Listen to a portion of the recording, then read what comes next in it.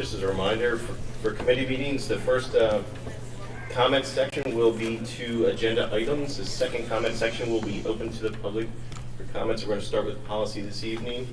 Let's start with Ms. Bennett-Clemens. Okay. We'll call the policy committee meeting to order.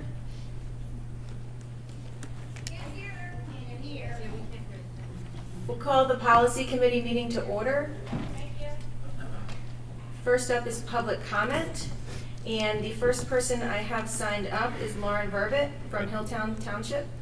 Megan, I didn't read the 903 policy. 1 second. According to policy 903, public comment, which is limited to 3 minutes, should be directed to the presiding officer rather than individual board members, district employees, or members of the public.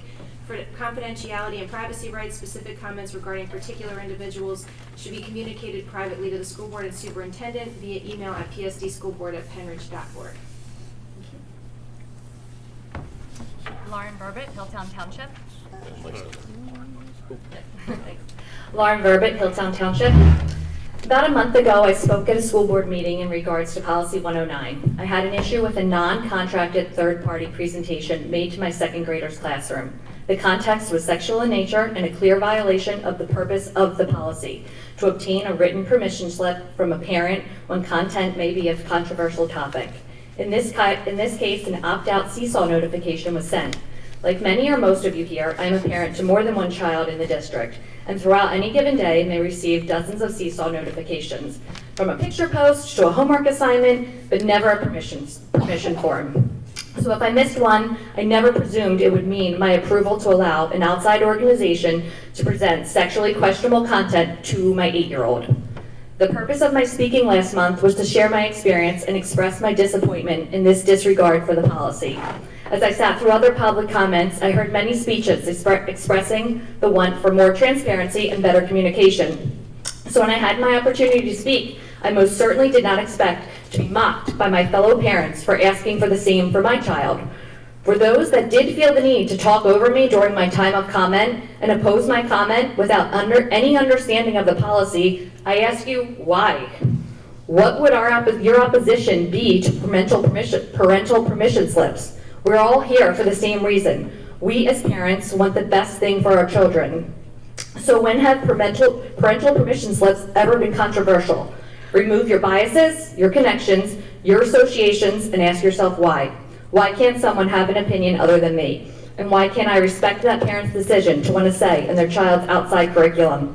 Doesn't mean we have to agree, but we should be able to agree to listen to one another. Thank you. Thank you. Next is Josh Hogan, West Rock Hill Township.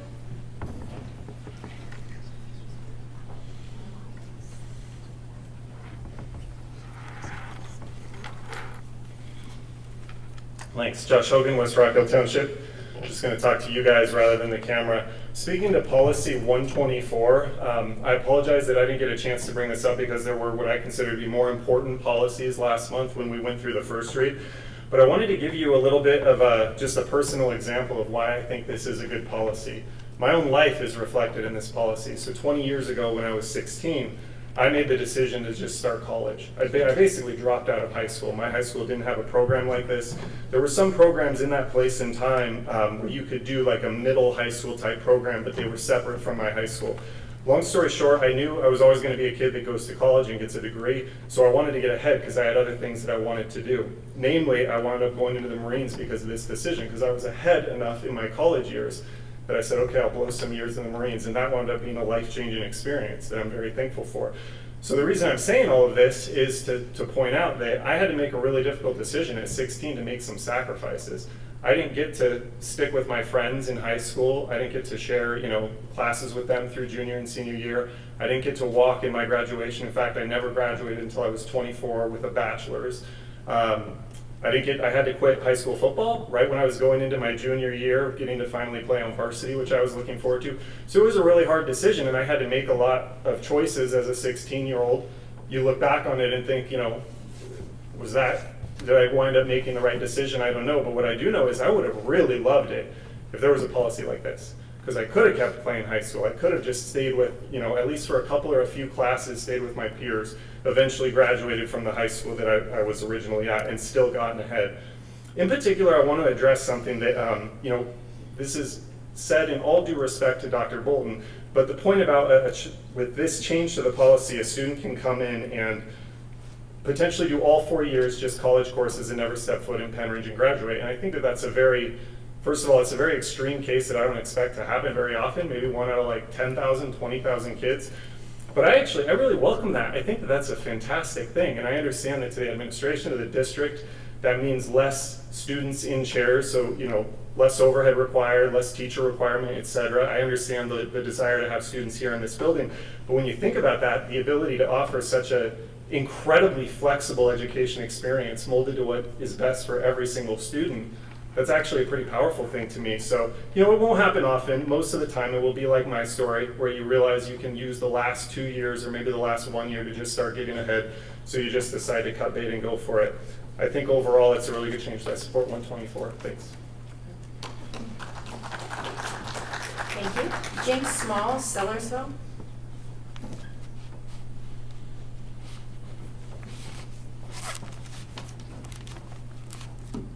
Hello, my name is Jinx Smalls. I'm from Sellersville, and I'm going to be a freshman here at the high school.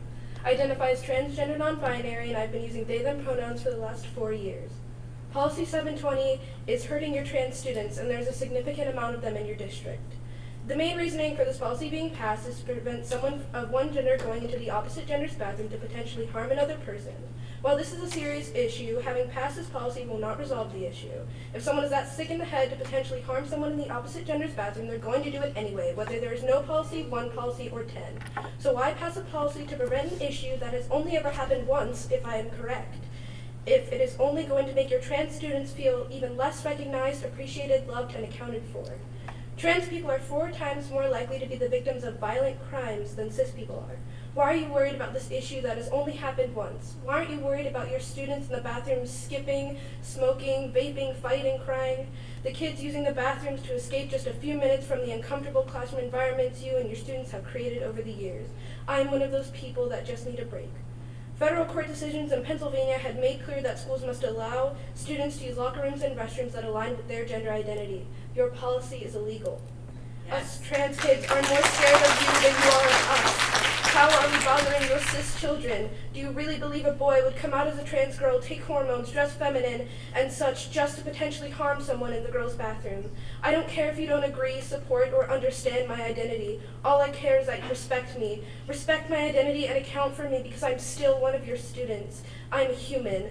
Transphobia and homophobia is rooted in a lack of knowledge, so make an effort to educate yourselves. Penn Ridge has a history of not accounting for their LGBTQ students, so please let's move forward and not backwards. Our board and administration have a responsibility for ensuring that they make decisions that are in the best interest of all students in the district. We are humans just like all of you. Represent me, support me. You don't need to hold my hand, but don't shut the door in my face. Make my upcoming high school year something I want to be excited for, not something I'm scared for. Thank you.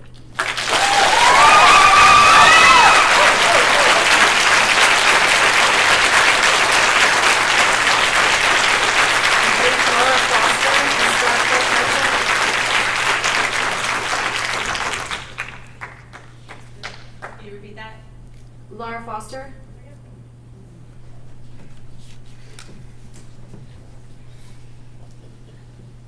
Laura Foster, East Rock Hill. So I don't even know where to start with this one. How do you think that this doesn't discriminate against the LGBTQ plus students with your bathroom policy? You have put queer kids in our school through enough to stop with this policy of bullying children. You can't force trans kids to out themselves just to use the bathroom. It's absolutely absurd. Stop making these policies which you 100% know that you are going to get sued for. Where did you get these solicitors from that can't read case law? Seriously, have there not been any advice against this? I'd like to make a little public service announcement. If you or someone you love is being discriminated against because of this policy, come see me. I can help. I can help by not only supporting you, but I can help you find maybe some legal recourse for this policy. If you or someone you love is being discriminated against because you are a black and brown student in this district and have been discriminated against because of policies, because of these clowns, if because of any other system that this board has put into place because you are LGBTQ+, you feel discriminated against, come see me. I will help you. I will not only help you, but I will find legal recourse for the actions of these guys. Again, my name is Laura Foster. You can reach out to Ridge Network on Instagram for any assistance. Thank you.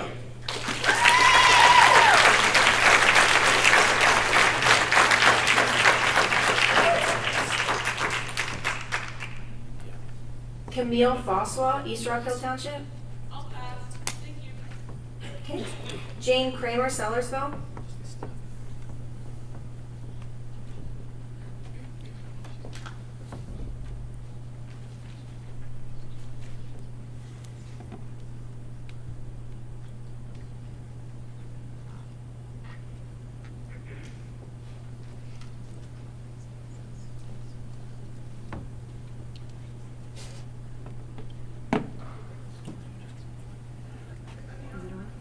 Thank you. Jane Kramer, Sellersville.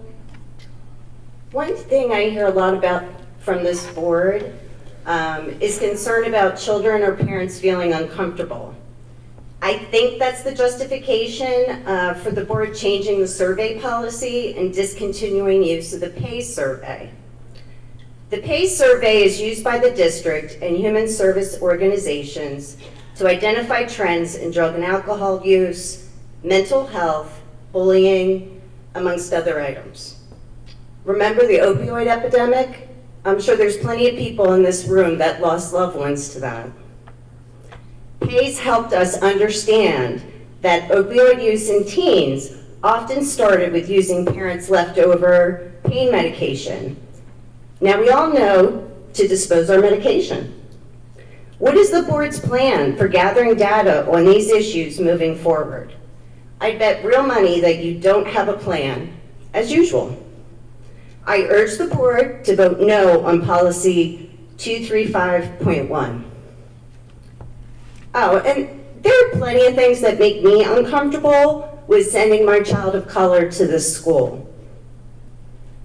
I'm a Democrat and I didn't vote for you, so I guess that doesn't matter.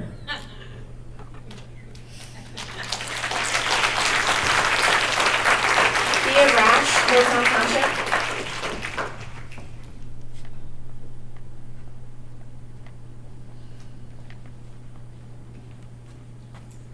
Hi, Leah Foster, Hilltown Township. I actually have 3 of the surveys to talk about because I still feel like there's a lot of work to be done in all of them. When you read through them, they are not clear, they're not straightforward, and just going to keep leading to confusion with your staff and the community. People don't know what you mean when you say non-explicit descriptions of sexual acts. What is that? Give an example. Implied written description of sexual acts. What is that? Give an example. Because all of us probably have a very different opinion on that. Now, in the last meeting when it was said that that was the only change that was made to this, why are people so worried about the resources?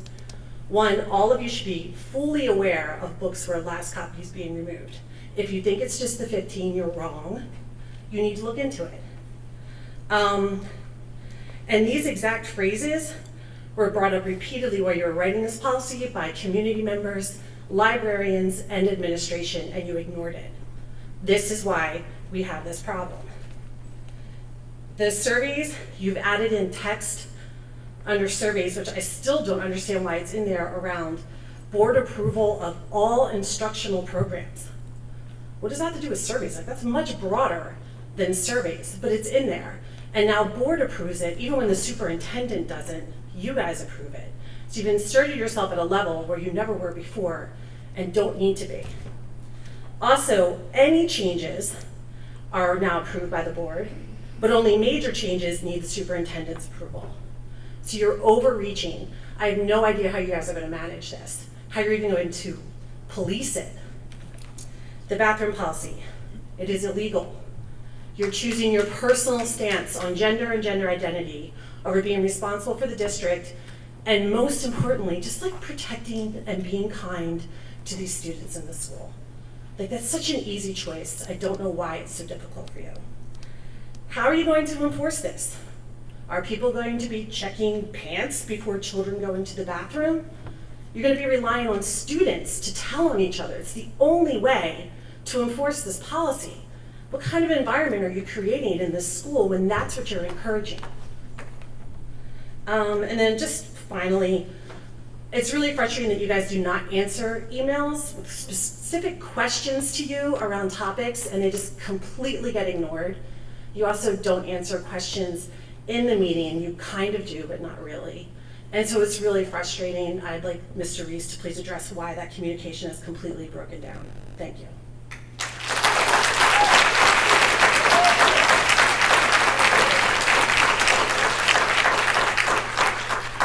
Okay, thank you. That was the last public comment. The first policy on the agenda is the dual and concurrent enrollment policy. This is up for second read. Any questions or concerns on this one?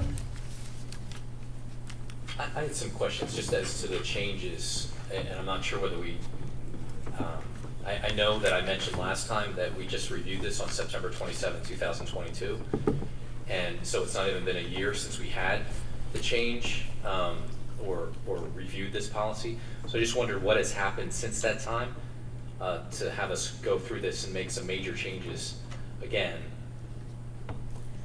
Board members had shared some concerns about it not offering enough opportunities for kids to be able to have the choices to be able to take the classes that they need, because most of the courses would be eliminated. You could only do electives. You couldn't do anything outside of electives. So this opens the door to families and students to make those decisions about what college courses their kids are taking. And is there any requirement that the courses be from an accredited institution, or can they take any? It has to be from a college that we have a dual enrollment agreement with. But it said, I think in the beginning it says or other board approved agreements, so some sort of. Right, so board approved agreements, which would be dual enrollment agreements. So they can't take the class at any college or university? I think there's the. Right, you have to have a dual enrollment agreement with the district to get dual enrollment credit.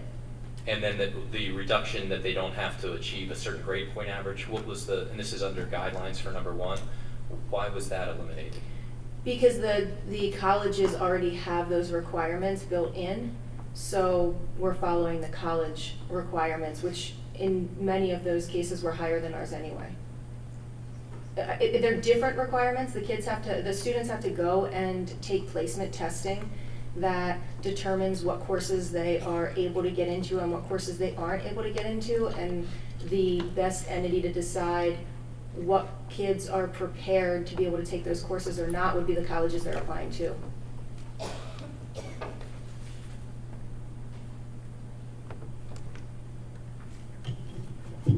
Dr. Scheid, I think she's here, right? Here, all the way down. Okay. I'm noticing this says that dual/concurrent enrollment courses shall be included in calculations of high school grade point average and class rank.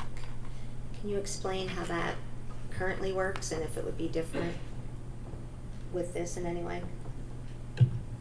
It shouldn't be different. We have dual enrollment currently. We have agreements with Bucks County Community College, which is where most of our students would go for these courses. But we also have a dual enrollment program with University of Pittsburgh and Gwinnett and Seton Hill, where students are taking graduate college level courses at Penn Ridge by teachers who teach here at Penn Ridge as well. So they'll all be included in that. Currently, we do have students who leave Penn Ridge High School and go to Bucks County Community College.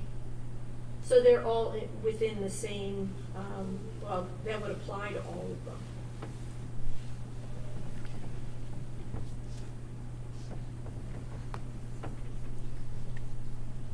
Jonathan, where is the part that you were talking about that says colleges or board-approved programs? In the definition section where it says dual or concurrent enrollment, and I was thinking that they're two different things. So, I know we have the dual enrollment, but I was thinking this also covers concurrent enrollment, where I wouldn't need to take a class in a dual program of one of the ones that was just mentioned, but I could enroll in any school, an online program or whatever, and it was concurrent enrollment. So that was my confusion on that. But you see where it is on the definition? I see it now. Are we just saying dual or concurrent, just as dual or in other words concurrent, or are dual and concurrent two different things? Does my question make sense? I mean, it's just another, is dual just another way of saying concurrent and vice versa? I know that it says or, that's why I'm asking, are they both the same things? Because if they're both the same things, you might put concurrent in parentheses to indicate that dual means the same thing as concurrent. But when you put the word or, you're identifying perhaps two different things. I'm just asking if they are two different things, or if it's the same concept, but with two different ways that you could label it.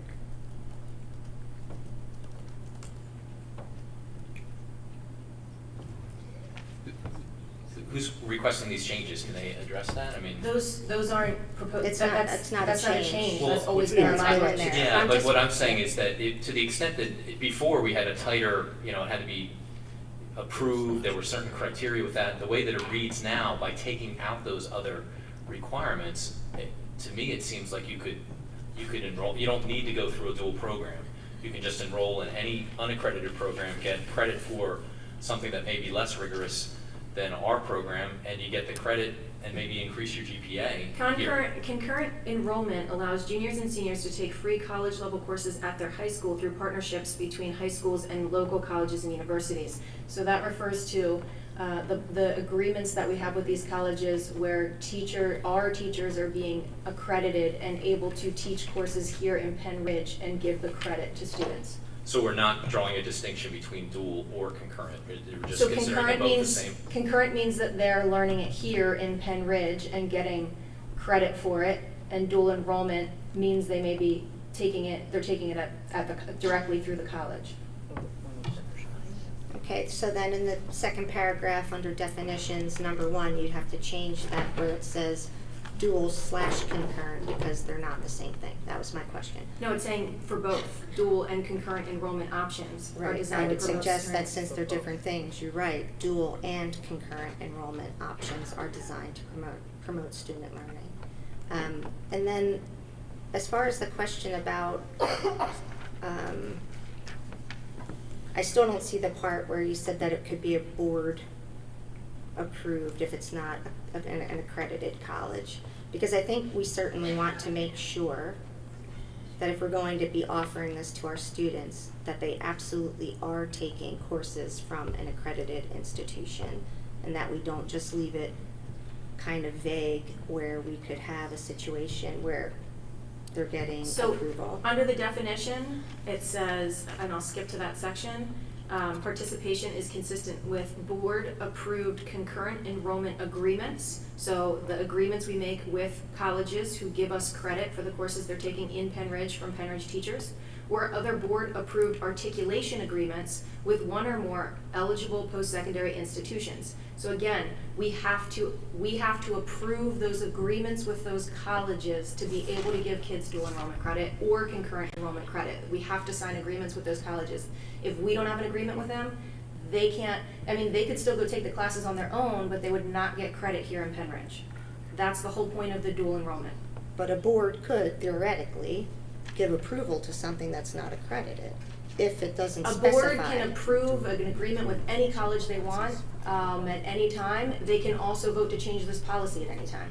Right, I would prefer that it indicates that it has to be an accredited institution, that we don't give, I hear what you're saying, that boards can change policies at any time, but changing a policy takes at least a 2-month process, or at least it's supposed to, right? But You know, you want to make sure that you're not opening someone the door for someone to go ahead and give a child or student credit for something that they've done at a non-accredited institution. I think that's a mistake. It doesn't really, it speaks to the quality of what you're doing, and I don't want to give the impression that we would ever consider giving approval to something that's not accredited. I don't see, this is the language that has always been in there. Again, we would have to approve the contract. We wouldn't approve a contract with someone that's not accredited, and so I just think it's, I understand that it's the language that has always existed. I'm not suggesting that you put that in there, but we have the hood open, and we are changing this policy, and the points Jonathan has made are valid.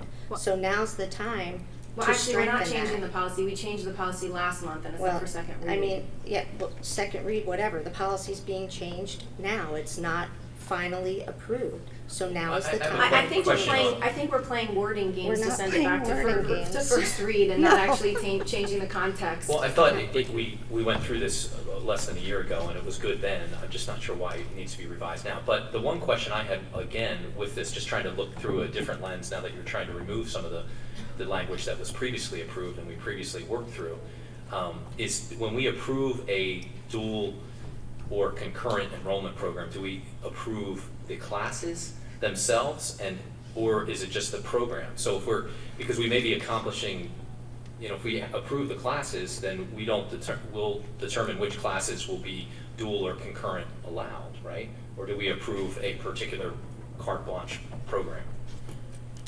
It's all broken down in the specific agreement, and it also gives the ability for our administration to provide what courses match what credits in Penridge.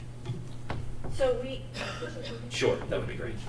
So what we were trying to do with dual enrollment with University of Pitt and Seton Hall and so on and so forth was to allow students to not have to leave their high school, have classes taught by their teachers of courses they were taking here. Prior to that, we always had dual enrollment. I know it's always confusing, dual enrollment, concurrent. You'll get a different definition from 5 different people. But we've always had students who would leave Penridge, go across the street, mostly just to Bucks County Community College. But in the prior or the current that hasn't been changed yet, policy, those students who left were never permitted to take a course that we teach here. That was the difference. So we are now in a situation where lots of students are going to take courses that we teach here and get college credit. So that's the difference here. This policy will then allow students to take any course at Bucks, or whichever, like Mrs. Vanis Clemens was saying, at any school where we already have the agreement. We have an agreement with Bucks. They were prohibited under this policy to take courses we teach here. So they were prohibited not only from taking courses we teach here, but if you wanted to take political science at the high school, but you're not getting college credit for that course, you may want to take it at Bucks County Community College and be able to take it there. Not all kids are AP students. Not all kids want to take the AP exam, and not all kids want to learn with that style. Some kids learn best in a college setting where they're more independent. Some kids are working, some kids are balancing other things, and this gives them that flexibility. The other thing that our policy didn't allow kids to do was apply any courses to any core content areas at all. So if they don't have any electives, then they couldn't get any dual enrollment. So for example, if you were a kid at the tech school and you don't have any electives, you can't take a business course, even though there's a dual enrollment agreement with the technical school so that you can open your own business when you graduate.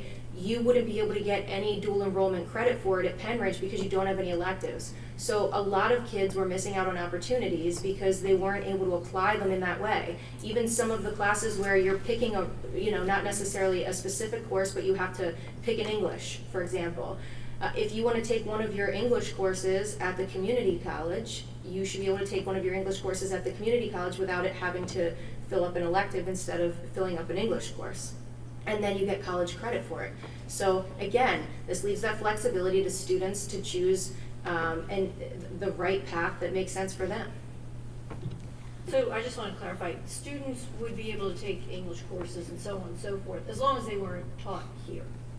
No, they wouldn't be allowed to apply them at all under English because they weren't allowed to apply them to core content areas. It would have had to be an elective. That's correct. I thought I heard you say they wouldn't be allowed to take an English course.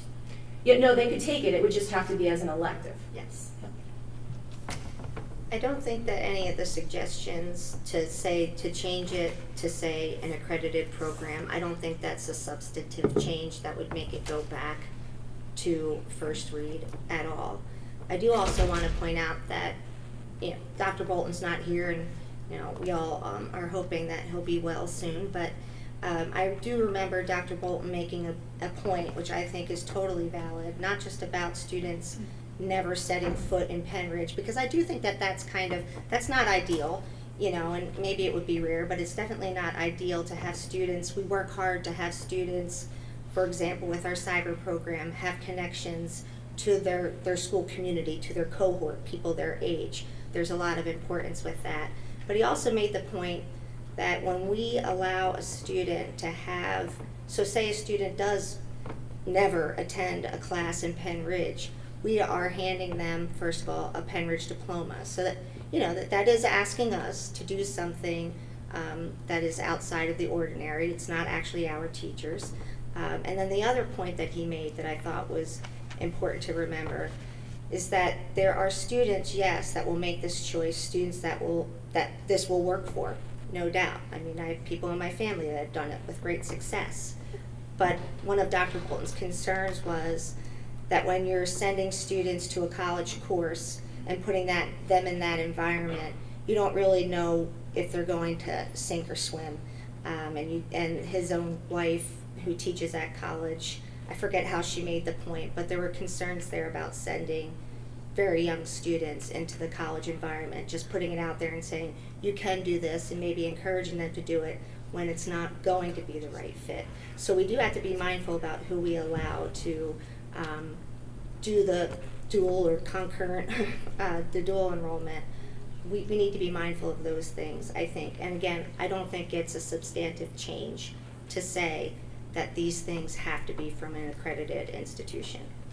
I just think we're already covered with accredited because the only way you can go to the college is if we've approved a contract with them, and we haven't approved a contract with anyone who's not accredited and won't approve a contract with anyone who's accredited. Well, your policy does not outline that, so to say that we won't, I mean, there's a lot of things that we've done that we've never done before, just in the last few months. So to say that this will never happen when it's not part of the policy, I don't understand how you could. If a future board wants to approve an unaccredited college, they'll do that and change the policy. It's not, I mean. I really don't understand the resistance to wanting to say we will only approve accredited institutions. I just don't get it. I'm going to drop it, but I just don't understand the resistance to saying, yes, we, Penn Ridge School District, believe in a high quality education, and we absolutely will not approve something that isn't accredited.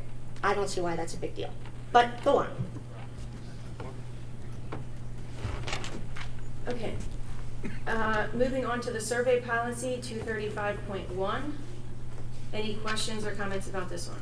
Terrible policy.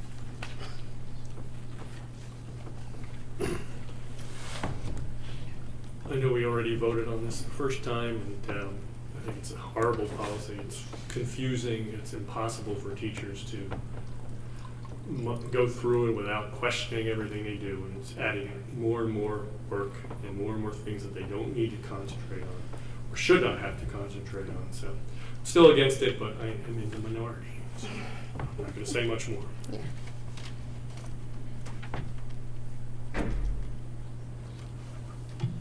Any other questions or concerns about this one? Okay. Then the next policy is the use of restroom and locker room facilities. One change is being proposed in here based on implementation in certain buildings. So this would allow the students and staff to enter to share bathrooms so that a teacher can go into a student bathroom, that the multi-user bathrooms, because the original policy did not allow students and staff to go into the same multi-user bathrooms, and that is being applied in a way in one of the schools that's not ideal for staff or students. So this would give the schools that flexibility to be able to allow the teachers to still be able to go in and use those bathrooms and it not cause any concerns. Anybody have any concerns with that change? This is back to first read. Because it's already been approved, but there's a proposed new change that was not in the policy the first time. Now, we can say, since it's a minor change, I mean, the board can use discretion to say we don't really need to put a policy through 2 reads that's already been through 2 reads just to make a minor change to allow them in those bathrooms. It's not really a substantive change. So that would be a board decision about whether or not you want to put it on and say it's not substantive, it's a minor change and it was just put through a second read, we'll put it through a second read again. And then we can do that tomorrow. It's on the agenda tomorrow pending what the board wants to do today. I'm fine with that. Okay. That's still just another example of not thinking through a policy before we release it, because I know it inconvenienced a lot of teachers out there who just don't, rush them through, and you don't think about it, you hurt the people who are key to our organizations. And in my opinion, it is still illegal, and yeah, we are open to be sued, and we have gotten advice that way. So it was actually an administrative recommendation regarding those split bathrooms, because we were told that staff members weren't using student bathrooms anyway, so it wouldn't impact anything. We've since found out that that was not the case in all buildings. So I did not hear that before, so I'm not that's sure what was shared that's with true. us. So, Not with me. well, it certainly was never a concern of mine, so. It should have. No, I'm saying it wasn't a concern of mine if a teacher used a student bathroom. That was never a concern of mine to write into a Oh, I'll policy. tell you, it was a concern of mine that we have visitors and volunteers coming into the building, adults, and I was concerned with the one policy possibility that if we had just adults coming into the buildings, that I of course wanted to make sure that our students would be safe. So yeah, I have no problem saying that. That was me. I was worried about, adults and children in bathrooms, so. Okay, then we'll have that put on, well, it's already on for tomorrow, but we'll have that, we'll have it passed as a second read tomorrow. One more thing, I would like to thank the public speaker before on her, what she said, and it really hit home with me. I wish we would have a little more compassion for our students and those that are struggling with this, and we could have had a much simpler solution to this that would be legal, and we chose not to. So thank you for speaking up. It really made a difference for me. Thank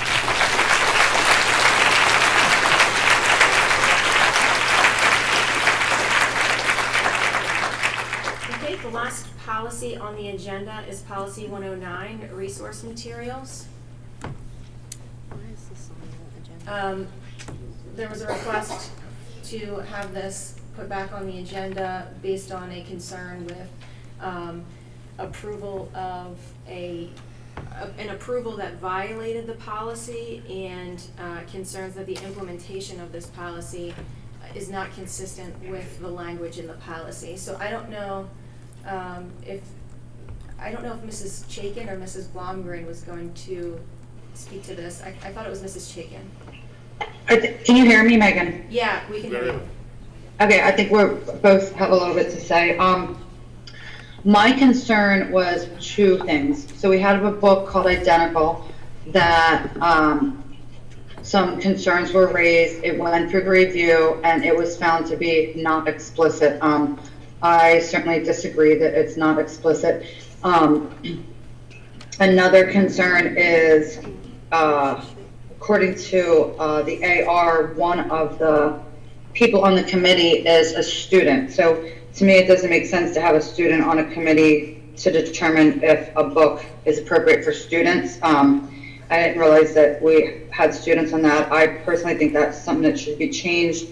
And, you know, I don't know how we can better define explicit, but I struggle with the idea that certain passages in this were deemed not explicit enough. The review itself, the findings of it say certain pages were considered but do not rise to explicit. And who can be harmed? No harm was determined. Descriptions are not overly graphic, and words don't necessarily derive to meet the definition of explicit.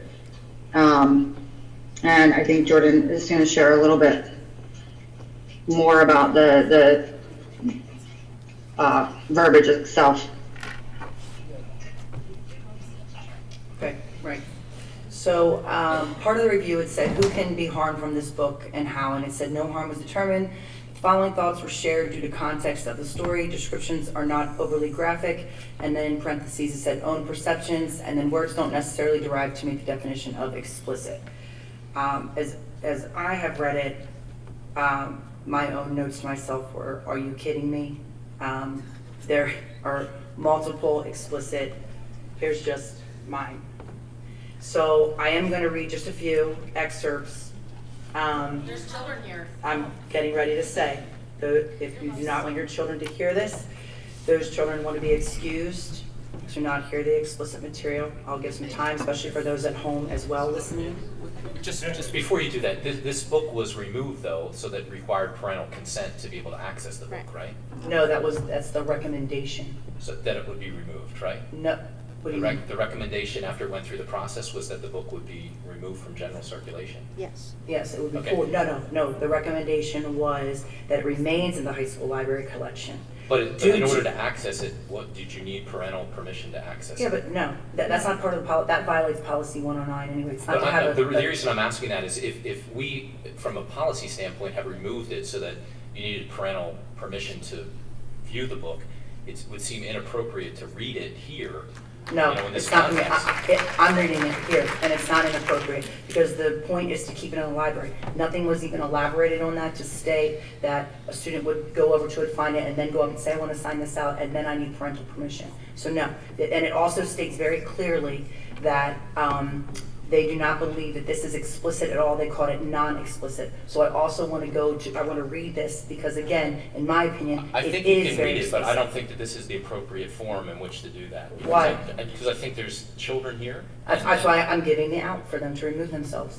Okay, well, maybe you need to make it more specific. It just seems like an inappropriate. Tomorrow they would just It's watch not it on inappropriate. YouTube. Tomorrow they're just going to watch it on What's inappropriate is YouTube. this book to be kept in our library, and it violates policy 109. Okay, so first of all, there are numerous, we've talked about this many times, that this isn't about banning books, it's about choosing materials that are appropriate for different ages, the same way that we choose what movies our students can see in classrooms and on buses.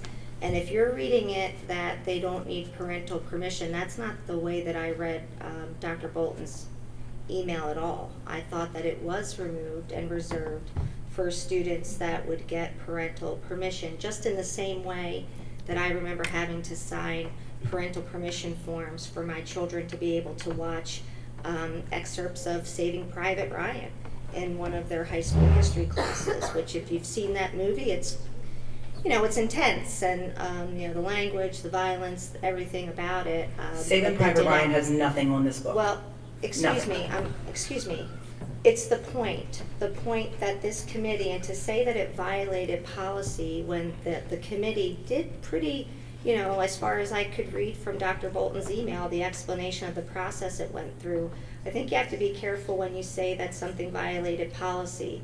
If the people followed the directions that you outlined in your policy, you Right, can't very well explicit accuse content, them of... sexually explicit content. Well, I mean, They're there's stating that it's a book that non-explicit. we just talked about last fall that had something to me that's pretty shocking, but we all of us together up here on this panel, we all decided that it could remain as part of one of our English classes. Which book was that?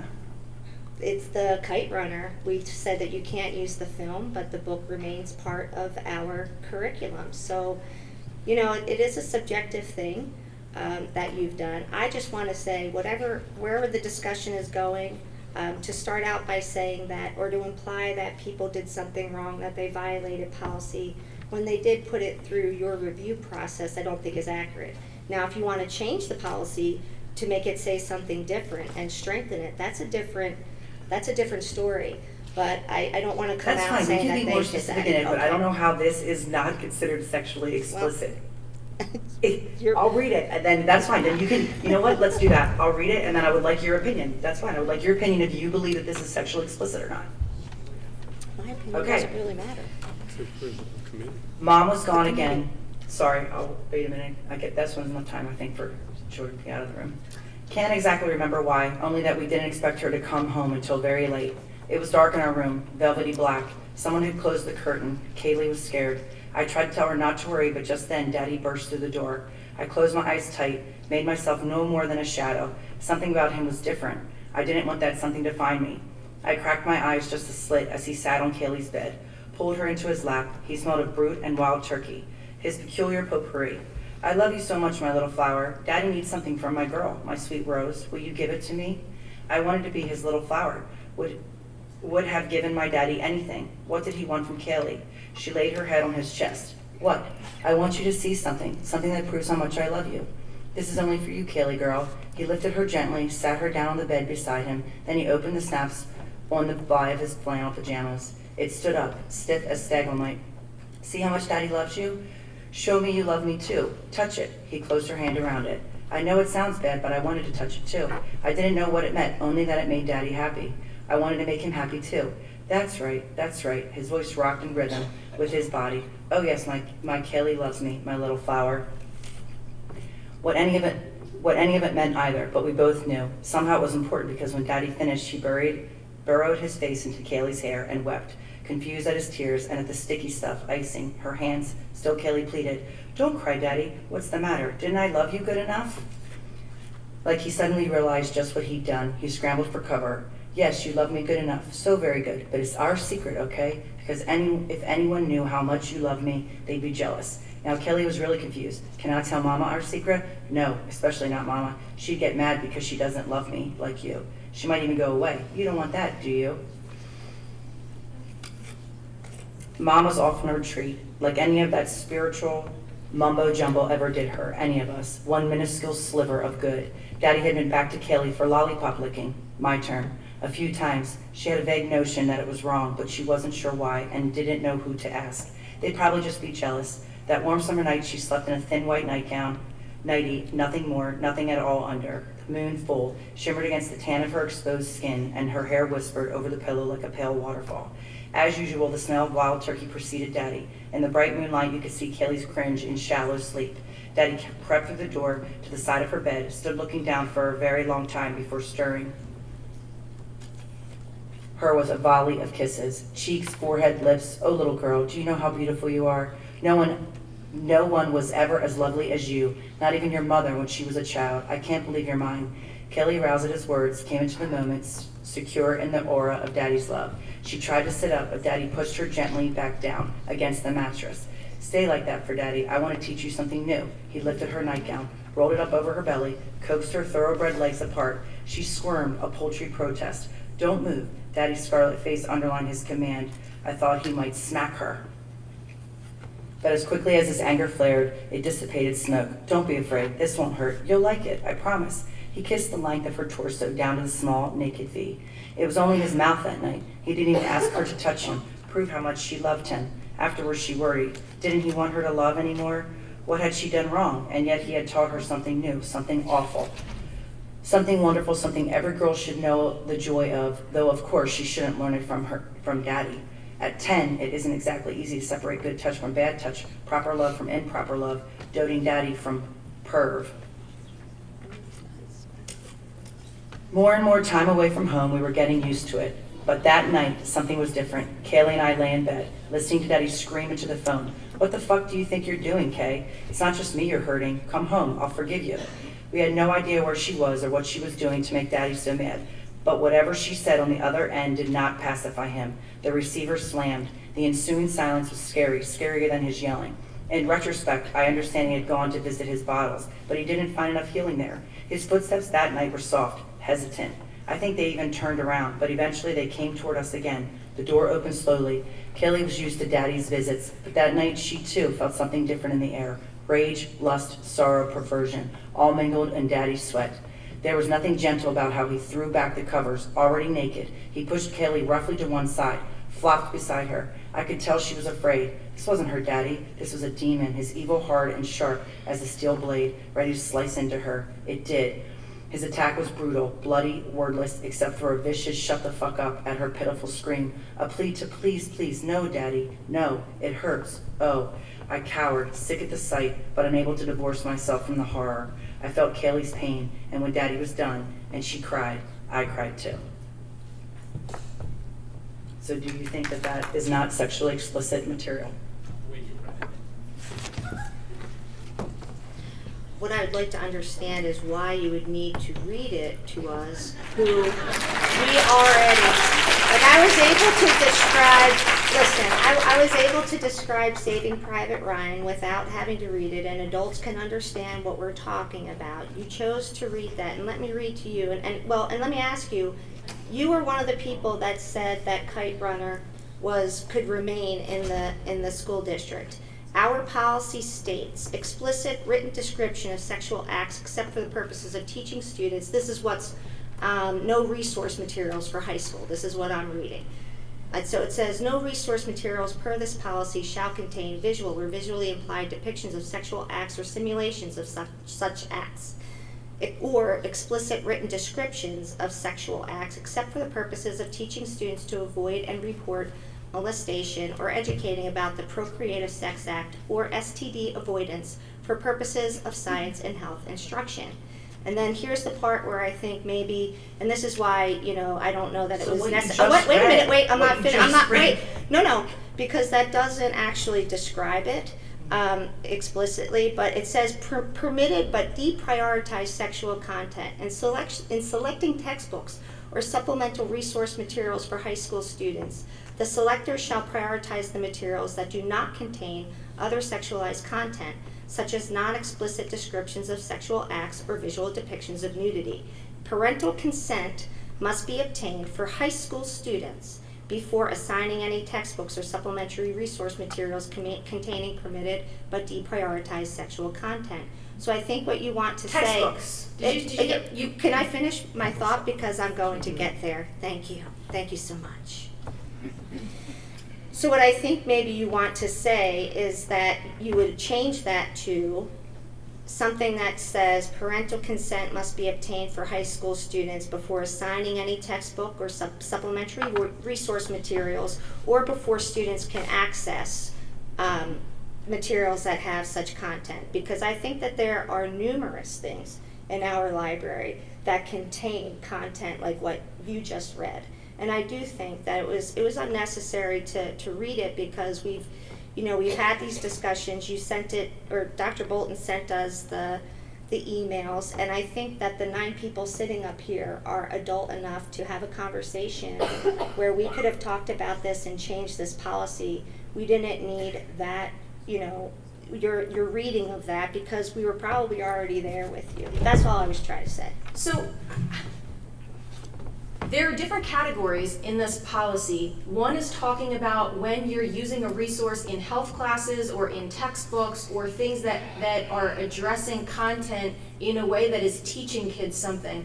You're not talking about putting a book like this in the library. That's not what the policy says. There's a separate category, and nowhere does it say leave it in the library, but a parent can let you sign it out. I'm sorry, the fact that anyone would justify leaving this book in there is disgusting. Well, and if I can chime in, Megan, Joan, to your point about the 9 of us. Your policy Hey, does not. Turn on your video. Yeah. Turn I on don't think she can hear you. Turn on your video. What I'm telling you is that your library or your policy does not say what you're trying to say that it says. That's all. It This is what I'm absolutely telling says you. that explicit content needs to be, that it cannot be in the library if it has explicit content. Where And the does it review say says, that? the review says that this content is not explicit. Where? I don't understand how this is not explicit. This Well, seems in the pretty same way that explicit. maybe in the same way that somebody, again, going back to the kite runner, I would consider that explicit. I was horrified. I never knew what that book is what it contained. Would I want my kids did read it. What's Would an I- example of that, Would Jen? I want them to read it? We had the discussion about the kite runner. It An example was contains never given. It absolutely was given. Go back and watch the meeting recordings because an example was given, and I think we had someone. It was read out loud, or someone described what happens in that film. We absolutely did talk about what that film contains. So please don't try and change history. If you want to change your policy, go ahead and change it. Well, I can guarantee Vermillion wouldn't approve this in the library. So, to me, there's nothing wrong with our policy. Our policy says explicit content should be removed from the library. We don't need to change it. It just needs to be enforced, and it makes no Well, sense then why is that it this was then approved. why is it on the policy agenda? If it only needs to be enforced, then The that AR would seem to part be Because number one, it's not being enforced, and number two, No. if a policy's not being enforced, the forum to address that is not in questioning public the meeting. content, I agree that if we're questioning the age appropriateness of content, we shouldn't be recruiting kids to read the materials that we're questioning. That doesn't make any sense. Well, where is that? Plus, if the recommendation is saying that the recommendation is to have parent or guardian consent and must be obtained prior to checkout by student. If you need that, then to me, you are stating that it's explicit and it violates the policy. The policy doesn't allow for it to stay in the library with consent. It doesn't allow for an AR to be requiring kids to read books that are Who's considered to requiring be them to read explicit. that? That's part of what they're doing for the committees. The AR violates the policy. You can't have administrative Okay, well then regulations that take the violate student policy. off of it, but you guys are going back and forth. First you're saying that there's nothing wrong with our policy, that it's just not being enforced. And if that is the situation, you don't have discussions about a policy not being enforced. I think the point is, In a public meeting, what you address definition? that with It has with to be brought up discipline. because if it's not, if there's some form of confusion, it's like bring it to the table then and read it Do and you see if want it does to violate the change- policy. But no. Wait a second. So this book went through the policy, right? Is that correct? This is It went through the review and got read process. through the review process. Correct. And if you're not happy with that, then you have to come up with some change to the policy. No, because you have yes, to hold people accountable who aren't following No, it. they followed the policy didn't. and they No, maybe they need to define But Ron, the explicit, point is because you that it can't- was they went deemed through not it and you can't explicit, just and change we're it. saying that we think it is explicit. Well, okay, you think it is, and some people You Do you don't think, do you think And- that You wasn't don't think it's explicit, Rob? explicit? You know, I think it should be able to be in there and signed out with the parent's consent, because this is something that Do you think it's sexually explicit? I believe that it's something that teaches somebody about the horrors of this, okay? And instead of There's way more in it as well. you know what? Way more in it. High school kids are seeing a lot worse on their phones than they are in this book. And the minute But you Ron, mention it, you've they're done gonna this wanna sign 100 it out. times. The school shouldn't give things that are on phones to kids. There's all kinds of things on phones that we wish weren't, You but know, it doesn't mean we that's why provide we it have to a them. policy, And I and if agree you with wanna that. change the policy, change it. Define explicit differently. Obviously, it means something different to different people. But don't just sit here and So Okay, that's what you need to do. So You if need to apparently decide- people don't think that's explicit, can you please provide a definition that you think would help people Right. come to the conclusion that what Jordan just read was explicit? you wanna change it, so come up with that definition. No, You no, think it's because not we think explicit. explicit The is policy clear. is fine. You apparently don't, so come up with the definition. No, Yes. I think the committee didn't, whoever went through that. So obviously, you're misunderstanding what they're deciding. So come up with a change. I asked They Dr. followed Bolton it. specifically, what then, I said I question what then they would consider explicit. I asked that specifically. They'll fix it. So fix the policy. Fix the policy. Fix the policy or fix your definitions, but decide what it's. John, you supposed keep to be. saying your policy, you are in favor of this, weren't you? Or were you not? Well, I did Were you- vote, but I'm not the one that is saying that people violated the policy. Again, I will tell you, if you're going to make a claim, and it's a serious claim, to say that someone violated a policy is a serious charge. And first of all, if they violated the Then policy. you're saying that there's no sexual if they violated explicit the content in this policy- book, Joan, then you're No, agreeing what with I- that. That's what you're no, saying. No. You're What saying I'm- then no. that we're being terrible people because we're accusing people that they're not following the policy. You're No, saying that's a terrible not at thing that we're all. accusing that. So therefore then that you're saying that this book is not explicit because it's clearly No. in the policy. No, Okay, Jordan, it's not my Dr. fault Scheid. if you can't understand what I'm trying to say. What I'm saying is that I did vote in favor of this policy. I have never been shy about saying that there are things that are appropriate for children to see and things that aren't. And I have no problem with the school applying the same principle that we use with movies and other things in our classrooms to our library materials. So again, do not try to put words in my mouth and do not try to rewrite history. And don't try to re-explain what I'm saying up here right now. I am telling you that you started this conversation, and Megan, by saying that people violated our policy. They did not violate the policy as we have it worded. So go ahead and come up with changes to the policy if you want to change it. Come up with a stronger definition if you believe that something got lost in translation and what you see as explicit, other people don't see Again, I'll it ask as again, explicit. do you feel like the content I read was sexually explicit or not? Period. Of I'll course just it ask is. what you want Of to change course about it the is. policy to Okay. fix it. Yeah, what Of do you, course it is. now what do you want to change But about the policy? But isn't the policy say, even, I agree that it's sexually explicit, but it says it could be utilized to report molestation. Yes. It says except written descriptions of sexual acts, except for the purpose of teaching students to avoid and report molestation.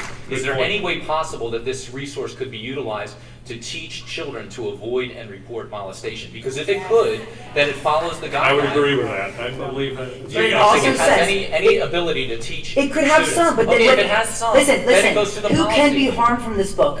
Many can also be harmed from this book. That's why you And have that's what's parental also been consent taken out then. as So well. it went through the process. No, It's gonna require parental consent. No. But it's the only reason it's it can be in the Parental allowed. consent, it's a library book. They can get that book, the parents can get that book for their kids. The parents can.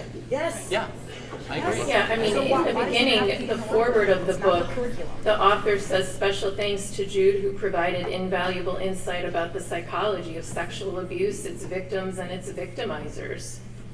So, I mean. Well then maybe our policy should say that books that are sexually explicit but potentially help in cases of child abuse should be kept at the guidance counselor's office. I mean, this is a book anybody can just pick up. They have no idea potentially what they're getting into, and it's certainly sexually explicit. I'm not sure, I'm confused how we're arguing about whether it's sexually I don't explicit or think not. anybody but argued that at all, Yes, but you go did, on. Jen. No, I No, most she did. certainly did not. I think I said pretty clearly that I it's feel like just- I didn't hear again, you like- say, yeah, that's I sexually mean, explicit, roll the and tape like, it back should be just addressed in 5 somewhere. seconds ago.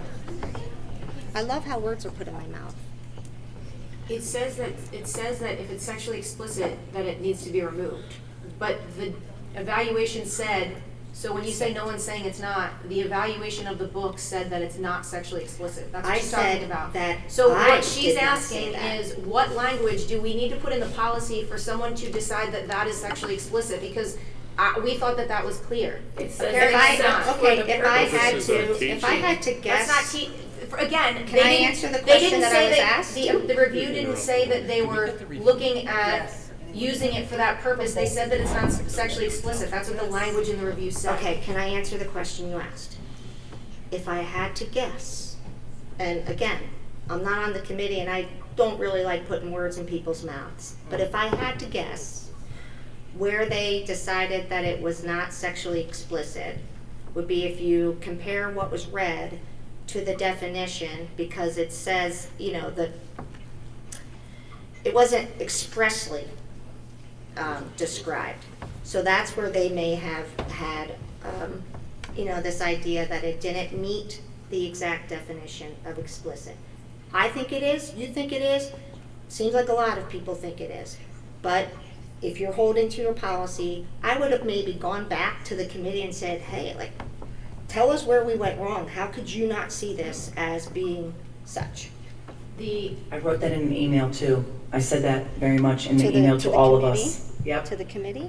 No. To everyone, And so did the I, Jen, entire and board. to the To the email. committee? And nobody responded to the entire board when it got presented to us and To Dr. the Gordon committee. emailed us. Well, I mean, She asked to reach out to the committee and was denied the ability to reach out to the committee, actually. maybe what we should have done was have our superintendent relay that to the committee. I mean, I could understand why the committee might be apprehensive and, you know.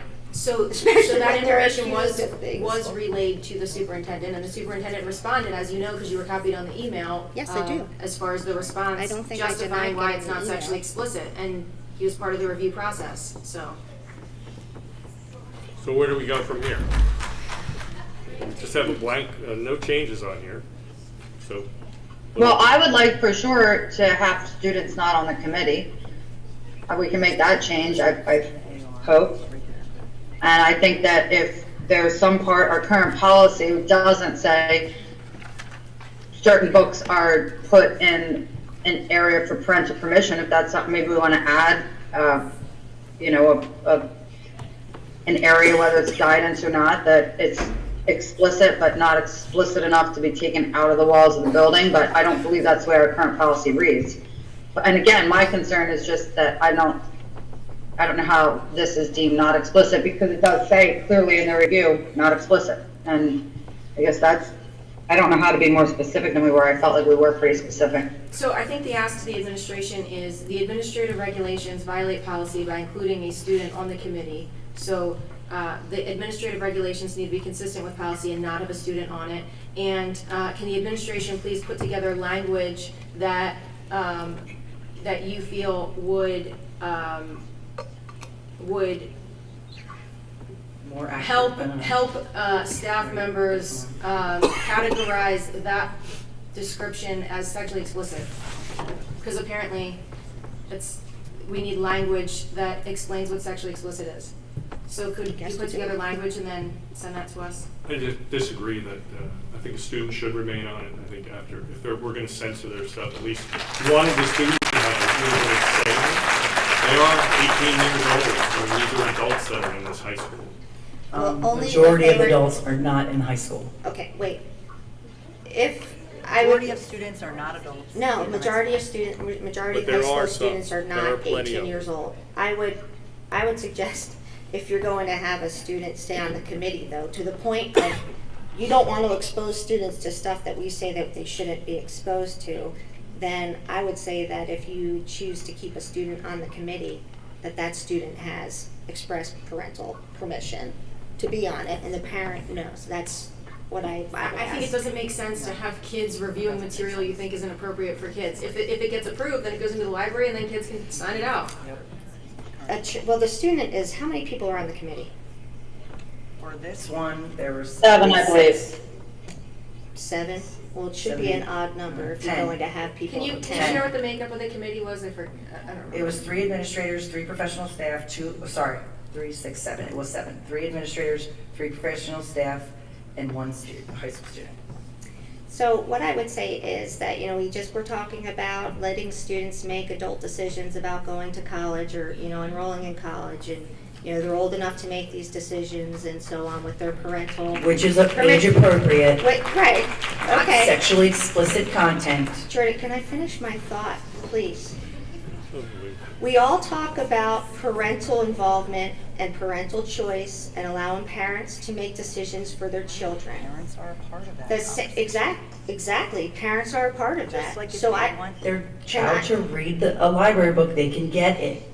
And if a parent so chooses to allow their child through a discussion with that child, and I would say it should be a senior, so that the chances of them being 18 would be even better. But if a family decides amongst itself to allow their student to participate in this, then, I think we're kind of contradicting ourselves. We either want to give students the adult responsibility, but we don't. And we want to give parents the right to make these decisions, just the same way, again, that I was asked if I would allow my children to see parts of Saving Private Ryan in a classroom.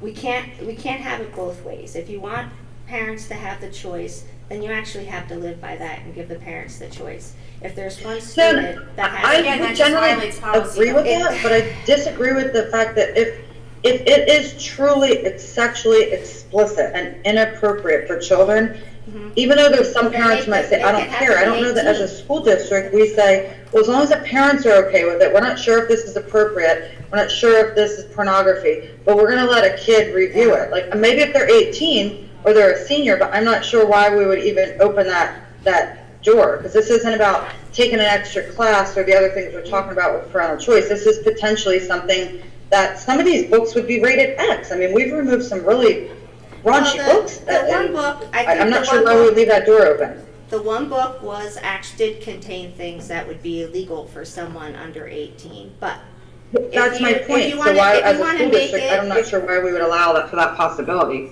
If you want to make it 18, then so be it. But, there are going to be people who, things are explicit, but what was just read to us even would not be. I mean, that would not be rated X. That would probably be rated R. And again, is it something that I would want my kids necessarily to go pick up and read? No, that's not going to be my top choice for them to dive into. But I think it would be content. Certainly Kite Runner, I don't know what the rating on Kite Runner the movie was, but we were showing that to students in our classrooms. So, I think if it's kind of rated R, that's a parent and child decision. So if we can move on, can we have the administration put together a definition of explicit that you think more clearly defines the term, and adjust the administrative regulations so that it is consistent with policy and doesn't include a student, which would violate our policy? We will do that. Can I just provide that clarification about the student? Sure. The student was an upperclassman, and the parent permission was requested first and provided a copy of the book to assure that they knew what they were going to read and everything. So I just wanted to clarify. Understood. that. But it still violates policy to be having the kid read the book that violates the policy. Not if it's parental.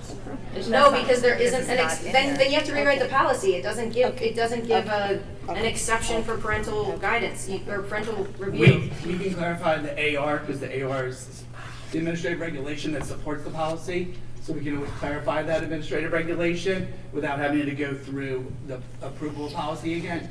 So you can. It is in the AR though. Right, but the AR is not an approved, you don't approve AR. Right. You just, it supports the policy, so we can clarify that in the administrative regulation. The definition is as well? No, the definition piece we will have to come back to. I was just clarifying the student. Because I'm thinking, actually, to your point, explicit is in there. You can define, you can address that concern in the administrative regulations and make both clear in the administrative regulations, and then we don't have to continue to move forward with any more changes to the policy. We'll take a look at that for sure. I did want to bring up one additional thing for policy 109. Again, just because I didn't, and maybe there's no support for it, but I just want to ask one more time about using third-party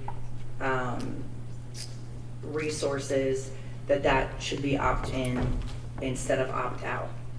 Are you talking about 109 or surveys? I mean, I feel like it would, I was told last time, I thought maybe it would go under surveys, but then it seemed like policy 109 would be where it would go for the third party.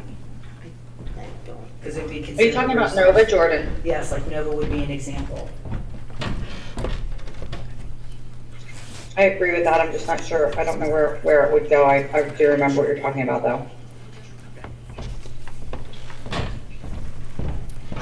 I think dealing with the NOVA curriculum, that needed to be board approved anyway, so that already is covered under a policy. Any curriculum that's brought into the district was supposed to be board approved. It never was board approved, so that was supposed to come to the board for approval. So in the future, that just needs to follow policy. I don't think that we necessarily need to adjust a different policy for that, but we can if you want to make that clear. I'm not sure exactly. Can you clarify what language you're talking about adding? I guess it would just be that any third party, anything coming in as a third party should receive opt-in instead of opt-out. Just like, the communication was sent to opt-out, but to change it to opt-in. underneath definition, it says resource materials shall include blah, blah, blah, blah, and other instructional and professional development resource materials. So it would seem like that would be covered under maybe instructional, but what's the word I'm looking for? Assemblies. We don't call them assemblies anymore, but you could add it there. Yeah, what isn't this covered here? Parental consent must be obtained. Textbooks, yeah, sexual. Supplementary resource materials is covers. Right, it says other instructional and professional development, and so it would be an instructional resource. So it's, I mean, it's already covered in here. And then Jonathan just pointed out that under elementary school, it says parental consent must be obtained for elementary school students before assigning any textbooks or supplementary resource materials containing implied written description of sexual acts for the purposes of teaching students to avoid or report. So that No resource materials. could be under there as well. I don't know if we have to be more specific for the third party, because it says that parental consent must be obtained, Which is an opt-in. which would be an opt-in, if you're considering that a supplementary resource. Yeah, so again, I think it's already covered in here. I think it's just a matter of making sure that the implementation is consistent. Yep. Okay.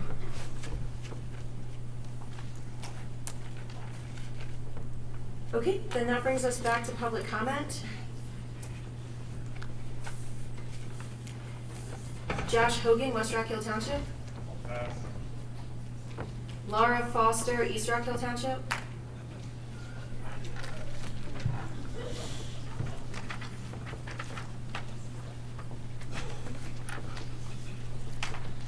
Laura Foster, East Rock Hill.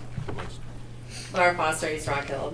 So just so that we're all clear, this board is making and I'm sure approving a policy that they knew was illegal. So and they all just submitted this up here. So just for the record, this is what our board is doing.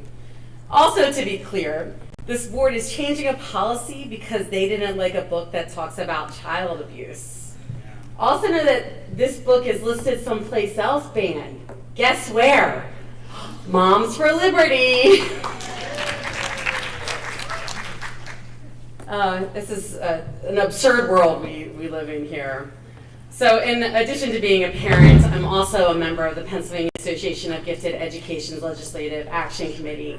So in terms of like dual enrollment, I just want the community to know that if your child is gifted and has a GIEP and they exceed academic markers for grade or subject matter, you can ask for your child to be accelerated. They can be accelerated either by grade or by subject matter. This includes acceleration past high school. So you can ask for your child to be accelerated into college classes, and this can be written into their GIEP. If it is a part of the GIEP, it is part of the school's responsibility to then pay for their college classes. If anyone has any questions about GIEPs, you can talk to me, or you can also go to pagegifted.com. It's the Pennsylvania Association for Gifted Education, and they can help to help you navigate your child's GIEP. Thank you. Leah Rash.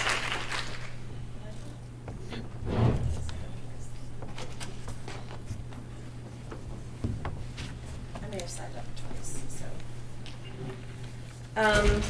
What a surprise, your policies are confusing and not clear. I'll list my questions again for any of you to please answer. Why is that overreaching statement around board approval of instructional programs in the policy around surveys? That's question one. Listen actively. How do you plan on enforcing this bathroom policy? Who is going to make sure kids are going in the right bathroom? Who decides if they're in the right bathroom? The book, it was more painful to hear Jordan read it than it was alarming. It's not erotic. So sexually explicit and erotic are two very different things. That is what makes something pornographic versus something that's actually descriptive and real of a situation. That should be your line, not just sexually explicit. We grew up, our mother worked in the ER at Grandview our whole lives. Penridge is not immune to horrible things. There are children in this school being sexually abused by family members. Doesn't matter how rich you are, how educated you are, it happens here. There are children being abused in this school. And a book like that might help a child who is too frightened to reach out, but will have a moment of like, I'm not alone and I know this is wrong. Because how confusing that sort of abuse is for a child to go through, it is endless mind spinning. So this book is a good resource for these children. Even if you don't like how they describe things, it actually very accurately describes familial sexual abuse. That's exactly how it happens. There was research done in that book. It is a valuable resource for this school, whether a child asks for it, and if there is a child in this situation, I doubt their parent is going to sign for them to read it. They're not going to want to go to the guidance counselor and say, I think I'm being molested, can I have a book? You know, like they want to figure it out, and this might help them. Even though it helps one person in like 10 years, it's worth it. Because the other kids probably aren't reading it, they don't care. So that is where you guys are overstepping, more than overstepping. You are way out of your depth in what you think you understand about these resources and how they're being used. You are not qualified to make these sort of judgments. You also said when we were writing this policy that it's not like the board is going to pick the books to be removed from the library. Yes. You said that when we were saying you're banning books. No, we're not. We're just writing guidelines. You are picking the books to be removed from the library. You might read them, but you're reading them from a list that's fed to you. So get your own opinions.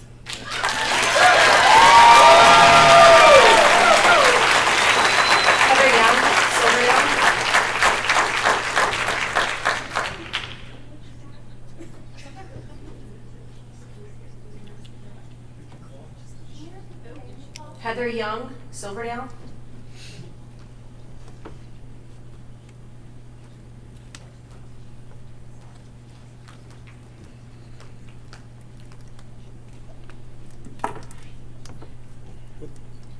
I wasn't planning on commenting after this section, but after hearing the debate on this policy, on this title, the one excerpt of a novel that was read, I felt compelled to. I could actually just repeat my comment from the last meeting, but I'll review my notes here. A student is on the review team because you don't speak for the youth. You're all older, and your perception of these texts is skewed. You, like it's been stated, there's a list put out by Moms for Liberty and other organizations that says, hey, we skimmed all these books and there's sexual content here. This is a description of abuse. This is another one of those books. 1 in 5 girls, 1 in 20 boys. This isn't an experience you are shielding from the community. It's a shared experience of children. And this is allowing them to see they are not alone. It's allowing them to recognize what actual grooming looks like. Did you hear what you read? That is the grooming of familial abuse. And they don't recognize it because they love their parents. These abusers are not going to allow their kid to check out a book that calls them out on abusing their children. You're insane. You're the groomers. You're the ones protecting pedophiles. Explicit. The definition of explicit is stated clearly and in detail, leaving no room for confusion. The definition of sexual, relating to the instincts, physiological processes, and activities connected with physical attraction or intimate physical contact between individuals. That wasn't sexually explicit. That was detailing abuse, which is predatory behavior, not sexual behavior. It's predatory, abusive behavior. Again, Nova was brought up.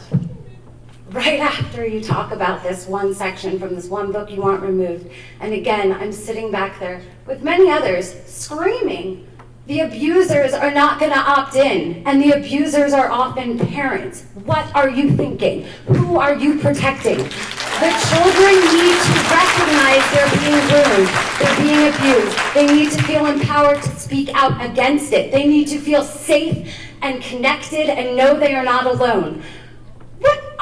Saving Private Ryan, as a pacifist, I'm not really a big fan of war. I'm not really a big fan of murder, especially not at the direction of a government or rich people's games. I'm not a fan of that kind of material. I'm not a fan of my kids reading about rape or child molestation, but I also know that as an avid reader, there was an age where I was drawn to these books, and other kids aren't. I don't know who it is you think you're protecting, but it's not the ones who need the protecting. You don't want your kids reading certain materials, tell them not to. When they come home with that book, say put it back.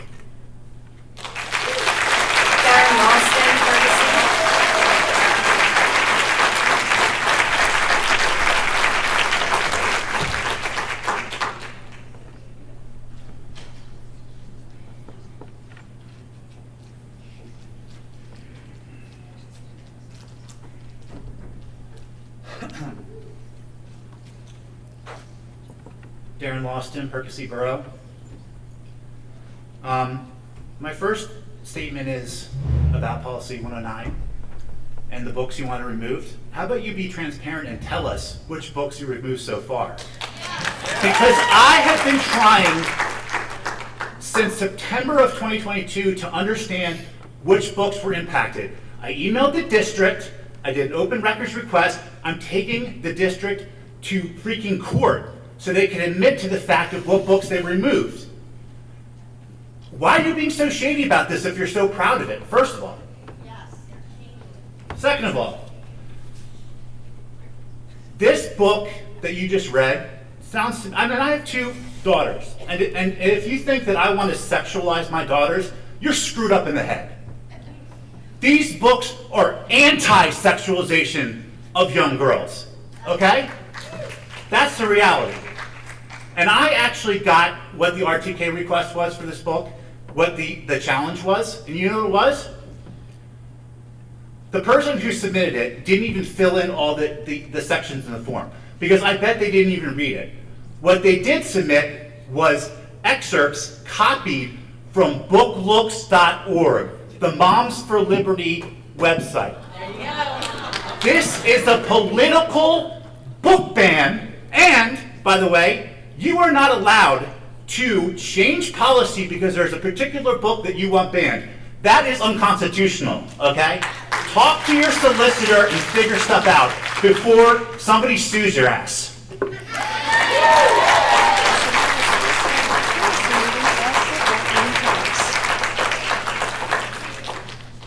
Okay, that's the last comment for public comment for the policy meeting. Look, I'll just say, to suggest that a kid who's been sexually molested somehow learns from reading that book is just, that's just, in isolation, reading that as a library book in isolation instead of getting help with a professional is just. Plus, there's multiple things in the book too. Multiple other things in there as well. There's other sexually explicit content with the girl and other students, as well as self-harm, which could cause harm to other people as well. Okay, we can adjourn policy and move on to curriculum.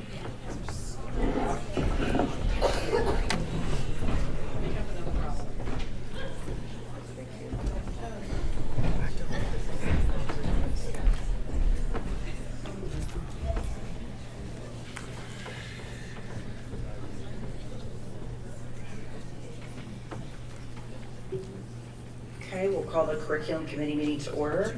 We'll start off with public comment. Esther Hoffner.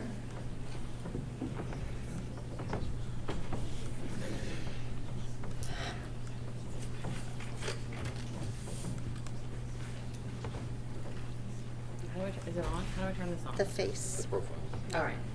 Hello, my name is Esther Hoffner, Percy Borough resident.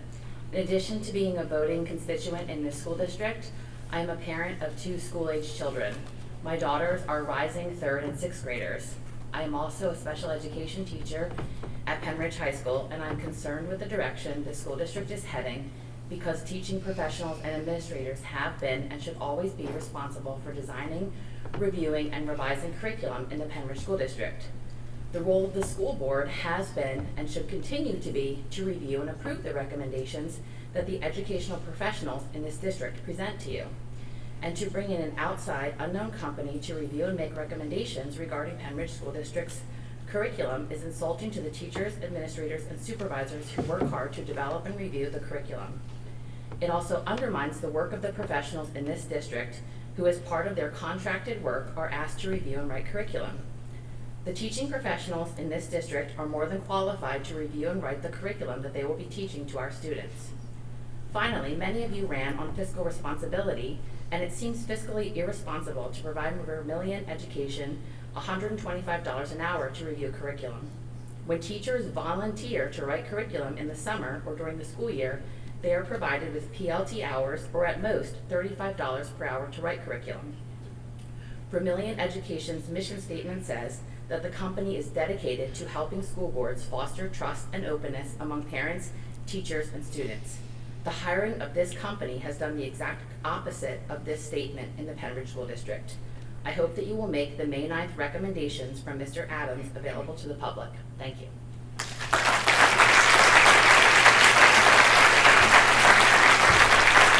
Okay, next up, Jen Stike.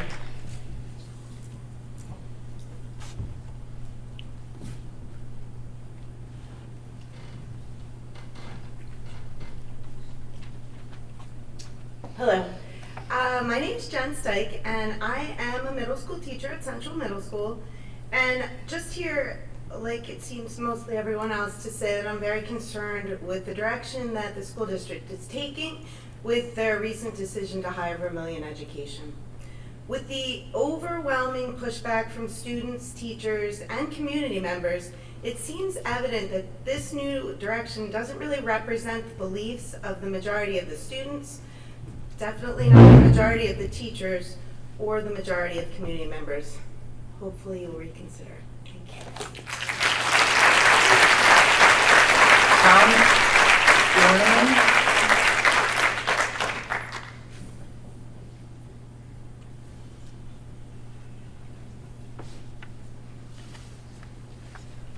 It's actually Tom Murtha, but my daughter has it. Anyway, Tom Murtha, Hilltown Township. I just wanted to go back in time a little bit. Ms. Bongerman, I call her Mrs. Bongerman. A few meetings ago, you claimed that you and the faction that you got elected onto the board with were elected to, and I quote, root out bias in the school district or in the curriculum. And there's two different kinds of bias. There's implicit bias, which is like unconscious and you go looking for it. And then there's explicit bias, which is with full intent. And I think you guys just need to admit that this whole Vermillion thing is explicit bias. Like, you're claiming you're trying to get the bias out, but you brought bias right straight up in front of all of us. And I still don't know why you guys aren't able to just give a concrete answer about where this is all going. You know, again, like we ask questions and it must be fun to be a school board member and not really feel like you have to answer them. So just wanted to refresh the bias thing and let you guys know that, like, thank you for bringing it right to us. Carolyn Serino.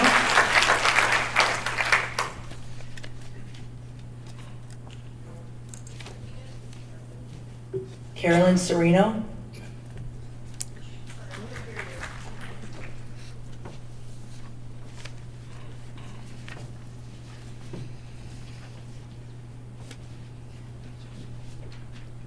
Sorry, I couldn't hear you back there. Hi, I'm Carolyn Shrino, and I'm from Hilltown Township. It's my understanding that our teachers write curriculum along with the assistance of our administration. Is that being changed? What is the need for Vermillion? Why can't our qualified teachers continue to create a curriculum alongside our administrators? We're a small town community, so why do we need to hire someone from outside the district, outside the county, and even outside the state to write the curriculum for our children? Is there a need? Then why weren't other agencies people approached and then presented to the community? Is there a personal relationship between you and Mr. Adams? do no longer represent the taxpayers who have to float the bill on these things you're doing. Why was Mr. Adams cherry-picked and others not looked at? What problems are you trying to fix? And how is Vermillion going to fix that? We received bids for HVAC filters, maintenance transportation uniforms, technology education supplies, metal shop supplies, wood shop supplies, music instruments, and much more in our district. So why wouldn't we do the same for something as important as a curriculum? Is our curriculum missing something? And if so, what is it missing?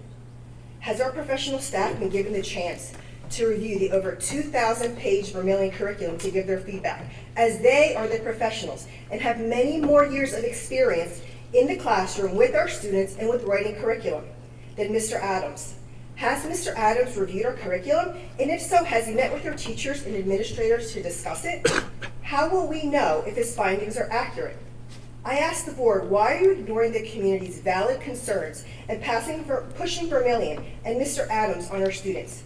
Why do you continue to overreach your position as school board directors? I would also point out that although not all Penridge students attend college after high school, the majority does, and their parents expect their child's high school education to assist them with their future educational endeavors. However, in reviewing the Hillsdale curriculum, it is noted that their curriculum rejects certain ways to make decisions about what students should learn, which includes the interest in higher education and standardized tests. If that is so, then I do not see how incorporating this curriculum will help our falling rankings, and as equally as important, won't it also reduce the ability of our students to be accepted into colleges, because we will no longer be preparing them for higher education. I ask before anything is done for Vermillion that you please start from the beginning, letting the community know what the need is and be transparent with the community. What are you doing to our curriculum, to our children's future and our taxpayers' money? Not too long ago, you all congratulated Dr. Bolton for his role as superintendent, along with renewing his contract early. So why are you not listening to him and his guidance? He is a superintendent. He is a professional. Again, it appears you're overreaching and now believe you have the responsibilities of our superintendent.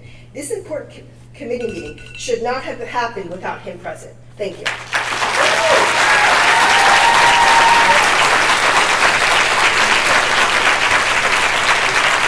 Nicole Gray.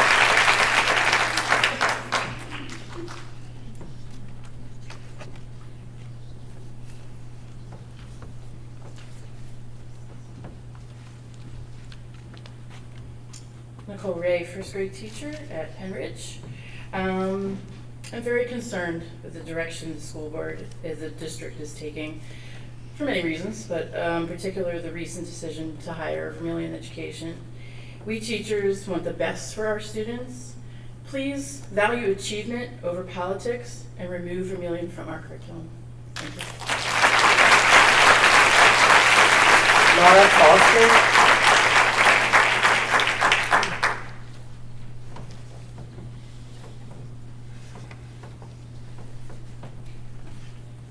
Laura Foster, East Rock Hill. Before I get started, I want to ask a question. Now, this could be considered a survey, so please don't call the police on me again.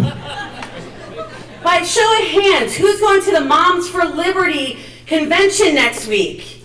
Anyone? Wait, is Mr. Adams, is he logged on? Oh, wait, well, we know at least one person here is, because Mr. Adams is going to be a speaker at the Moms for Liberty convention. We should all know that. For those of you who missed it, Mr. Adams, when asked about his role for the upcoming Moms for Liberty event, said, ask Moms for Liberty. I guess it's safe to assume that Moms for Liberty is directing Adams on what to talk about. What else are they directing him on? I'm assuming I'll see at least 4 of you up here at the event, maybe 5. The only difference that I see is that I don't support hate groups, so I'll be there protesting you. Thank you. It is abundantly clear what you are trying to do with Vermillion. You don't answer questions because it's pretty obvious. There's a straight line between Vermillion and Hillsdale College. To say otherwise is a fallacy. Hillsdale College is the alt-right Christian nationalist school that has been cited for discrimination practices against African Americans and that openly associates with SM platforms like Gab and Rumble. For those of you not in the radical rights loop, these are the platforms you go to when you're banned from Facebook and Twitter for neo-Nazi and white nationalist rhetoric. Adams cut his teeth at the Hillsdale world. He's a former graduate of Hillsdale, and he sits side by side with President Larry Arnn of Hillsdale at symposiums and White House conferences. I don't want my kids to have a fundamentalist education, and guess what? I'm not the only one. At the last school board meeting, I read a petition against Vermillion. For those of you who did not speak over me, or leave for 45 minutes to change a policy, you may have heard the many reasons why our community is adamantly opposed to Penridge's contract with Vermillion. This petition has over 1,300 supporters. The majority of our community, not just the vocal minority who gave you money for your campaign, are saying no to Vermillion. Give Vermillion a 30-day notice and terminate this obtuse contract. I'll just do another survey here. By show of hands, who here wants Vermillion to be a part of our children's education? Raise your hand. Oh, no one on the board's even raising their hand. That's interesting. How about you listen to your community and not your campaign funders?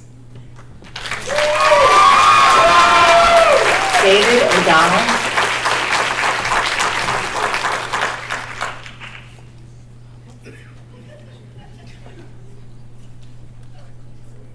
David O'Donnell.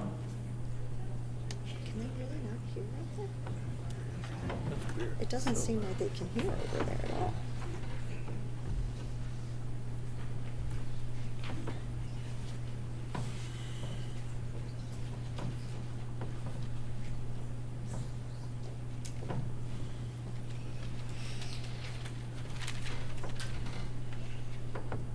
Hi, David O'Donnell, Sellersville Borough. My issue here today is the same as everyone else. But I want to bring attention to all of you now just how far removed you have allowed yourselves to become from where you proposed you would go. What does parents over politicians mean to you? To me, that means transparency. That would ensure we knew and understand every decision and that you would listen to our voices. Not only have you failed epically in this regard, you go further to shove it in our face like children. Haha, we won. Now we get to do whatever we want. Congratulations. Not only do you not have transparency, your entire board and administration don't even work with the same information most of the time. You wait until the final moments to inform before it becomes blatantly illegal. But you draw that line so harshly. Do you know who behaves this way? Criminals and those corrupt with power. Parents over politicians. To me, this means working processes and procedures. Listening to your paid experts because you are not an expert. You are a parent trying to make an informed decision. Some of you started this ripple effect during COVID, circumventing process and precedent because you knew better. You revel in the fact that we became debt-free despite asking parents to pay more out of pocket every year. But that's a different argument.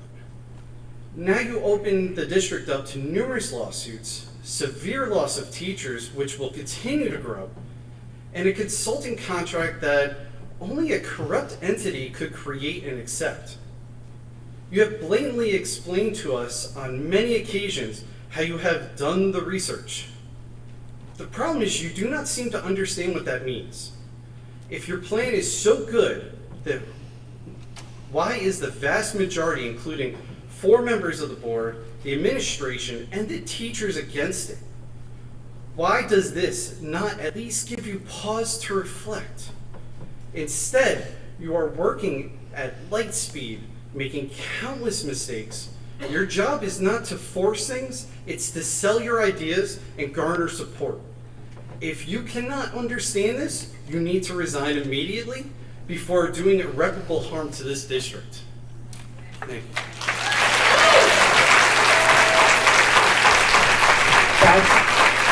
Brad Bradley Merkel Gump. Bradley Merkel Gump.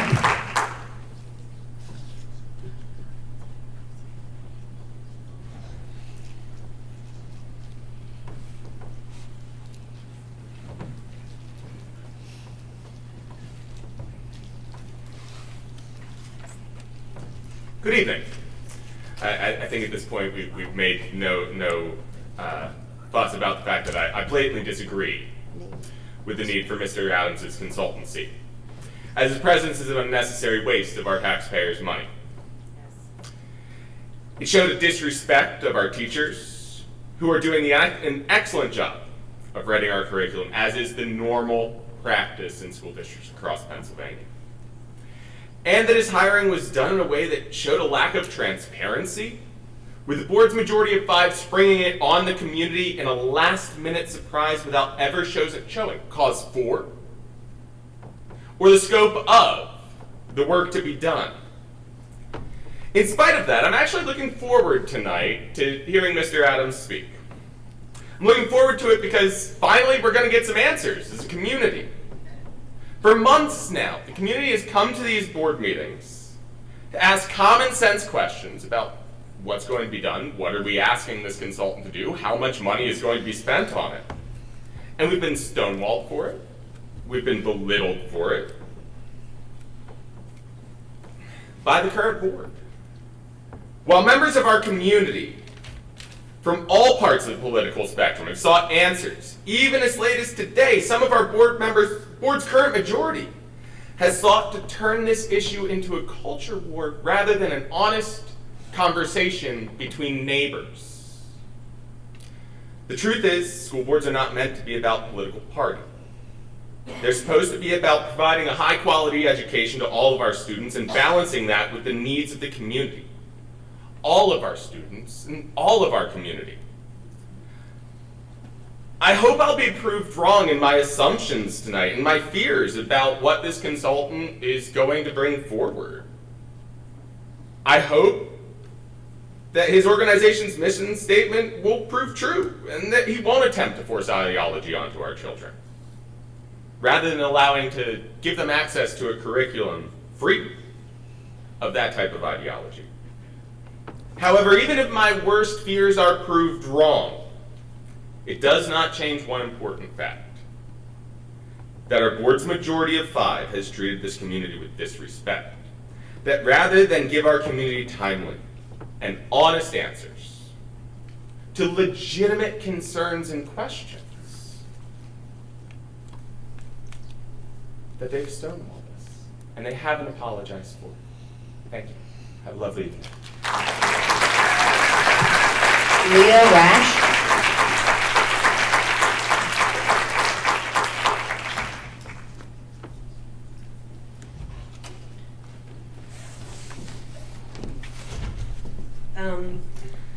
Probably again, just more questions. Leah Foster, Asheville Town. I feel like with a lot of these things, it's just we aren't agreeing on what the problem is, or if there even is one. I think going through what's sexually explicit, we're obviously not all agreeing that what you guys think is a problem really is a problem. That's probably the best first way to start. I feel like if the community understood more what bias you're talking about, like what you've seen with your own eyes in our curriculum and in our schools, because that's what we're confused about. There's just these blanket statements, and all of you have done it. Like, bias in our curriculum has been out there for a long time. You all ran on it and everything. But we're like, where? Like, it's everyone knows it's everywhere. Where? Show us. And we aren't given any examples of it. So tell us what you're talking about so we can at least understand the problem you're trying to correct. Because bringing in someone with no public school experience, which to me is the biggest thing, like going from a completely Christian education, background, work experience to a public school are vastly different worlds. And there's a lot more you're responsible for in a public school that I don't think he has a grasp on whatsoever. So that to me is the biggest problem. But what problem are you guys trying to fix? Explicit examples. And Megan, what you just said was really disgusting. You are not a trained therapist. you're in no position to say what is helpful for children.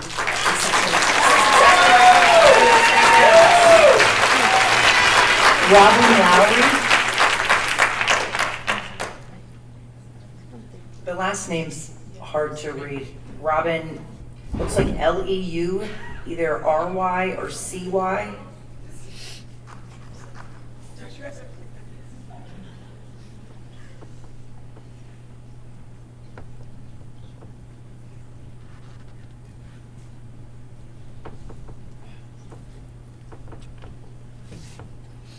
Sorry, I was writing fast. Oh, hi, Robin Levy, and I'm from Bedminster.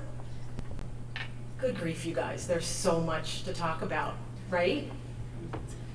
There's so many things. First, I want to start this conversation because I feel like as Democrats, we've been hijacked in terms of not being patriotic, not being interested in our history, not being, good soldiers. Well, I come from a military family, right? That's defended this country, just like many of you, I'm sure. So I'm going to start that way because I do think that civics and history is really important. But I think it's important to understand that this country is fabulous in so many ways. But it also is terrible in some ways. And in our history, there have been things that have happened that we cannot ignore.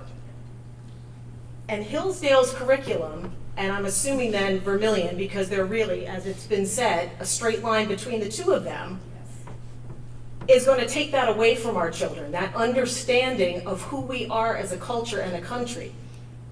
Because how can you talk about how fabulous we are? We're so wonderful.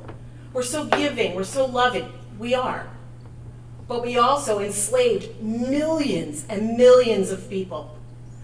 We also interred Japanese American citizens during the Second World War. There's a lot of things that we've done. And if we don't give an even hand to this, our children are not going to understand our history. Vermillion, I'm assuming, because there's so little to know, there's nothing on his website. Jordan Adams has given us no information on who he is, really, and what he's interested in, right? I'm going to take my glasses off because I put them on. I want to understand what other people were looked at, what other companies were looked at for consulting. This is the first time I've ever seen one company go out, well, we're going to pay them whatever we're going to pay them, because we have no idea, do we? Do we have any idea how much this is going to cost, right? Everything else has to go out to bid over a certain very small dollar amount, but not this. And why, if you're trying to get ideology out of our curriculum, why in heaven's name would you pick someone with connections to a nationalistic Christian university? It's absurd, really. You should all be ashamed of yourselves. And on top of that, I feel like there are 5 individuals up there on that stage that are holding us all hostage. And I think it's crazy, absolutely crazy. Not to mention that we are bleeding teachers.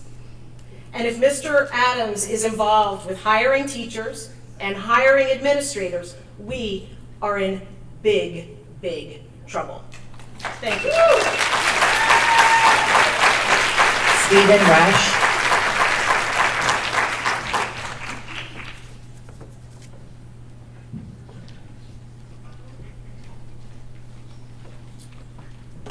Stephen Rash, Hilltown. You good? Before I get into a couple questions I have for Mr. Adams that I hope you pass on, because I've asked the board several times about his qualifications and such, and still crickets. But I saw that he had been interviewed recently in the Herald, or with the Herald, and one of the questions kind of stuck out to me. The question was, what are the 3 most pressing issues in education? He said, declines in academic achievement, makes sense. Trust between parents and district officials, sounds familiar, and transparency. So I'm not sure if that's hypocrisy or irony, but maybe we can find out from him tonight as well. So the questions I have to pass on, though, where did I lost my place here? So looking at his website, looking at his LinkedIn, even trying to email him, which, by the way, if you try to email him, it's blocked. So he doesn't want to talk to anyone unless your name starts with the letter J as well. So what is his qualifications? We know he's been in business for himself for 5 months, and he has a degree from Hillsdale. I don't know if that really makes him qualified to be a curriculum consultant. I'm sure there are many people in green shirts out here today that would disagree. So something that I also thought about when that word consultant gets thrown around. I'm, in a matter of fact, or a matter of speaking, a consultant in the financial industry. And my integrity is important to what I do.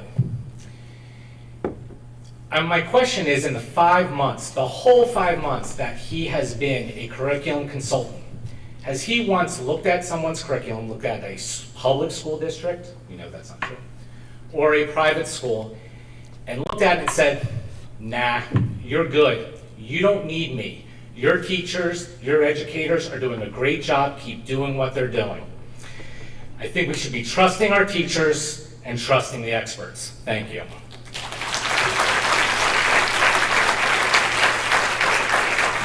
Faith Struckfuss. And Emily Smith is on deck.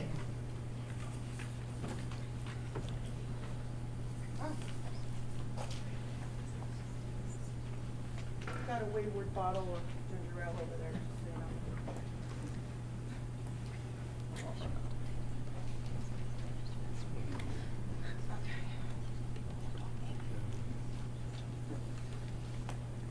So I'm Faith Struckfuss from Courtesy, and I'm not going to beat the dead horse again with the Vermillion contract and how I feel about the indoctrination with Vermillion. But I've been looking at this contract, and let me tell you, of all the years I've been studying contract, this is probably one of the worst things I've ever seen. So we've talked about the fact that this contract was looked at in the dead of night. Half of you never even saw it. It was sprung upon us. Half of you, more than half of you, most of you, had never even seen it. We had a vote on it at the last minute. We've argued that it was a violation of the Sunshine Law. But this goes way beyond. Oh my God.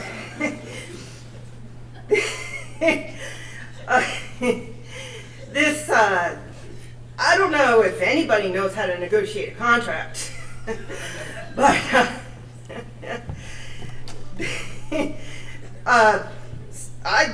you ran on a lot of things, and supposedly you ran on fiscal responsibility, but let me tell you, this does not demonstrate any kind of fiscal responsibility at all, or basic common sense. There is literally no scope here, and I'm sure Jordan Adams is a nice guy, and everybody means well here, but I can't figure out who Jordan Adams is going to be accountable to. Hopefully he's going to be accountable to someone. He's going to bill us $125 an hour. I don't know if he's going to show up to work or not, if he's going to be at home in his pajamas. Is he going to be at home in his pajamas and billing us for services rendered?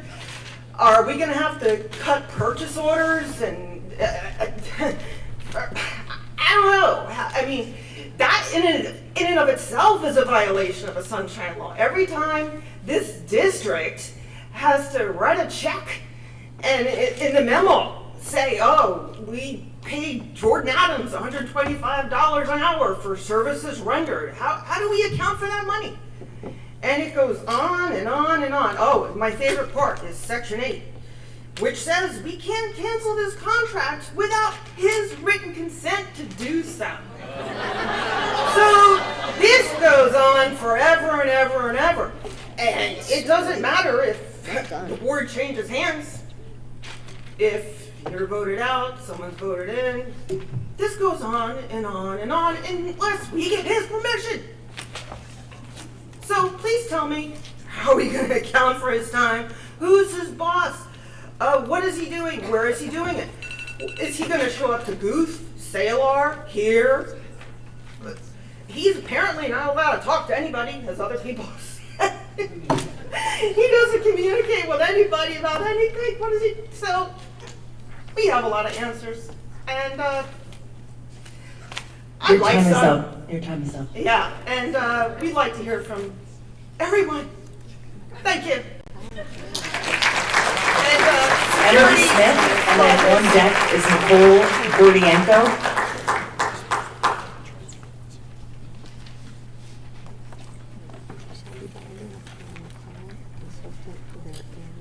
Good evening. I'm Emily Smith from East Rock Hill. I think by now we're all aware that this Vermillion contract is not necessarily a partisan issue. So you can see that the majority of the community does not seem to support it, and that includes Democrats and Republicans. The decision should not have been made with just, say, 3 or 4 people. It should have included the administration specifically and Dr. Bolton. Dr. Bolton sent an email on April 25th that expressed some concerns about this process, and I thought I would read it into the record. I'm confirming, Jordan Blomgren, I'm confirming receipt of your text last night to inform me we would be adding a contract for a curriculum consultant. Jordan Adams, I was told by others, so you did not even give Dr. Bolton the courtesy of telling him who the consultant was, to come in and help with curriculum overlay and development. You intend to add this contract to the board meeting tomorrow for consideration and vote under Finance Committee. It will be, or has been, ? Sent to Mike Miller for his review. At this point, no one in the district has seen this contract to review the scope of services or cost. I realize you have spoken with several board members, and the board president ultimately establishes the agenda, usually with superintendent input. But since we are outside of that normal process, I wanted to express some concerns. Number 1, the timing. To suggest a new contract less than 48 hours before a meeting is not best practice. We strive to provide time for both the board and public review of items being considered. My understanding is that no one has seen this contract yet. The perception will be that this item is being rushed through. It is obviously rushed through. The cost, no one was able to state the expected costs of the service at this point. These funds are obviously not captured in the 22-23 budget. Scope of work. In your, Jordan and Megan's conversation with Tony and Kathy, it was indicated it was to provide support for our process and to take some time and effort away from Kathy, Tony, and our staff. It is also indicated it was not to undo anything we have already accomplished, but may include Mr. Adams writing some curriculum lessons or units. Both Kathy, which nobody has discussed yet, Adams writing curriculum. Both Kathy and Tony do not believe this resource is needed, and it may hurt the process. Well, I can't finish this whole email as it's very long, but if anyone wants a copy, we have some. And you can see that Dr. Bolton had many concerns about this contract. Nicole Gordienko, and then Kevin Foster is on deck. Good evening. My name is Nicole Gordienko, and I'm an English teacher at Penridge High School. I'm here tonight to speak on behalf of the English department at Penridge High School regarding the recent and proposed changes to the curriculum. A Board of Education is put in place to provide a comprehensive education to our students, which both challenges them and fosters a lifelong love of learning. One of the best assets Penridge has in that quest is the teachers and staff, all of whom have been vetted by the school board. I have been an English teacher at Penridge High School for the past 12 years. I personally possess a master's degree in education, an additional 16 credits beyond that, and a reading specialist certification. In addition to myself, all of the teachers in the high school English department, a lot who are with us tonight, have been teaching for more than 10 years, most closer to the 20-year range, and all of the high school English teachers possess a master's degree or higher. Most importantly, every member of the high school English department has had experience writing the curriculum we use, which has been approved by our school board. The website for Vermillion Education includes only sparse and vague proposals and information. One such thing included on the site about founder Jordan Adams is that he brings a decade of experience teaching students, training teachers, and reviewing curricula. Comparing the extensive credentials, which I listed previously, of the members in my department to those of Mr. Adams, it raises a question of why one man with limited experience is being entrusted to make educational decisions for the students in a district which he is not even part of. Tonight, I'm here to encourage the board and the community members to consider the following. Are the changes that have been and are being made in the best interest of our students? If you have a professional staff that is so highly trained and educated in curriculum and best practices, why are we not being entrusted with the task of making these curricular decisions for the students whom we know personally and see every day? Now that Mr. Adams is currently reviewing middle school reading curriculum in addition to social studies, what are his credentials in this area? Finally, after having the staff tirelessly write curriculum for the past 5 years, spending taxpayer dollars on the initial curriculum consultants, Heidi Hayes-Jacobs and Bennett Halleck, who helped train and guide the staff in the initial process, why are we now spending more taxpayer dollars to upend student learning and objectives to hire a man with significantly less experience? I came here tonight because I and the members of my department have poured our heart and soul into what we do. We have spent countless hours on becoming highly educated professionals, writing curriculum, and seeking out the best practices for our students whom we care so deeply for. I implore you to please re-examine the decision to employ Mr. Adams and look at what you have right here in front of you. Thank you. Kevin Foster, and then on deck is Stacy Smith.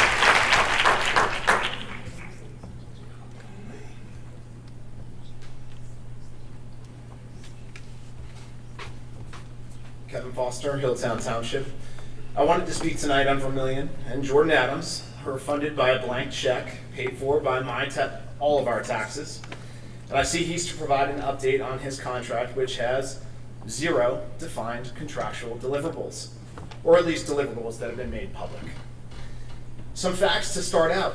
On Tuesday, April 25th at 1:42 p.m., Jordan Adams sent across a draft contract to a single board member, Jordan Blomgren.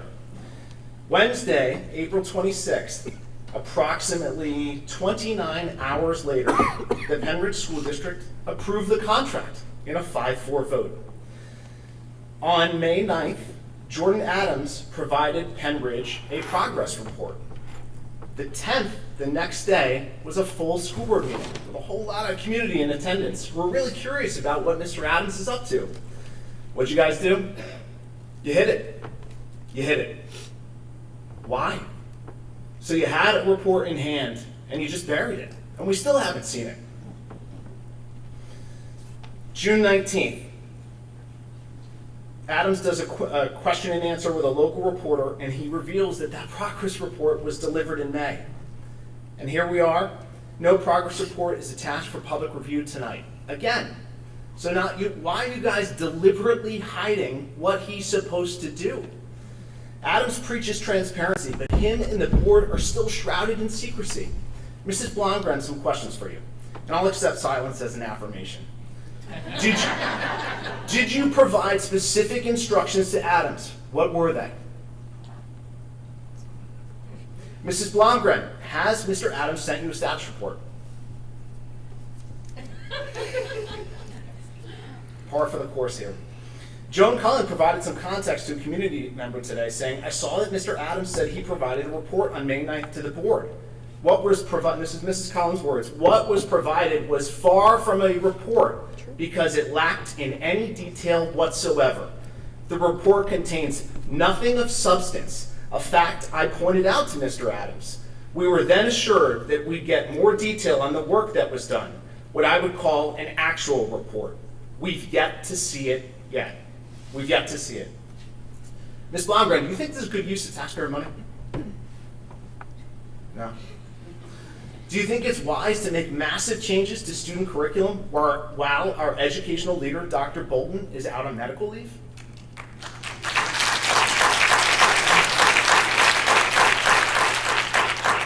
Mrs. Blomgren, is it the intent to terminate the curriculum supervisors in effort to eliminate any oversight of what you are doing to our children's curriculum with Mr. Adams?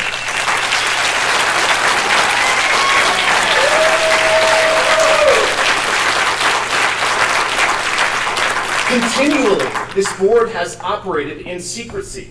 Your time is up. Just recently, during an embarrassment of canceling and rescheduling, I'll finish really quick, canceling meetings 2 weeks ago, a board member demanded that school officials delete an official recording in an attempt to hide Your time is their up. embarrassing behavior. Bob, It's time to set our district back on stable footing. is on deck. Thank you. Stacy Smith.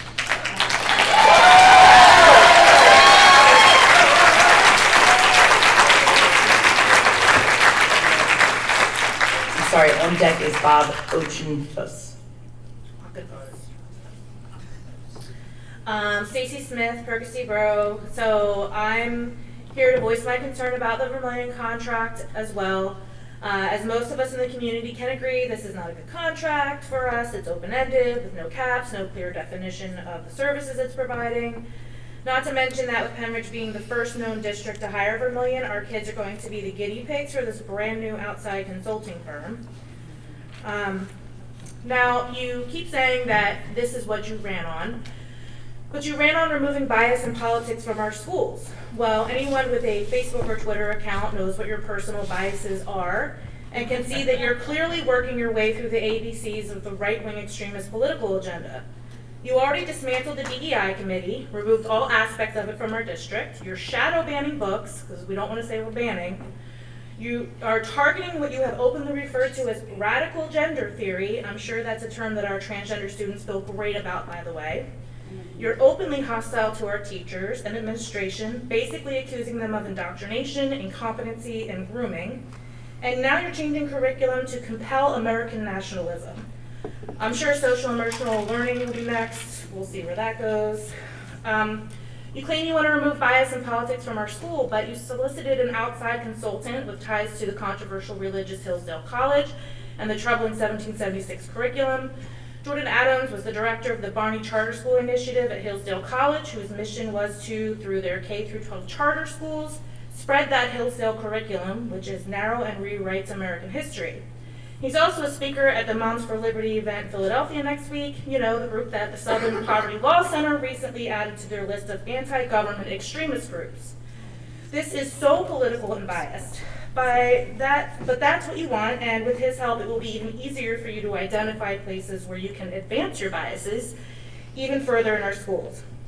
I know that people who support the Vermillion Consulting contract, you guys, there's some people out there somewhere, I know that they will say that Vermillion isn't political, it's in their mission statement, they work with schools to secure an ideology-free education, blah, blah, blah. But it's pretty obvious what this is all about, and it's incredibly hypocritical.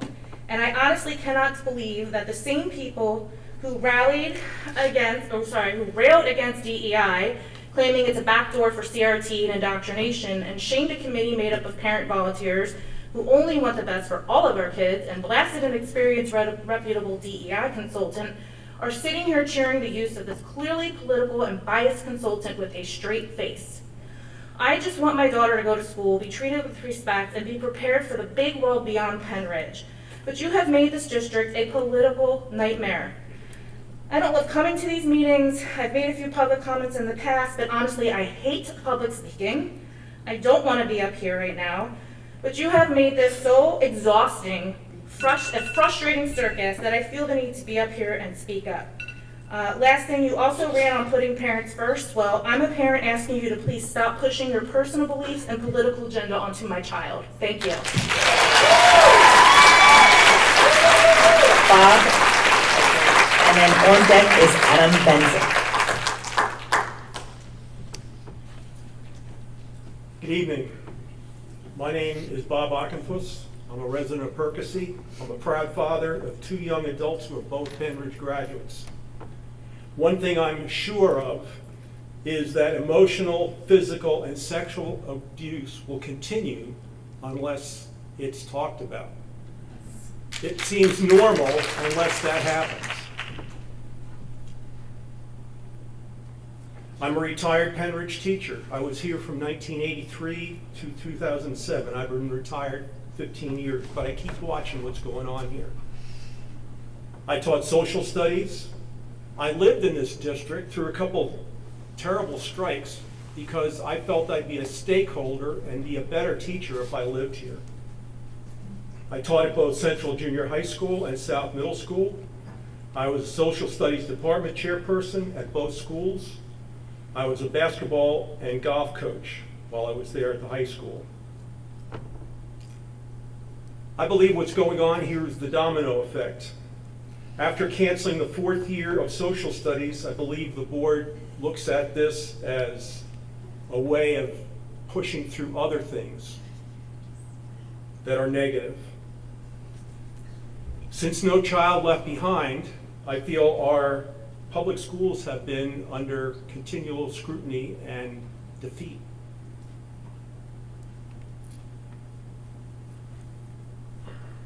During my teaching career, we wrote our own curriculum. We revised our middle school curriculum halfway through my career. We visited 7 different school districts and pooled all that thought together to come up with a great product. It didn't require outside help from some untested service. I believe in teaching the good, the bad, and the ugly about American history. I believe that's the only way we can move forward and correct mistakes, to study and discuss what's going on. I was never told what words I couldn't use in my classroom. What would I be able to teach today, I wonder? Would I be able to discuss Juneteenth? Would I be able to discuss the book 1619 Project with all of its contents?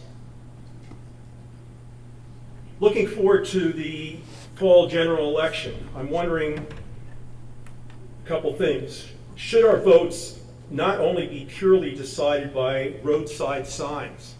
What I'm looking for, what I'm hoping for, is there will be an open candidate public forum where the candidates should have to discuss the issues, answer questions, and debate topics. And this should be conducted by an independent, outside, objective organization such as the League of Women Voters.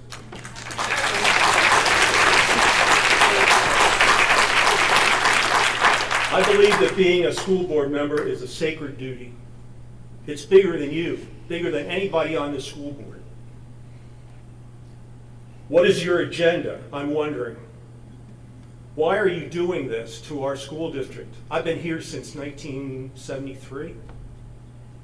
Students and teachers are our most valuable resource in this district, in fact, in our country. I say to my wife, and we've been married over 50 years, we should be able to talk about and discuss anything, any subject that's out there, and benefit from it and learn from it. Thank you.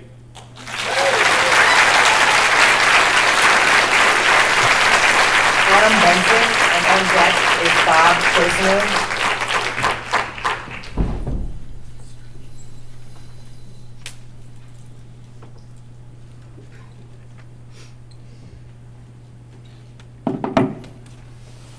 Adam Benchik, East Rock Hill Township. So yeah, everything's been said that I wanted to say in much better ways than I could say it. But so I'm just going to reiterate. I had a couple of questions from Mr. Adams. The background in public education was a big worry for me because I didn't see any.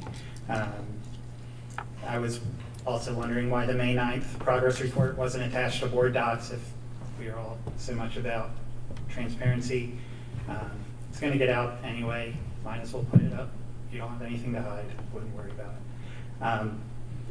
And the other, one of the other notes I had is what I was curious what problem we're actually trying to solve here. Not like some talking point. I mean, like what is the specifics? Like what have you?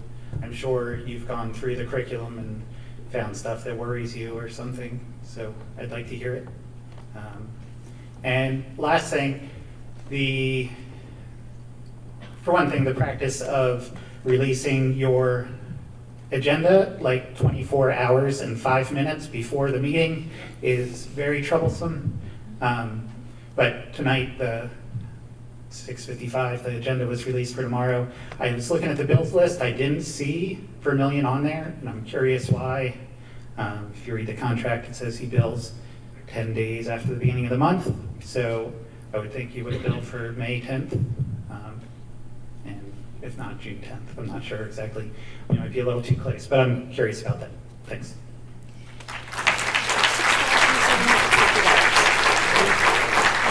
Stephanie Nash is on deck.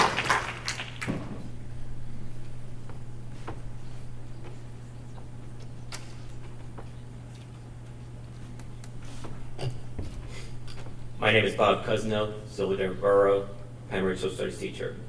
I'm also concerned with the direction of this school district and where it's heading. I just want to express one point. At Pembroke, we pride ourselves at having an education system that is nonpartisan, honest, and transparent. Allowing Vermillion to review and revise our K-12 curriculum will fundamentally change this foundation. Thank you.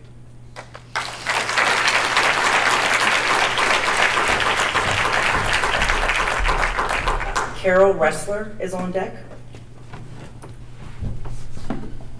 Hi, Stephanie Nash, high school teacher. I also want to implore you to rethink this highly inappropriate Vermillion contract. Teaching professionals and administrators, including our curriculum supervisors, whose positions should absolutely not be eliminated.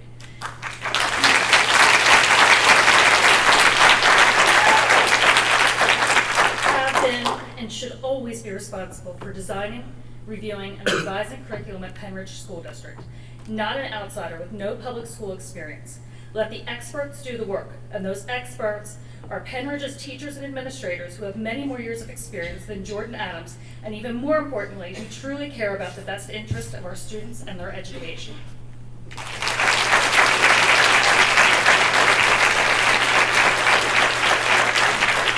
Mary Beth Panjuki is on deck. Carol Ressler, English teacher at the high school. I've taught at Pennridge for 25 years, all at the high school.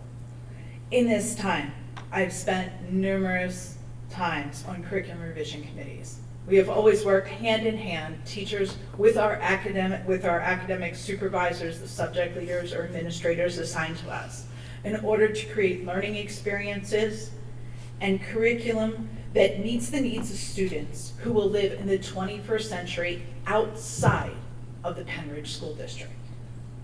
Turning our curriculum over to Vermillion deprofessionalizes the teachers and subject supervisors, the real education professionals in this district, and turns over your local control of your curriculum to an outsider.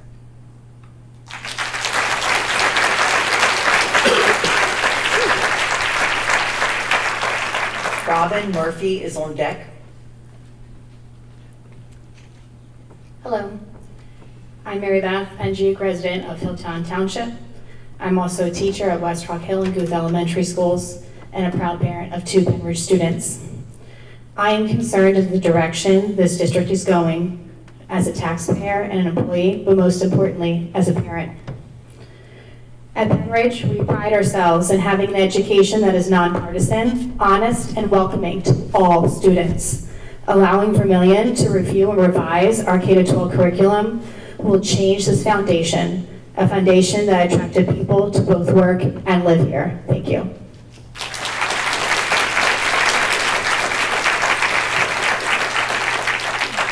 Allison Kearney is on deck. Good evening. My name is Robin Murphy. I'm a social studies teacher here in Pennridge, where I've proudly taught 8th grade American history for the past 19 years. I'm speaking tonight because I'm extremely concerned about the direction our district is heading. If you turn the Pennridge curriculum over to Vermillion, you will not only deprofessionalize our teachers and administrators who know our kids best, but also move the responsibility for educating our students away from the local community where it belongs. Please don't do this. Thank you.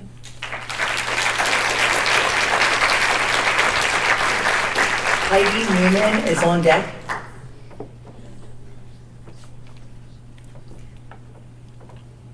Hello, my name is Allison Kearney.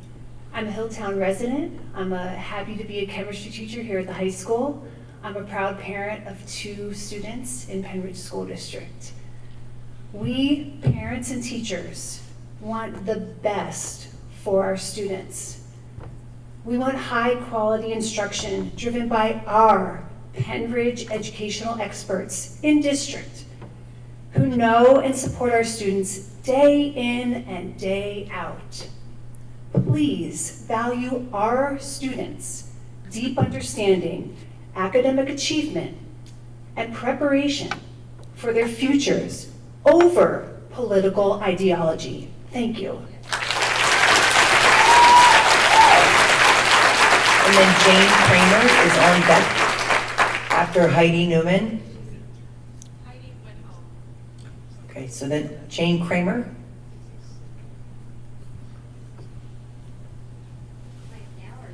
Yeah, you're up now. Okay, it's very difficult to hear you.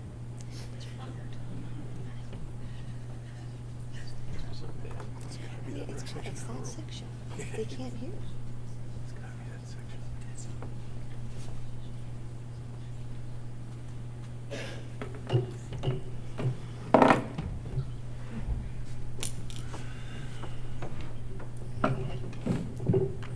Jane Kramer, Sellersville. I recommend that the board issue 30 days notice to Vermillion Education to terminate the contract.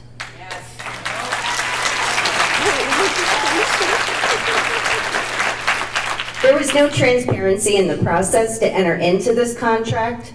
4 board members had no idea that it was even happening. The superintendent wasn't consulted and expressed several concerns after it was added to the agenda.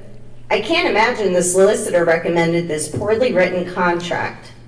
I assume Vermillion will utilize the Hillsdale curriculum, which, from what I read, promotes a one-sided, controversial, nationalistic view of history. You want this to be your legacy? You didn't do the work to solicit buy-in from this community. You didn't talk to the stakeholders. You didn't talk to the teachers. You didn't treat public commenters with respect. And now you expect us to trust you with our curriculum, with our children's futures? I hear people talking about moving. Just cancel the contract and trust your teachers.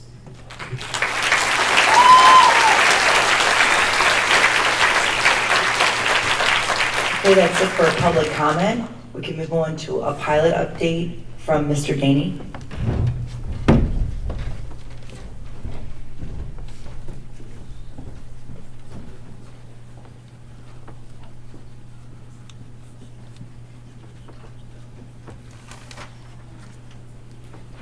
Good evening, everyone. I'm Eric Daney. I am the Science and STEM Supervisor for our district here. Just wanted to give an update on a pilot that we were running regarding our middle school science program.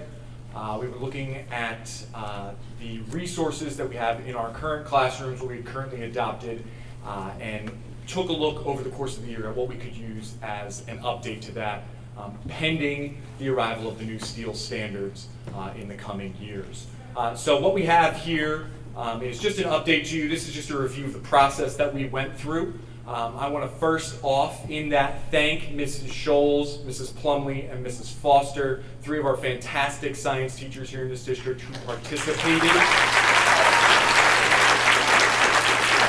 They each were responsible for 1 unit of instruction and each at an individual grade level in each of our 3 middle level buildings. And in addition to that, our middle level teachers, each one of them took time out of their classroom with the help of our instructional coaches to get in and see this in action, right? So that we could have an informed discussion with the pilot team, in addition to soliciting that information from our other colleagues to make sure that we were making the best decisions we could for our kids. So with that, our pilot team of 3, along with myself and the instructional coaches, were back and forth in the implementation of this with the Discovery Education pilot and implementation team. We had 3 one-hour meetings, as well as I cannot tell you the number of emails that were sent back and forth between their facilitation team and our team along the way, just to make sure that they were getting the answers to the questions that they had along the way. Some of the things that we saw as successes as we went through this pilot were first and foremost the ability to draw in literacy opportunities into the classroom and the tools that the platform did provide for that, as well as the explicit thinking skills and teaching of that along the way, in addition to the student-to-student discussions that were facilitated. Some of the drawbacks that do come with that were really around some of the phenomena that are central to those learning experiences as we move into science classrooms. What really comes about is in 7th grade they were studying kelp forests. While really interesting, not really relevant to our kids here in Percy. And our teachers, as they were working through this, were really taking a look at that and really working through that process, saying, is this the right phenomena for our kids? In addition to that, one of the sole and one of the central pieces when we come to these new STEEL standards is students doing science, as we've discussed over the course of the year, and really building experiments and exploring those things as they have gone through. While our students were able to build some really interesting experiments, unfortunately results from that were not overly successful for the kids or for our teachers. Now, a lot of that comes out of the selection and kind of the direction that was provided by the publisher and those materials.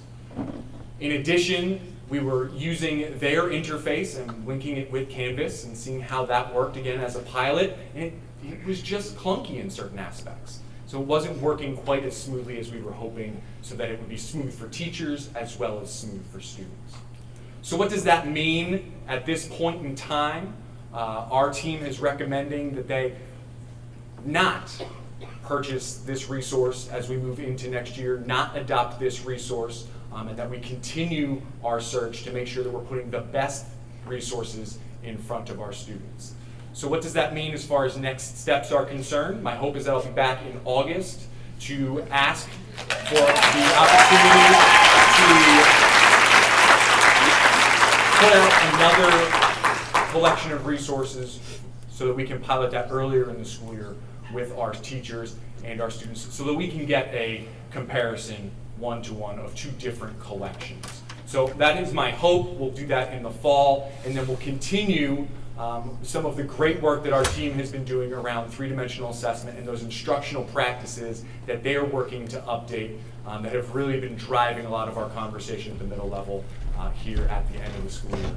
So with that, again, we will not be making any request to purchase at this time, but we will be looking to what is that replacement going to be as we move into next year.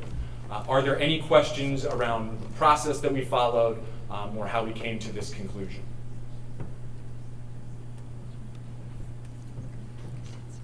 I know you had a secondary option that you guys were looking at with Discovery as well. Is that still something that you would be interested in? I know there was a financial large increase. So we have, as far as the process was concerned, throughout the course of last year, we did go through and look at 4 different collections of resources. We had kind of a choice 1, which we thought was going to be Discovery. We had a choice 2, a choice 3, and choice 4. We're going to kind of revisit choice 2, but there's also been a new one that has kind of come out over the last couple of months that is kind of gaining steam across the country as kind of one of the premier opportunities that is out there that really integrates from all that I have seen and explored really nicely into Canvas with Google Classroom, with the whole Google suite that we have our kids using, allowing some really, really incredible customization for our teachers to be able to customize for our kids. So we're going to continue the conversation for those 2 as we move into the fall. Thank you. Mm-hmm. Any other questions? No?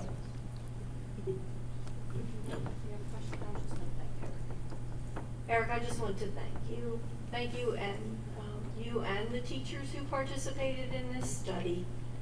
You were very thoughtful in the process. In particular, when it came to the relevancy for our students and also for cost, because we went back and forth many times during this process, so I just want to let you know how much I appreciate it. Thank you. Yeah, and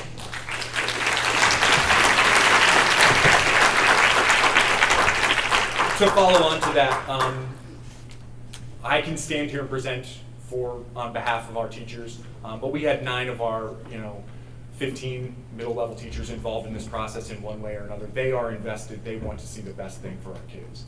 So they really should be, they're the ones that did the heavy lifting. I put together the nice visuals and lead the conversations while they're really, again, digging in, poking holes in things and really, doing the hard work. So I stand on their shoulders to present to you. So thank you again. And again, I guess I'll turn it back to Jordan. Thank you, Mr. Bailey. Then on to program improvement with Mr. Dyer.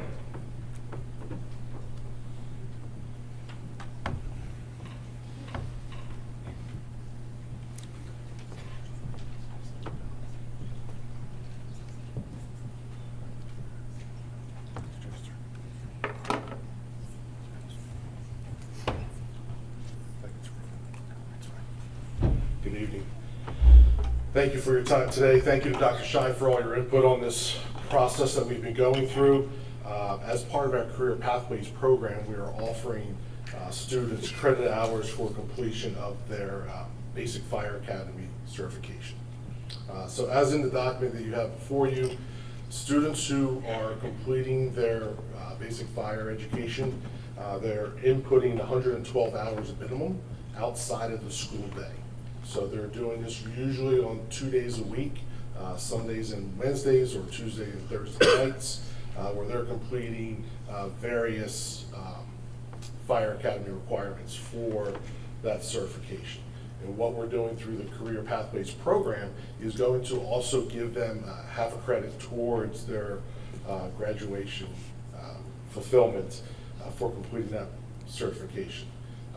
The reason is the whole point of the Career Pathways program is to get kids exposed to careers outside of the school day, and students who are interested in this type of career have the opportunity to complete the program. The program that we're matching is through the Bucks County Community College, their basic program, which I can detail further for you. But I'm not going to read all the requirements they're going to go through, from fire behavior, ropes and knots, etc. But they're going to be certified through Bucks County. They're going to have to complete a number of hours, hands-on training and experience, as well as test taking. There is a pre-test they're going to take at the beginning of their training, and then one at the end to certify and to demonstrate knowledge and expertise in those areas. So what we're building here is to give them the credit for completing that certification. We realize it's a small group. I think we've had maybe 2 or 3 in the past 5 years complete the 112 hours that's required.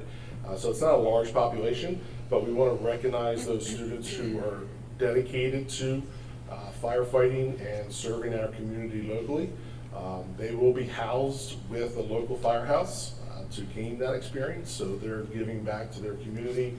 And we feel, as part of our Career Pathway program, to recognize that commitment to the community and their further education of their skills and knowledge, to help them to the graduation requirements set forth by the board.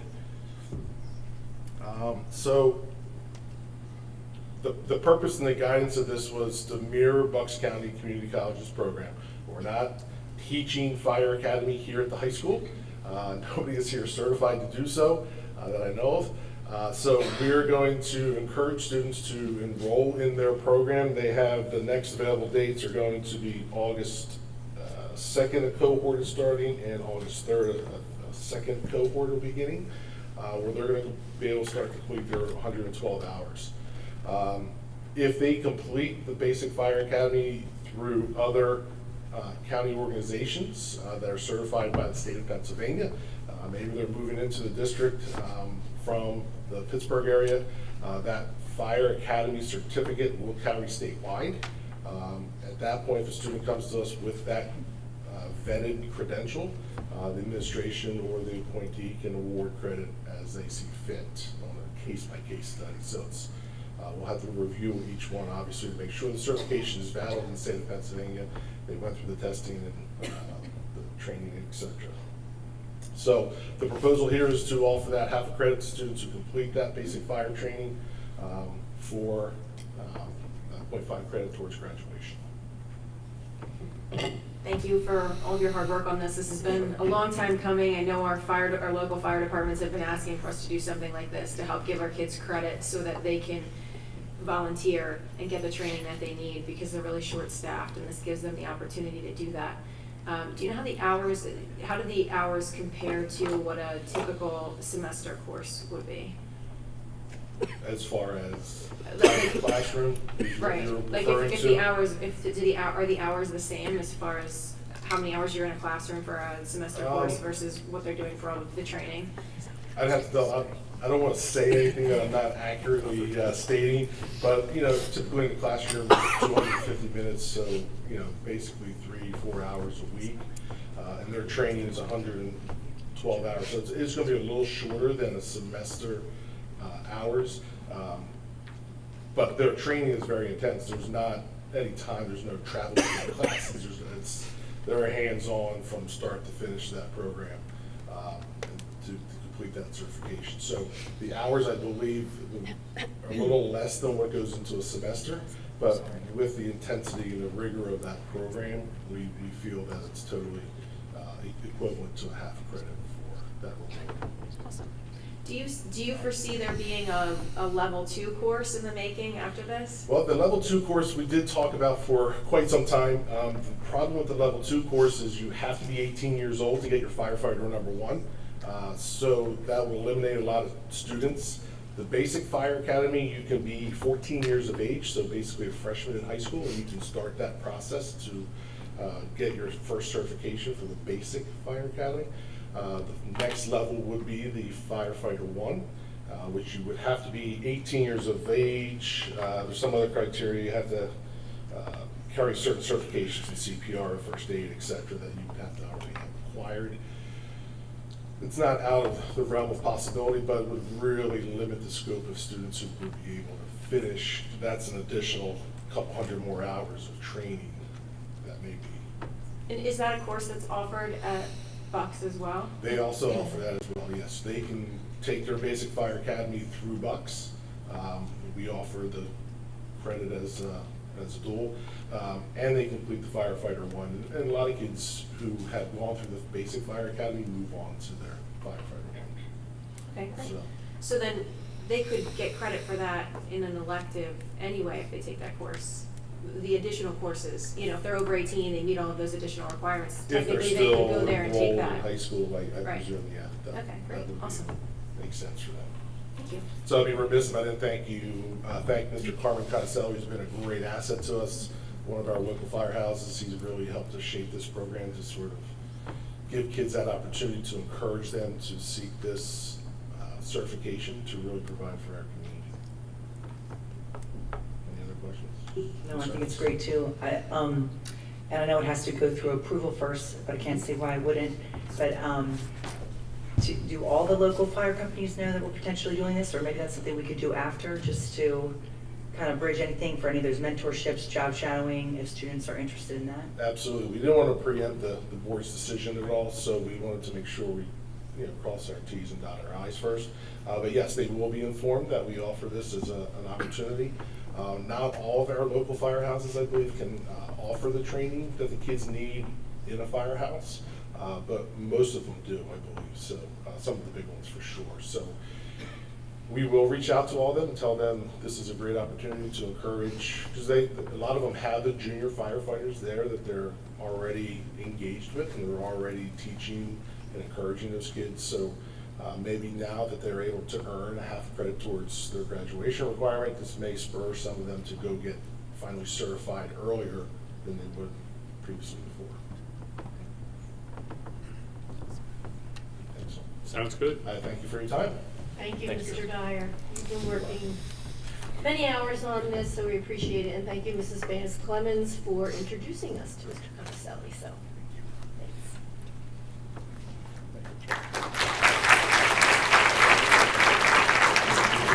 All right, next up is school enrollments. Dr. Scheid. thank you, Mrs. Blomgren. We were asked to prepare our school enrollments. And I guess we can give an overview. We don't know what the particular questions are. Does anyone have any questions for the elementary enrollment? So we used to, this used to be something that we did in the, at the end, coming close to the end of the school year every year, up when I first got on the board up until, back when Dr. Radigan was here. And I thought it was helpful, helpful information to see what our class sizes are. And at the time that we were doing it back then, I remember the concern being that we had a lot of classes where our class sizes were really high, and were there different ways that we could bring in more staff to bring those class sizes down. It's great to see that now when we're looking at those numbers today, our class sizes are really great. The only question I would have as I went through all of the data, because I think, looking at it, it's helpful to see that we're consistent from building to building, from class to class, all of that. The only thing that kind of stood out to me is there are some classes where we seem to have single-digit numbers, and I'm not talking about the courses where we have kids with special needs and those class sizes need to be smaller, but there are some where just the interest level, you're only getting a handful of kids in those classes, and I'm just wondering, what we're doing to kind of maybe have those classes run every other year so that you're getting enough kids in those classes to run a class rather than running it every year with a handful of kids in, running it every other year, and then you have a normal class size. Or it would still be low, but really low, but at least then you're not running the class for 7, 8, 9, 10 kids. So I can speak to that, great. So Mrs. Manis Clemens is correct. We always had the high school courses up here. We went through every single one of those. And it is fantastic that our numbers are lower, much lower than they were maybe even close to 10 years ago. So we have to make decisions when very few, under double digits, students choose a class. And it's difficult. There are some classes in there that we really want to run. I know there's a Shakespeare class that not a lot of students have a whole lot of interest in, sadly enough. So we do have to make those decisions. We have listened to that about running courses opposite years. We are definitely considering that for particular courses.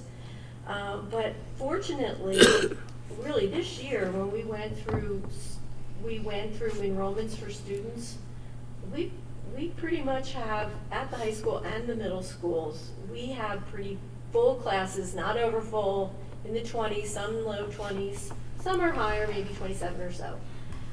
So we don't have a lot of courses where we have to make those decisions, but to your point, we sometimes do, and we don't run them, and future considerations of alternate years for those. So are all of these classes running that are in here, or that hasn't been decided yet? Because I saw like there was one that had 3 kids in it. Which class is that, if you can? I'd have to go dig back through. I don't have anything in my notes for 3, so yes, please, you let me know. Is that high school? Yeah, I believe it was high school.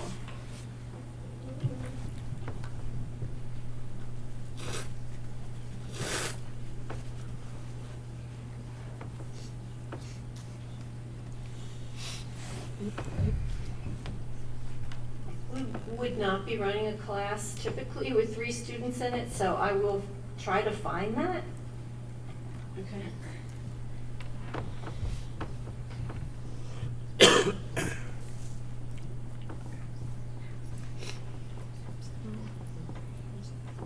Okay, any other questions? I guess it goes to the point, but maybe not. But I don't know how many people we have potentially going to enroll in the dual enrollment. But you would think that that's one of the reasons why we had in our previous policy that if we offered a class at the high school, you could not then go to another school to go that, because if we're going to eliminate classes, if it gets less and less populated, then we're actually working at both ends of that then. Should that be accurate? Yes. So I just want to make sure I understand. If we are running a dual enrollment class, Under our current policy, Oh, under it's our at, current under our current policy, we don't allow you to dual enroll if we're offering a class at the high school at that level. But, so to the extent that there's a concern that there's gonna be elimination of classes if they're not heavily populated, then this is just gonna compound that. If we're gonna offer the dual enrollment for classes that are also being offered at the high school. yes, that makes sense, that may happen. Except that a number of these classes, you're not getting college credit for them. And you would get college credit for taking them at Bucks. If it was a dual enrollment class that we were offering here, yeah. If it's a dual enrollment course that we would offer here through a university, through our own teachers, then the students will get credit for that. But not if they go elsewhere. Not if they went to Bucks. They would, it has to be in the school year, right? If they take a course in the school through a university that we have a contract with, yes, they will get that credit, Right. yes.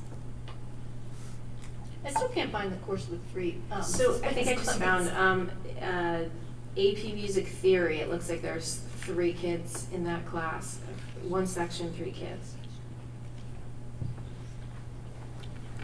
And then there's others that have, 5, 7. So I will go through that with the music department. I still don't see it on mine, but I'm sure that you see it there, and we will find out. And the other thing you have to remember too with the courses, 3 is a low number, but by the time we go back and forth with students to see which courses they will get, which they won't get, then we'll have a final number. So that class may end up with more than 3 students in it. So it's important that we at least hold that there until we have those final numbers, if that makes any sense. I mean, all things being equal, you know, if say there's only an average of 3 students that want to take some of the things are or one of the columns is average class size. Or I guess I can't find the music one either, but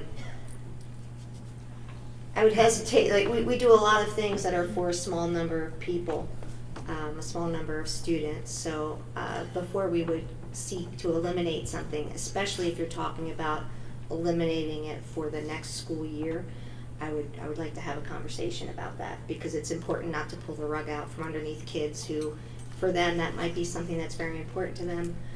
Maybe if it's this AP Music Theory or whatever, it could be important. I imagine that someone taking that might be looking at music education in college. So at any rate, before you go setting off alarm bells and saying that we might cancel classes, I would appreciate having a conversation. I'm not talking about canceling classes. If you look at that class, for example, this year there's 3 kids in it. Last year there were 10 kids in it. The year before there were 5 kids in it. If you ran it every other year, you'd end up with 8 kids or 10 or 15 kids. And if you made sure it was clear to students that it was running every other year, they could prioritize which year they take it. That's all I'm saying. That way everybody still gets to take the class. I think what I said was for next year, because if a student is a rising senior, right, so what you would there do, won't be an opportunity for that person to take it next year. And also with block scheduling, I can see how this might also change the courses that you offer. Students are going to have 32 credits available to them through block scheduling in their high school careers. So keeping some of these courses in the mix might help students to fill their schedules. They are going to have quite a few blocks of time to fill. So at any rate, all I'm saying is please don't do anything that would affect students going into the 23-24 school year without a conversation. Thank you. So you wouldn't, what you would do is you would let all the students know now, hey, we're running this class next year, but we're not gonna run it the following year. So if you wanna take it, you should take it this year, not plan on taking it next year. As long as we don't cancel any courses. Yeah, what is that's all I said was please don't cancel any courses for next year. It's literally all I said. Right. Okay, what is thank the you. end goal? I'm not clear on why we're discussing this. Oh, I know what the end goal is. optimize our teachers, because if they're teaching a class with 3 kids and then you've got another class where they're teaching with 25 and you ran that class with 3 every other year, then that teacher could be used to offset, to teach one of those other classes that has higher numbers, and then you bring your class sizes for those other classes down even lower. That would be why. It's all a balance to try to get the lowest class sizes you can to most effectively meet the kids' needs. So can't the administration figure that out? I don't know, it hasn't been done yet, so. I'm not sure I it's would accurate think to say it hasn't been done yet. It's not, as everyone has said, this is something, since we've been on the board, we've had conversations every year about courses. In our time on the board, we have seen some courses discontinued. All we're saying is, please don't rip the rug out from underneath people. And even if you perceive something as not being important, I mean, there's other things that only serve. There's other things that only serve a small number of students that you advocate for keeping. If we want to serve all students, regardless of how many of them want to do a particular thing, then I don't think that we should just say, oh, we could lower class sizes if we eliminate this course, because to a certain student, that might be the world. So all I'm asking is for us to have a conversation before we go and we do these things. It does impact them. No one said anything about eliminating courses or taking kids' options away or pulling the rug out from anyone. It was about optimizing our resources. You did. Ridiculous. You did. But you did. Okay. All right. Moving on to the moment everyone's been waiting for. Update on Vermillion. So before Mr. Adam gives an update on the work he's been invited to help the district with, I want to share some important information that has generated community interest. First, for a brief background on why, as a school director, I am qualified and have the responsibility to speak on this. Policy 105 explicitly assigns the responsibility of curriculum development to the board. The curriculum must align with academic standards, accommodate students' needs, and include remediation plans for students not meeting proficiency. In the past, it has been common practice for the curriculum chair to meet with both the elementary and secondary assistant superintendents to discuss curriculum agenda items. When I became curriculum chair, I began doing just that. Can you hear me okay in the back too? I'll put it forward since earlier. In the past, it is Jordan Adams, after discussions with Dr. Barczyk and Dr. Scheid about having support from the board and using the Hillsdale 1776 curriculum, I reached out to Hillsdale College for more information about the curriculum, the resources that would be required of us, and schools already using it. Jordan Adams, the former interim director of curriculum at Hillsdale, responded to my inquiry after discussing our interest in integrating the 1776 curriculum. I connected Dr. Barczyk, Dr. Scheid, and Ms. Satali, our social studies K-12 curriculum supervisor, with him. Concerns were voiced during subsequent meetings with Dr. Barczyk and Dr. Scheid regarding the availability of teachers and the time required for curriculum work. When I reached back out to Jordan Adams again for support in implementing the 1776 curriculum in consideration of the concerns from our administration, I learned that he had left Hillsdale College and became an independent education consultant. The board has received some feedback surrounding Vermillion regarding newly formed companies having a hand in our curriculum, as well as having a blank check. I would like to address them quickly. It is common for people to leave their jobs and establish their own businesses. Our own Sherry Durr, who formed CKC Consulting after she retired from Penridge, was hired last year to consult with Ms. Summers, our Director of Pupil Services. Likewise, Jordan Adams recently left his previous employer to start Vermillion Consulting. While the business of Vermillion Consulting itself is fairly new, Jordan Adams' experience is seasoned. Experience does not cease to follow you in future endeavors. Additionally, and comparably, CKC Consulting's contract and Vermillion's contract were posted only days prior to a school board meeting. We've hired other curriculum consultants as well. There was no public comment outcry when a new company, Intercultural Works, owned by Laura Lomax, was hired to incorporate the principles of diversity, equity, and inclusion into the entire Penridge Schools organization, including curriculum, social activities, holidays and observances, and events. Also, Dr. Heidi Hayes Jacobs, a curriculum designer, and Dr. Benna Kalik, an author, were retained to redesign the K-12 curriculum and infuse DEI practices naturally into the curriculum. These consultants were hired, engaged, and paid significant sums of money. A key distinction in these former instances is there were never discussions like this for the public's consumption. Moreover, there were no progress updates to the board or public as they progressed their work, providing training to secondary teachers, instructional coaches, supervisors, and principals. Because of how and why this particular consulting group was retained by the administration, the public was never given the courtesy of even being aware that a newly formed company and out-of-state consultants were essentially given free rein of our school's curriculum. With that said, I am not against consultants or even people from other states. And honestly, I don't think anyone else is genuinely concerned about that. These are straw man arguments. But here we are, as a board, continuously fielding attacks and accusations that may seem superficially plausible to some, but in fact, they are wrong. These inconsistencies, consultants are good, consultants are bad, and we need local expertise. No, we need internationally acclaimed experts, are more than just incompatible. They are amazingly hypocritical. For the next few minutes, while our invited guest speaks to us, I would sincerely ask that everyone listens and suspends whatever preconceived notions or biases you may hold. Hear his words. Whether you already have a favorable or unfavorable opinion, please direct your full attention to what Mr. Adams is saying. To anyone who cares to take an honest look, it is obvious Mr. Adams is an expert. He has extensive first-hand experience in teaching, coaching teachers, and curriculum development.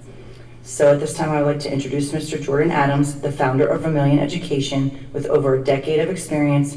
Mr. Adams holds a master's degree in humanities and a bachelor's degree in political science with teaching certifications across multiple subjects. He has worked as a teacher, instructional coach, and overseer of curriculum review and development at Hillsdale College. Now, as a curriculum consultant, he advises school boards, teachers, and professional staff to help strengthen the education they deliver to their students. Recently, Vermillion Education was hired by the South Dakota Department of Education to train teachers on social studies standards implementation. Welcome, Jordan, and thank you. Mrs. Blomgren, just really quickly, I just want to address a comment that was made in public comment that claimed that we need his written authority to terminate the contract, which is not true. We just need to put it in writing if we are terminating the contract. So I just wanted to make that clear since that was such a blatantly false statement. I would like to add something too with what Jordan said. All those other consultants were vetted and were brought to the board from the school, from the administration, from the experts. Now we're taking on a consultant for the first time that I'm aware of that was brought to by the board, was not vetted, was not discussed in public. So those comparisons are blatantly false, and we have not had a chance to vet this guy, and now we're all of a sudden having to listen. And for, in terms of Sherry Durr's contract, it's good that that was brought up because that's a very good example of something that was well defined. It was for no more than 9 hours of time, I believe. It was up to 9 hours. It is correct. And it was for very specific assignments. We discussed what those, what the role was. The role was to help the new director of pupil services transition into the job. There was no agreement to allow there to be any consultation for curriculum, any programming in the school district. It was very well defined. And also with Heidi Hayes Jacobs and Benna Kalik, I apologize if I'm messing up the names, but we had many public discussions about what those two ladies would do. Those ladies even had, as I recall, a forum here at Penridge in our auditorium. They came in and talked to us. I think it was about the sleep study. And as far as the community not asking questions then, but asking questions now, and you're referring to some times where, like the Laura Lomax, where we weren't aware of it. If you're suggesting that we should make the same mistake twice, I'm not sure what argument you're making there, but No, I'm discussing the outcry over it. It's very specific and very biased. That's exactly It's right. very biased. No, it's And not biased. Sherry Because when Durr's excuse me, contract- did I interrupt you when you were speaking? Let me finish what I have to say. When the public found out about Laura Lomax's contract, when we found out about these things, when we found out about the biases being introduced in our curriculum, we did something about it. We voted to end the DEI, get rid of the bias. We didn't renew Laura Lomax's contract. We didn't vote on So- that, Joan. Excuse me, we did vote on ending the DEI. Yes, we did. We did not voted on vote. ending DEI in No, the school district. we did not vote on that. I voted by What myself. motion? Okay, in August of 2021, we did have a vote on whether to continue with DEI. So, and in terms of the contract, Section 8 says, this agreement, and I didn't know until it was brought to my attention tonight in the public comment, it says, this agreement shall inure the benefit of and shall be binding upon client, Penridge, and consultant, their heirs, successors, and assigned. So apparently our heirs will be responsible for this contract. This agreement shall not be assignable by consultant and may only be assigned by client upon the prior written consent of the consultant. So what does that mean? Does that mean that he has to give his consent for us to no longer be bound to this contract? I think it's a valid question, and maybe our attorney should be here to answer it. Yes. He's not here.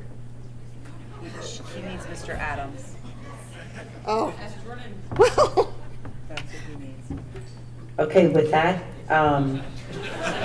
I mean, I could go on. I would love to go on and go piece by piece of the contract and talk about the sleep study that you're trying to say that the other consultants came and spoke on, but nothing on curriculum over 4 years that we spent over $100,000 Keep on. going. They Hey, this is came costing us and money. had It's on many, hold. we had many $145 an hour. discussions about the habits of mind and everything No, else. To say we no, didn't no is a presentation. flat out lie. No. We did. No 100%. presentation. It's not on board docs. Should be public. Can we move on? It is Okay. public. Mr. Yeah, let's let Jordan present. Thank you.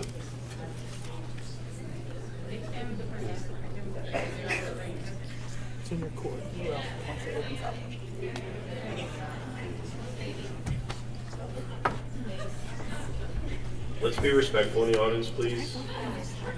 Thank you. August of 21. I'm so confused. I thought there were other people here, but I guess I was mistaken.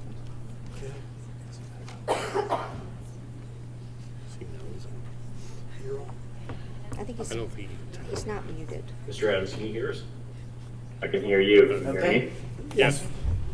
Okay, great.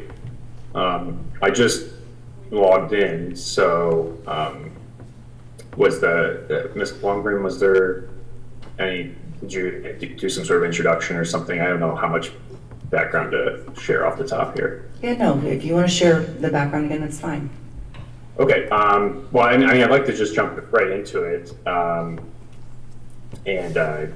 give just a brief account here. I think I can share my screen if I.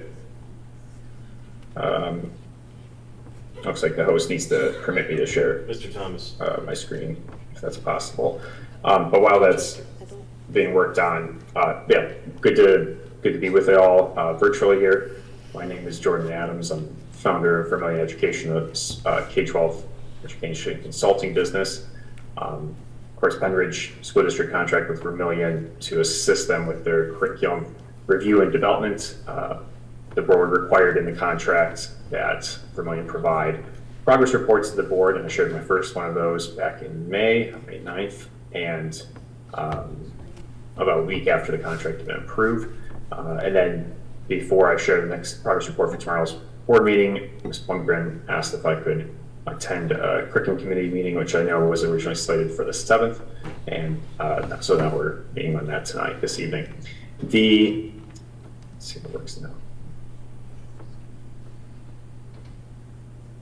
Okay. Let's see here. All right.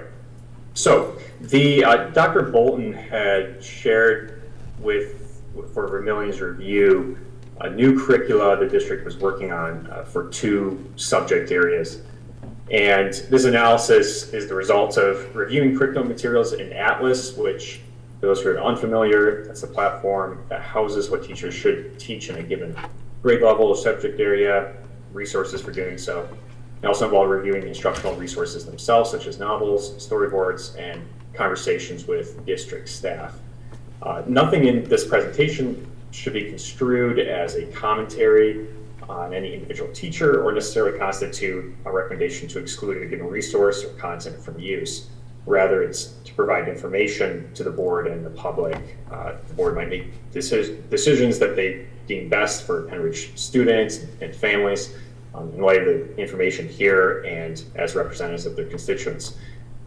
To my knowledge, the information is accurate, but there are, of course, many moving parts within the district, and adjustments may be made in light of new information produced by the district as it's shared.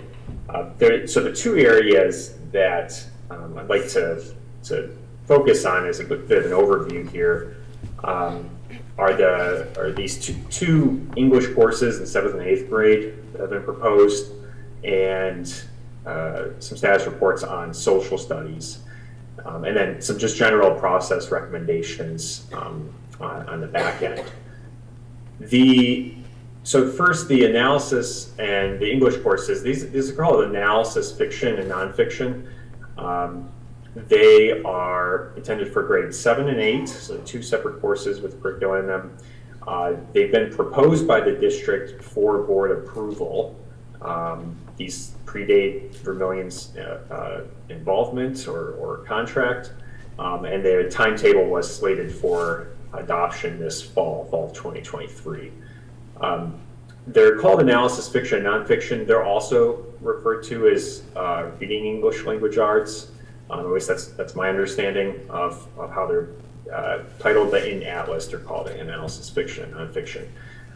My understanding from talking with district staff is that these courses are intended to be in addition to the standard English language arts course in 7th and 8th grade, and that it's supposed to have a reading focus to it. It's supposed to be an opportunity for students to deepen their reading skills and comprehension. So in looking through those courses as laid out in Atlas and in reviewing the materials, instructional materials used to teach those, there are a couple opportunities to strengthen the curriculum offerings that are there, and five categories in 5 ways, and I'd like to just walk through a couple of those here. So the first one is, I think there's an opportunity to introduce additional works of fiction, poetry, nonfiction for students, so they can read it, analyze it, discuss it, write about it as appropriate. The thinking here, what struck me is that these are intended as reading courses to strengthen reading comprehension and text analysis skills. That there could be additional works that will make them for stronger courses and make for stronger readers on the other end. Just to give a little bit of a breakdown of what is currently being recommended. So in 7th grade, this is 12 to 13-year-olds in a full year course, and to be clear, their strong readers will take the course for a half a year. Those readers who are struggling would take the course for a full year. And in 8th grade, if there are students who are still struggling, then the struggling readers would take a full year course. And so in the full year versions of it, there are 3 novels in 7th grade, 1 book of short nonfiction stories, 4 nonfiction articles, 3 excerpts from books, and 1 poem, with an average Lexile score for judging the difficulty of the text and scaling it with where students are at. The 760L, which is about 4th grade or 9 to 10 year old historical target, pre-pandemic was around 1080. Nationwide. In 8th grade, there were 13 to 14 year olds full year course, and this one again is exclusively for students who are struggling. They have 1 graphic novel, 1 historical work of fiction, 1 verse novel, which is a poem in book form, novel form, and 1 short story, a selection of nonfiction article options for a project that students work on, and then 5 excerpts from fiction books. The average Lexile score there is about 710, or 3rd or 4th grade level. Obviously, this course is intended for students who are struggling, so you're not going to necessarily expect them to all get all the way up to that historical target. But the historical, where we used to want students to be pre-pandemic was around 1140. So the main idea here is that by expanding the number of pieces that students get to encounter, that they get to read, that they get to grapple with, and gradually expanding and stretching students with the difficulty of the works over the course of the year, so that they can grow and make additional gains. I think there's some ways to improve that. The second opportunity is to ensure that text and topics will not disproportionately affect the students, vulnerable students who have experienced some sort of trauma in their own lives, or otherwise lead to destructive behavior on the part of students based off of the novel. So the concern here, or my worry, is that that obviously conflicts and trauma, those are parts of all great works of literature. If they all revolve around some sort of inherent conflict. And so they're going to be there, and students need to encounter those. It's one of the ways in which they broaden their horizons. It's one of the ways in which they get to experience or think through some things that they might not be able to experience. And when it's in the case of something that's negative, then it's good to be able to empathize with others through that experience, through that text. The issue isn't necessarily with any one particular text in there. So, for instance, The Outsiders is by S.E. Hinton is a text that's suggested, and it is one that involves some more serious scenes and some violence and gang related backdrop. By itself, it may be just fine to have in there. That's a classic text that's been around for a long time. I read it when I was in public schools, and I think, but it's when that becomes the main theme of most of the books that students are reading for the year. And the worry here is that they're going to the students who have experienced traumatic events are going to be brought through some of these things once again, and of course, district staff and counselors do their best to be on top of where students are at and who those students are, but we don't know everybody and what their backgrounds are. The other thing is that if it's not, is that sometimes it can give a preponderance, give students a way of thinking about things, or that is not something that's normally something that they would experience or partake in, and may lead to destructive behavior. Just the concern then is over the trajectory, the arc of those works for the course of the year. The third opportunity I'd highlight is which is somewhat related to the second one. Obviously, it's just to establish a clear district policy on whether mental health education and resources are to constitute English language arts lessons, or else be included as non-curricular presentation. And so obviously mental health awareness, suicide prevention, these are standard pieces that schools need to address. And there's whole policy set out to do that. And so this includes, in talking with district staff, I learned that there's policy 819, which spells out what this means in the district for this type of instruction.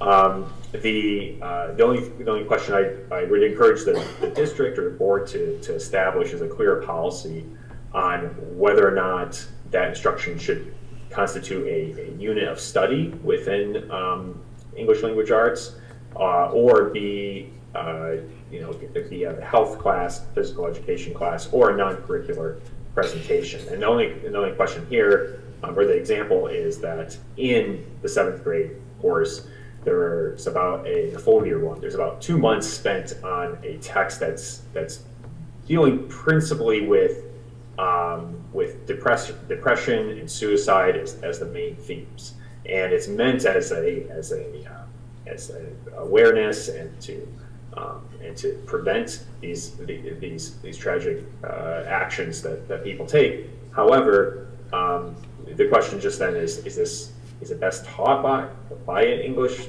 teacher? Have they had the right training for going through all these types of things? And maybe that is the case, and maybe that is the policy the district wants to take. But it'd just be good to clarify that and have that in writing. The fourth piece I would point out is to try to ensure that nonfiction articles include questions that help students identify the writer's perspective, thus shielding teachers from being unfairly accused of bias. And so in reading and studying and analyzing nonfiction articles, one of the benefits of that is for students to be able to identify, okay, what is the writer's perspective here? What kinds of things might they be bringing to it, or what things might they be omitting? And so that's one of the reasons why these things are included in the curriculum in the first place. The concern is that it's by not having additional context in Atlas in particular, in the curriculum to guide teachers and saying, hey, this is the context to pay attention to. These are some questions to ask of students to help them to identify that perspective. Without that there, I think there's a risk in opening teachers up to assertions or claims that they are trying to push a certain viewpoint or policy or something along those lines in their instruction, when in reality they're just teaching the nonfiction work article that has been supplied by the district through the curriculum in Atlas.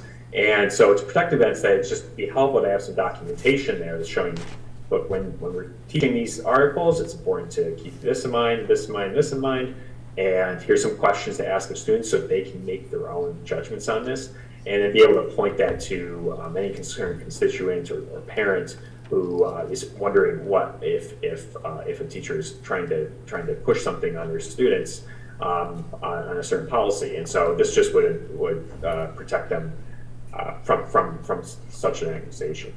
The last major opportunity to highlight here is just to ensure that all texts are free of any sexualized content that may be best left to the home or to parent discretion. Of course, there are a lot of classic works in history that make references to or implications or innuendo about sexual acts that are non-graphic, and many that may be in works that middle school students end up reading. William Shakespeare is a good example, or Homer.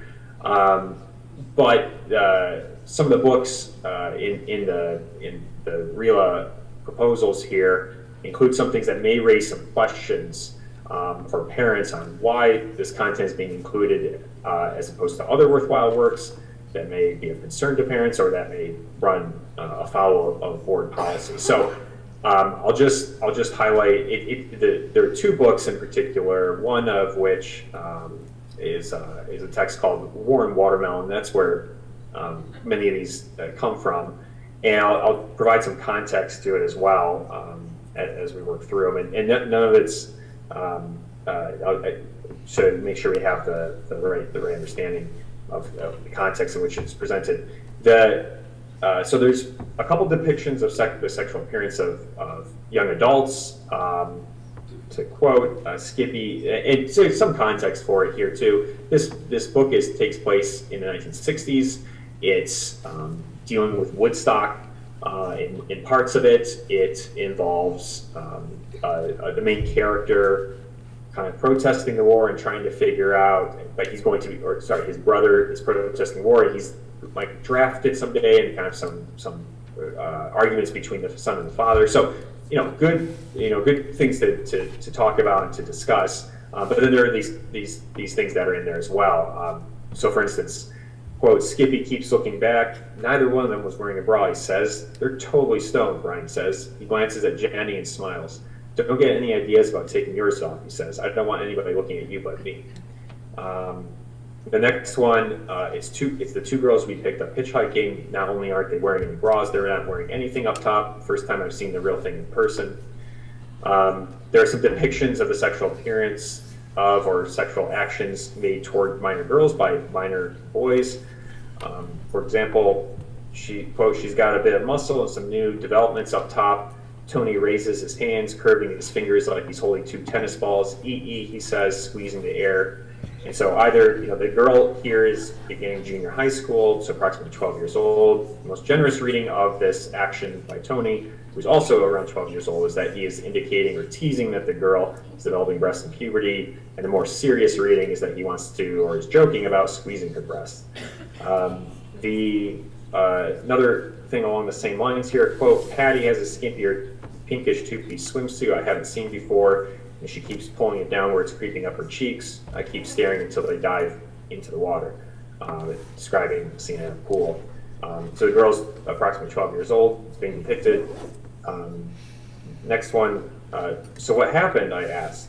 Well, she let me kiss her a couple times. It was good. Then I got my hands up too high. I said it was a mistake. The second time I did it, she belted me. Tony had no idea what he was doing, but I gotta give him credit. He was definitely in there trying. So with this one, the girl is beginning junior high school again, so approximately 12. The boy, who's also around 12 years old, it's implied that he is trying to either touch the girl's breast or else touch her genitalia and do something related to sexual arousal. It's not clear whether or not, the boy lies to the girl about what he is trying to do to her, and the girl punches him when he tries a second time and he refuses to take no the first time. The narrator indicates that he approves of this boy's attempt.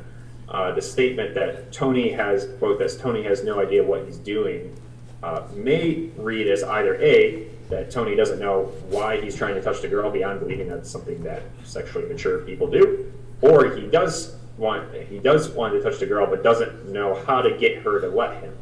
And so my concern here in the district and with students, and it's a concern that I think parents may have, is whether or not this is a model of behavior towards their female classmates and women in general that the district wishes male students to have in mind, especially as it pertains to consent.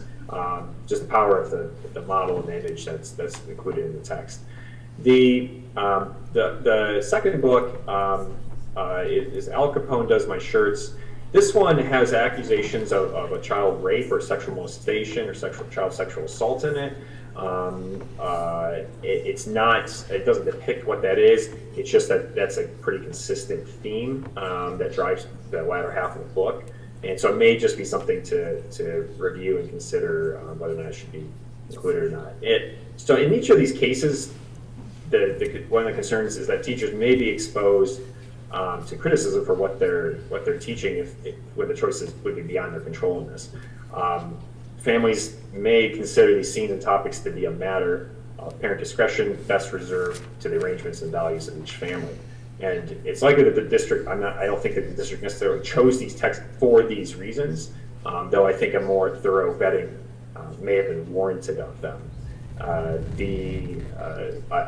should mention that since a preliminary presentation of these findings to district staff and conversation with them, district staff responded and suggested that they replace the recommendation of Warren Watermelon with other texts. Film Education has not been asked to review those substitute texts at this time. So those are the 5 main things that I would point out. In response to something I was asked if I could put together some sort of model of some recommendations on what it would look like as a potential as a model for these courses, something that the district can consult and use as they see fit in their curriculum review and development.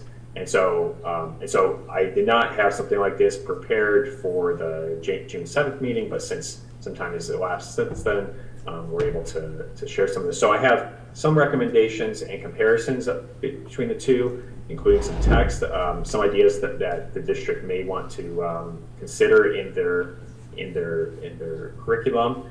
Again, per district contract, I don't have any authority to change anything in the curriculum.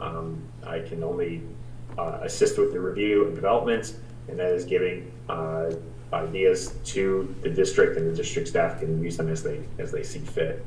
So without much more delay here, and this is something that will be in this report that's delivered to the school board for their full school board meeting tomorrow.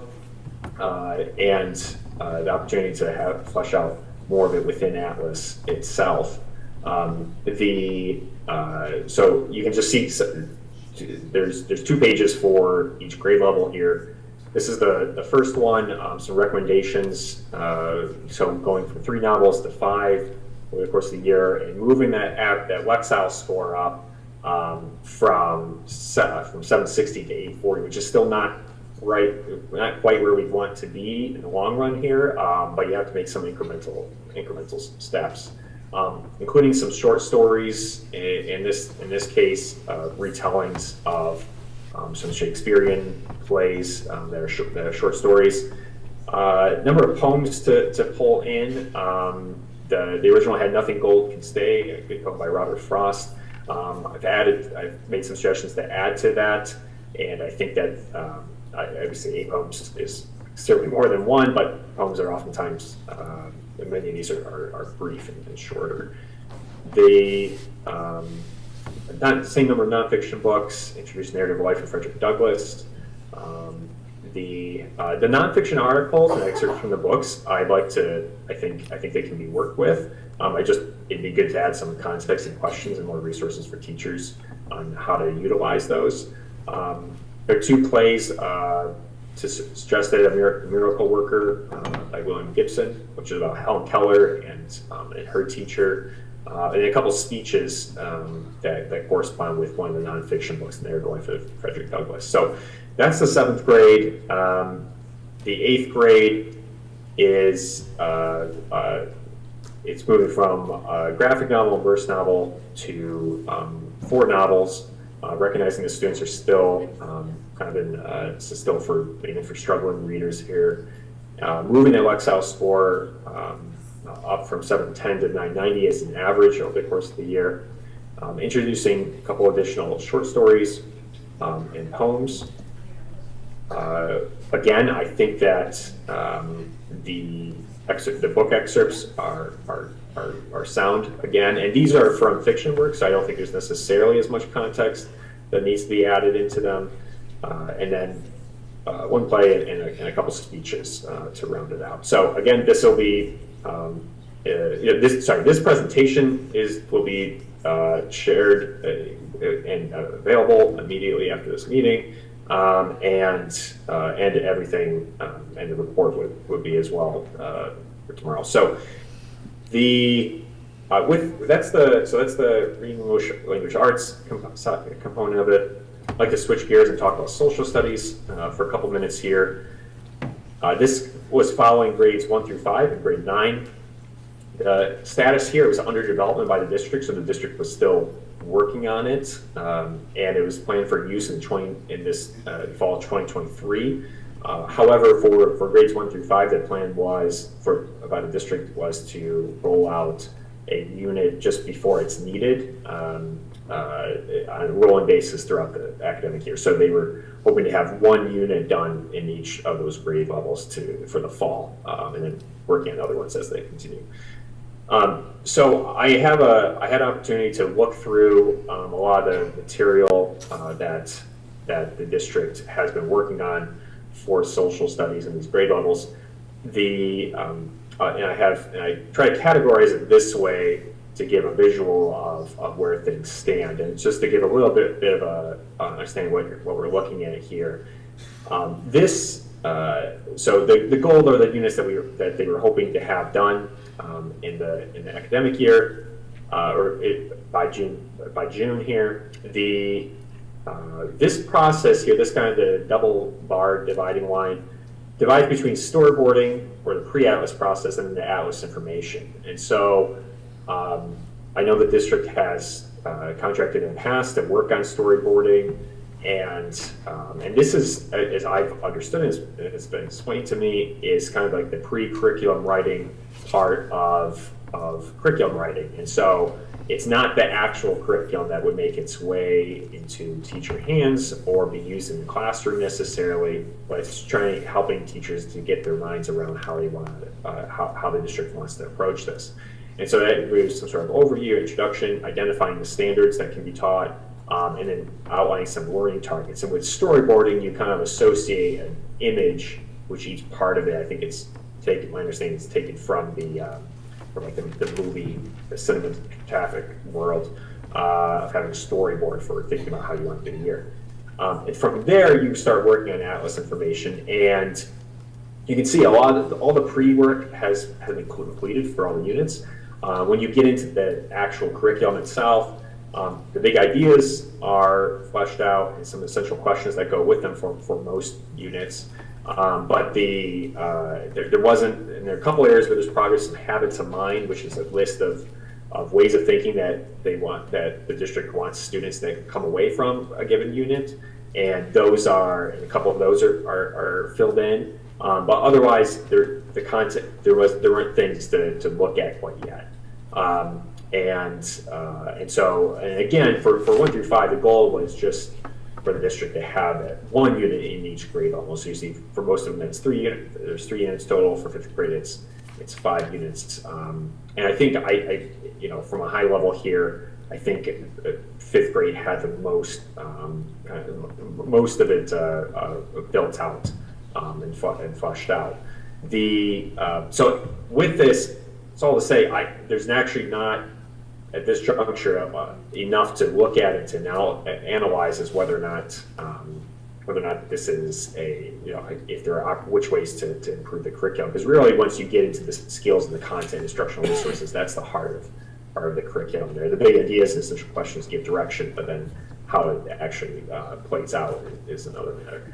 In 9th grade, the goal here was to have, the district's goal was to have the complete course ready for approval in June by the board. You'll see here that on the storyboarding side, 9th grade doesn't actually do storyboarding per se, but they do have these components of an overview and introduction, identify the standards, what are the learning targets, and you can see that there's a lot of things that don't have something ready to review or to look at, or some things that are still in progress. And I understand from district staff, it took a while for the district to be able to conceptualize what this course would be like, and there was some kind of figuring that out. But likewise, it's difficult to really give an honest assessment of what direction this is going in, and if it's how sound it will be. So that's just looking at what's available there. Now likewise with the June 7th meeting was canceled. I wasn't planning on being able to have something to share, but the board was asked if I could put again a model or some ideas about what that the district could use in thinking about social studies, and so they asked if I could take a look at the scope and sequence that is currently in place, so the one that the district is proposing, and if I had some suggestions on how might be best to go about it. So that we're aware, so everybody's clear, scope and sequence lays out, here's the grade level, and here are the main high-level topics that are covered in it, and you can see how that aligns with other grade levels and previous content. So again, just tools for district to use as they see fit in their work and revisions and whatnot. And this is broken down by elementary school, middle school, and high school. So you have the old units there, that's what had been going on, and then this work that the district was undertaking was to update that and revise it, and that's the district's proposed units in the middle column, and then finally the recommendations that I would make, and the last one, how to structure and organize it. In short, and I can walk through this briefly here, my recommendations would be to structure the grades 1 through 5 in doing world history, half a year of world history and half a year of American history, and pulling in all the content and arranging it in that type of chronological order. So world history would proceed from the ancient world through the 17th century or so, grades 1, 2, 3, 4, 5, and then the American history would cover from exploration and indigenous peoples, through the Civil War and Reconstruction twice, once through grades 1 through 2, kind of just a very initial high-level gloss, and then going a little bit deeper in grades 3, 4, and 5. For middle school, the district wasn't proposing changes up to this point. It was asked if I could give some ideas of what I think that might look like, but again, it's just one option here. But a 6th grade is kind of lasting ideas in world history. 7th grade as American history, and then through Civil War, going deeper into it, and then American history, modern American history, or American history since Reconstruction. In high school, it was scaled back from 4 years of social studies to a 3-year requirement, and then there was some debate over how to structure that. What the district's proposed units was to have an American Studies course in 9th grade, and I haven't delineated between the different humanities or honors and regular at this level, but then having and keeping the AP US history in 10th as an option, and modern US history, and then world history and AP world in 11th. So recommendation, and these are, you can move these around a lot more easily. The main thing here is you have to make sure it syncs up with students, what they've taken already, what's required for graduation, and the like, and consider AP offerings. But world history, and then American history, and then a semester of U.S. government and civics, 11th grade, and a semester of economics, and of course the electives stay there. So from there, I'd like to the last part of my presentation, I know this has been going on for a little while here, is just some general process recommendations for curriculum development overall, some things that I've observed, and I think it might be helpful if the district makes a couple adjustments here and there. So a couple 6 highlights. One, I think it'd be helpful to reviews and add additional specificity to the standard operating procedure, SOP, for curriculum review and development. There's one in place. It just doesn't have a lot of check marks, in my opinion, that states exactly which things are being delivered to whom at which times, and who has to sign off on those as they proceed through. So I think it would be helpful to include those in there so that the board and the public can be clear about where exactly each part of this process stands. And then also to know, if you have a question about how something was arranged that way, or something that was included or introduced, then the people to ask about it in order to get that information. The second one is to develop and publish a K-12 scope and sequence for every subject to ensure vertical alignment across the district. And this is something that the district, as you saw there, had done for social studies, and I think it's really valuable and helpful to see how things connect between grade levels. It's very helpful for teachers as well to see where one grade leaves off, where they're picking up next, and of course there's communication between those different grade level teachers, but then also where does it spiral at all, coming back to it again and going deeper later on in the student's K-12 career. Number 3, there are learning experiences in Atlas. These are activities or assignments students engage with directly. Currently those are restricted from public view, and I think I would recommend making sure those things are available to review. Of course, you don't want to have assessments available to public view, because then everybody knows what's on the test. But the assignments and activities and things like that go along with it. I think it's something that right now it's only accessible to folks within the district system. I would try a couple places in the Atlas are really good at this, but I would consistently clarify that what's a recommended resource versus a required resource, and delineate between what is a student resource and what's a teacher instructional resource within Atlas. Like I said, some units and grade levels do that well. Other just be a good best practice to carry through across the board. including documentation on any supplemental instructional resources that have been suggested by teachers and approved for use by supervisors. So within that was under instructional resource, and I think this is a really great practice that the district staff have put in place.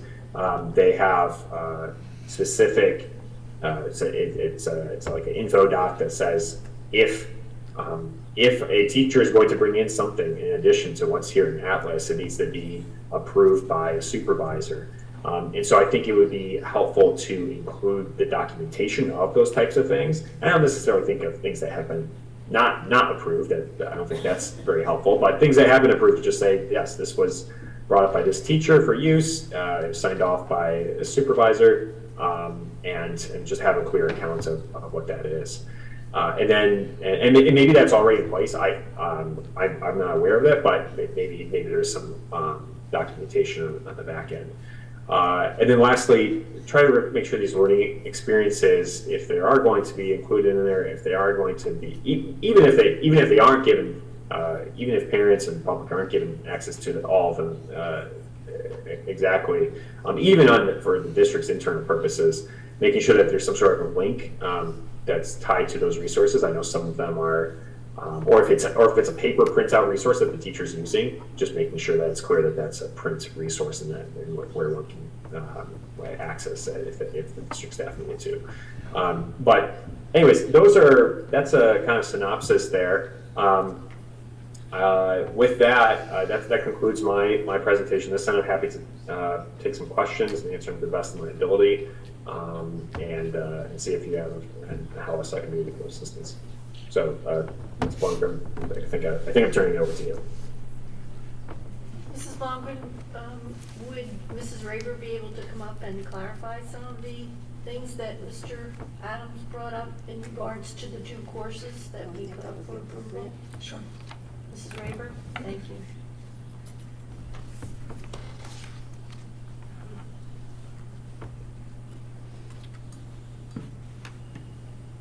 Hi everybody. Hi Mr. Adams. I'm Sarah Raber. I'm the K-12 supervisor of RELA.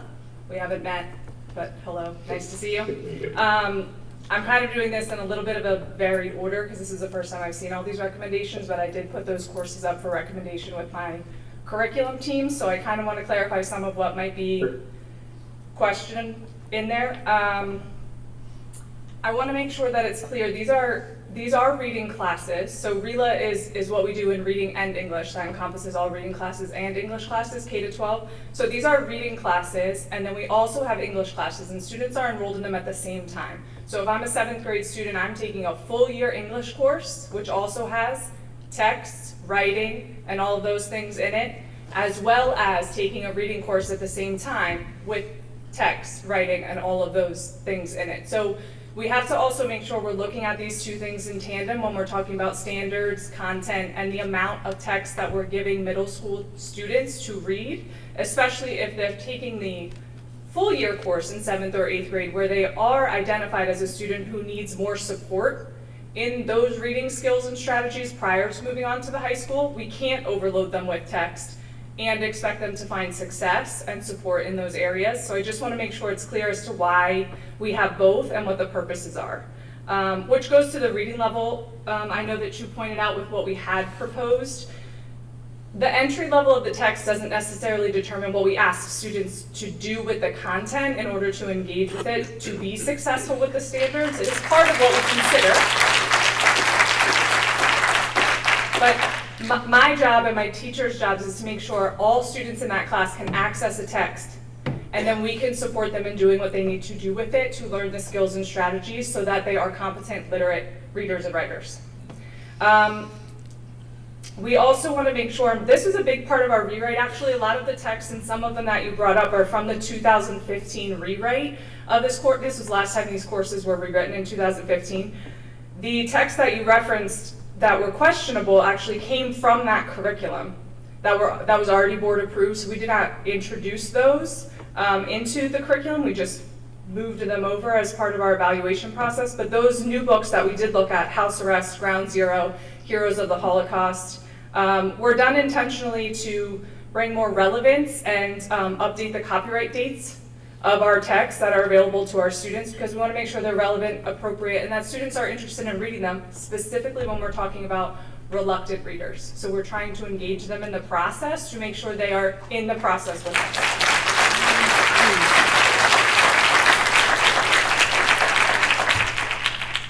As far as nonfiction articles and text, I completely agree with you. We want to make sure students are engaging in their own, in finding their own perspective, not just that of the writers, but all of our teachers make sure that any text we're engaging in, students are reading it to figure out, identify, talk about, and write about their own perspective of that text, knowing what the writer has brought to it and what they're bringing to it as well. So those are questions we absolutely ask. They're not articulated in Atlas, as you had pointed out, but they will be articulated at the learning experience level.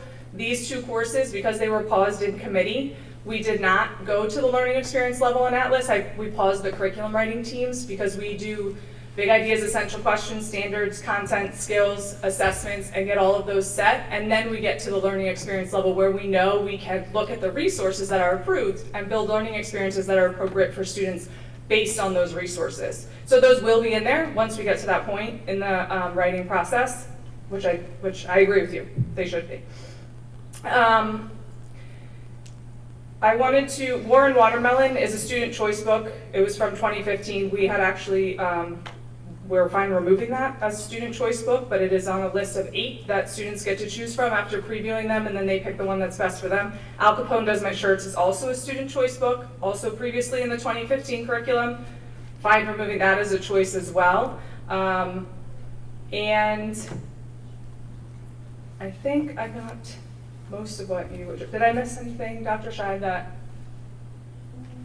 you wanted me to address, or anyone, sorry? No. I can't get my other. Oh, I know, sorry, one thing. About the text that you recommended, I couldn't see all of them because the font is very small for me back here, but from a vertical articulation standpoint, a lot of those texts that you did suggest appear in other courses in Penridge, because these two are our last secondary courses that need to be approved by the board. We have renewed and gotten all other secondary English RELA courses approved. So we would have to work together to look at some of those resources and where they already appear. Night is in 11th grade. The Road Not Taken by Robert Frost is in our 7th grade writing curriculum.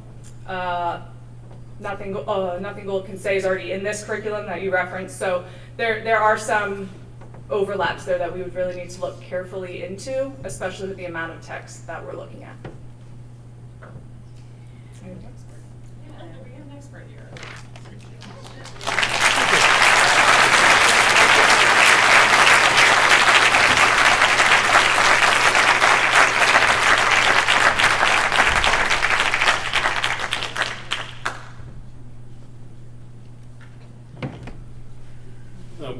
No more questions. And so I had a few questions for you, Jordan. Just want to know, in your experience, I guess you've been in business 5 months, how many public schools are you consulting with? I don't need to know the names of them, just the number. Yeah, sure. No, you're right. Yeah, I mean, so yeah, Vermillion Education got off the ground in March is when it worked on in earnest. Yeah, so I mean, Penridge is the first board that is contracted with Vermillion Education, and I'm happy to start off working with you guys. And do you have a prior experience in working with public education? I worked in a public charter schools in the past, and I've worked in public education standards and things like that at the state level. I have other questions, but I think I've heard enough answers. Thanks. Jordan, did you have any follow-up? I know Mrs. Raber had some follow-up thoughts. I didn't know if you had anything to follow up with her. No, that was, no, of course, it was very helpful. I think, so yeah, a couple things that I'll just clarify there or respond to. You're absolutely right that with the reading courses, we want to make sure that this is in addition to the English language arts course in the first place. I think that's an important point. I think it's something that in my recommendation I've tried to adhere to and to bear in mind. And so maybe that's one of the things that maybe not all the books are used if the district decides to go in that direction, or maybe it's modified in some other way. But that's right. Referencing things from the 2015 rewrite or previous included books. I'm just. I think that's probably a point of order, or a bit of information to just have out there in general. But what my task here is just to talk about what's there, and the background of how it got there is not something that I'm writing in. So I think it's really good to have that out there. But that's my focus is just looking at what's being proposed. I guess with the learning activities, I guess it's more of a question of a procedure. Whether or not when a board approves a course, that they're not necessarily approving the learning experiences or activities or assignments. I don't know if they ever have to approve those, or if in Atlas itself, not things that teachers will generate in their own classrooms, but if there's anything in Atlas. So that's just one question. It's more of a process question. And then, same thing with suggested text. I tried to be aware of that. I think if there are areas where something is that there's a duplicate, obviously that's something that I can address. I didn't think there were too many that at this reading level that were in the high school secondary side, and I know I was looking at the elementary side as well. Obviously those things need to be lined up if that's the case. So those are my initial responses there. But again, and also on the perspective piece as well. Yeah, my insinuation, or what I'm trying to say is not something that, I'm not insinuating that teachers are trying to do this, or that they're not doing this actually, or that they're failing to somehow make sure that students are identifying perspective and things like that in text. I'm just saying it'd be helpful to have that in documentation itself, and to have it on the books, as it were, so that they're not left open to some accusation of that sort. So, and I think it sounds like you and I agree that needs to be there in some form, in some juncture. So that's just some thoughts that I have in response. So I wanted to ask Mr. Adams, can you give the community an overview of your understanding of your goal, or what you're being charged to do? Sure. So for contract terms, it's to assist with the review and development of curriculum, and so to be of any asset that I can be to the district staff and the board in doing that.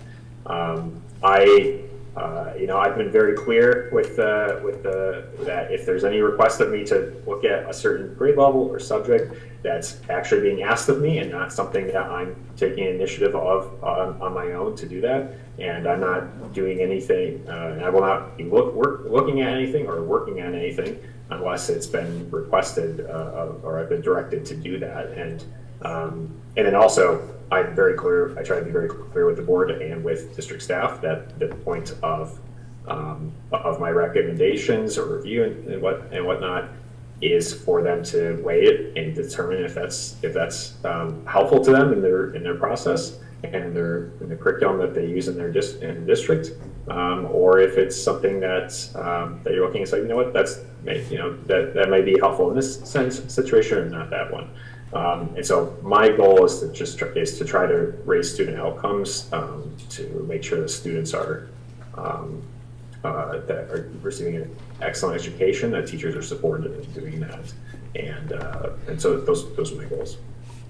So just building on that, what would be measures of, how would we measure some of those outcomes?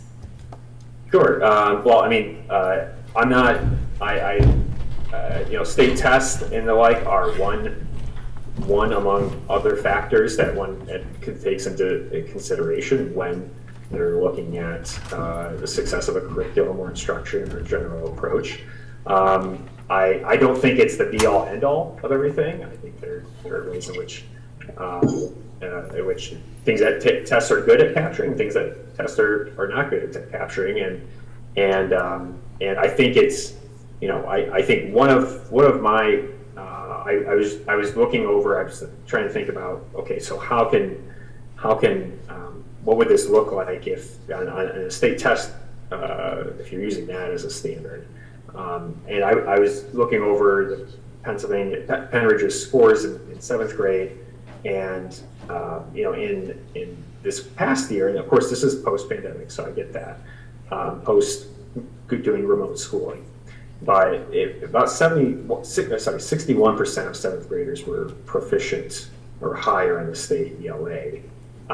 And before that, back in 2019, so 3 years before, right? It was closer to 75. So that's a substantial drop, of course. And in 8th grade, it was 57% of 8th graders, and before it was 68%. What it's still working out to is we've gone, you know, we went from, you know, you still have nowadays 4 out of every 10 students in 7th grade who might not be proficient in this, which I think is one of the reasons why the reading English language arts courses are being proposed in the first place, is to try to remediate that. And in 8th grade, it's 4 or 5 of every 10 students. So we're kind of at a point of like doing every other. So I want to see that move up, and I mean I'm of the opinion that we really, I mean, I know it's not necessarily national trend-wise the standard, but I mean, I think you want to have 80 to 90% of your students proficient and higher, and I think that's achievable. And so it's just kind of trying to keep moving that direction. However, that's not the only factor. I think one of the things that's it's more anecdotal, it's more talking with parents and getting in word of mouth. But you know, I personally, I want, and I'm sure all great teachers feel the same way. You want students to really be enjoying the classes, and you really want them to be talking about what they're learning at home and just kind of sharing it with the parents, and something the parents notice and take note of. And so that's more, and I share that as a criteria as well, because I think the test and numbers can leave out that component of it. So I don't think you can just go with one, but those are two things I look at. I think there are other things you can consider as well, but those are my main two, that kind of on both sides of that equation. Ms. Blomgren, would Ms. Vitale be able to come up and follow up with Mr. Adams as well about social studies? Sure. I just want to go talk about RELA a little bit. You had mentioned, so I know there was a discussion about whether or not you go with the classics or go with, you know, content that's more relevant. I guess I'm not sure where that balance is, but you had mentioned that there was a lot of, you know, that the options, and I didn't hear a lot of, you know, all of your details, but you had mentioned like suicide, violence. I heard the sexual content piece, but I don't know if you could elaborate. You said that that's primarily what the choices were. I didn't know if you So yeah, so that's mainly in reference to 7th grade, some of the books that are there. I can share some of the elements there. So one of the main books in there is a book called Tears of a Tiger, and the main plot, and again, it's not just that it's one text, it kind of seems to be the arc of the class. So just maybe something worth adjusting, but the main plot involves a teenager who is drunk driving, causes an accident. He and 2 of his friends escape the vehicle, but one more friend is pinned in the car with his feet stuck through the windshield, and the car catches on fire, and they watch and listen to him burn to death before their eyes. And the boy who causes the wreck becomes increasingly depressed over the course of the novel, and that's the novel. And near the end of the novel, he uses a gun to kill himself by shooting himself in the head. And so you know, that's the arc of that one. There are some passages that I think are you know, just more little more graphic and detailed than, and I don't know, psychologically traumatic for some students maybe. So I'll just share one or two. Quote, witnesses say the car driven by Andrew Jackson had been noticeably weaving across the lanes of expressway just before it hit a retaining wall and burst into frames. Jackson, who police said drinking was taken to Good Samaritan Hospital. Robert Washington, however, was sitting in the front seat next to the driver. His feet were on the dashboard. The force of the crash sent his feet through the windshield, hitting him inside the automobile. The car's gas tank then exploded. Although Jackson tried frantically to help Washington, he and his friends watched helplessly as Robert Washington burned to death. And then an account of being the whole car is in flames and Rob is still stuck inside. We can hear him screaming, "Andy, Andy, help me, help me. Oh God, please don't let me die like this. Andy." He screamed what seemed like a long time, but it was real quiet. And then there's a account of when he, of his thoughts, the boy's thoughts before he committed suicide. And it says, it's not, quote, it's not that I want to die, it's just that I can't stand the pain of living anymore. I just wanted the hurt and pain inside to go away. It's like a monster in my gut, eating me up from the inside out. Actually, I feel like the only thing that's keeping me from going crazy is this terrible, terrible pain. There's nobody home. Everybody's gone for the day. I left for school, but halfway there, I forgot where I was going or why. So I came back here to sit on my lumpy, linty bedspread, wishing I had never been born, stroking the smooth, cool barrel of my father's shotgun. It's very, very quiet. I'm sorry for all I've done. So sorry. So very, very sorry. And I think the implication is that he pulls the trigger. And then the last bit from that one, I think maybe the highlight is that the counselor has students write letters to Andy, which is a way to process for students to process the grief. And he's the boy who kills himself. And but some of these are more intense than others. So this one, dear Andy, you know what really pisses me off? You're a coward and a sellout. You decide to end your life without saying goodbye to anybody, without asking anyone for help. You deserted your friends and family, the people who love you the most. Suicide is the coward's way out. Brave men face their problems. So what does that make you? I don't want to face my problems either. What does that make me? Do you know what courage is? I guess you don't. I hate you for leaving me here. I hate you for making me feel this. I hate you for making me cry. I hate you for making me face death again so soon. So my concern there is for students who may be going through and thinking about some of those things, and without some considerations in mind or the right training and whatnot, does that reinforce what they're already feeling about themselves? Or what?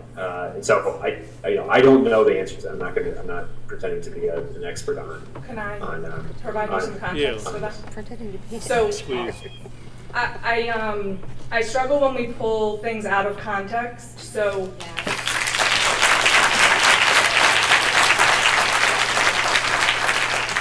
I don't necessarily mean to read aloud. I mean that we're pulling a text from a unit and talking about the text in isolation, which is very dangerous to do in curriculum, because the reason we choose resources in curriculum is because they serve a certain purpose to address the content, skills, big ideas, and essential questions that we are working towards with students. So in this unit in particular, which I'm sure you've reviewed, the things that you brought up are on point. That's 100% is in the book. Those are topics that are covered in the book.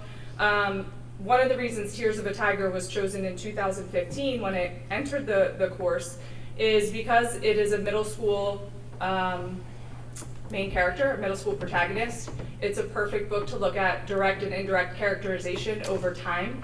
It's written in various formats: dialogue, diary entries, phone conversations, counseling sessions, homework assignments, letters, all things that are really short but really relevant to middle school students in terms of access and things that they would also do in their daily work.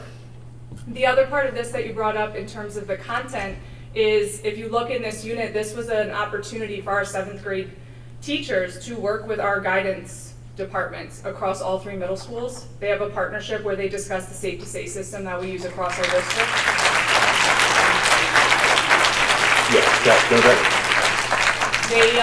They rely on the school counselors to work with our students and our teachers to say, these are topics you're reading about. These might be feelings you're having, experiences you've had, things you're thinking about, friends you know, family. These are the safe outlets, the right outlets, the people you talk to, the resources you have because you go to this school in this school district that has amazing resources for you to have and for your families to benefit from. And so we're very, very, very careful in the RELA department to not take things out of context or in isolation and try to teach them ourselves. We're intentional about the partnerships that we have across content areas in our schools in terms of resources like guidance counselors, our building administration, our ISD, our reading specialists. Everybody's a part of this to support all students. So I just really want to make sure it's clear, because this is, the public is listening to this whose students have been reading this book for a long time under my direction as well. And it's not meant to do any harm to any student or exacerbate any issues that they may have. It is to help students learn to read, to learn to write, and to understand that every day that they come here, they have resources and they are cared for by the people in their buildings.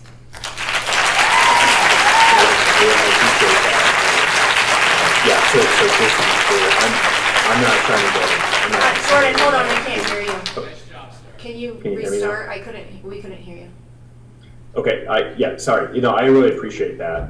And I don't think, I think you said, no, that's not the intention. I'm not saying it's the intention either. I'm saying it might be some things to just think about, and perhaps it's the case that these things have all been thought through that way. I think that one of the things about whether or not it constitutes a unit of study, that it was one of my 5 points, is that just can the district clarify whether or not that should be the case, or if it's best reserved for its own unit. I think there may be other books too that can accomplish a lot of these same goals here. So I agree that all those factors come into it. My main question, it still goes back to, are those types of passages and those experiences for students the things that we want posited at this grade level and with students? And so maybe the answer is yes. Maybe it's some modification of it. I'm just raising the consideration with it, and it sounds like there's some conversation to be had there about it to either explain more of where it's coming from or to make some adjustments in the future.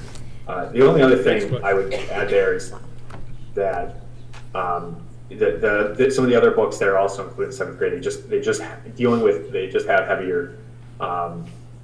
It's a pretty consistent heavier themes and throughout them, and so it's not even necessarily one book on itself. It's just more kind of the arc of the thing, and so just kind of something to consider in reviewing those texts.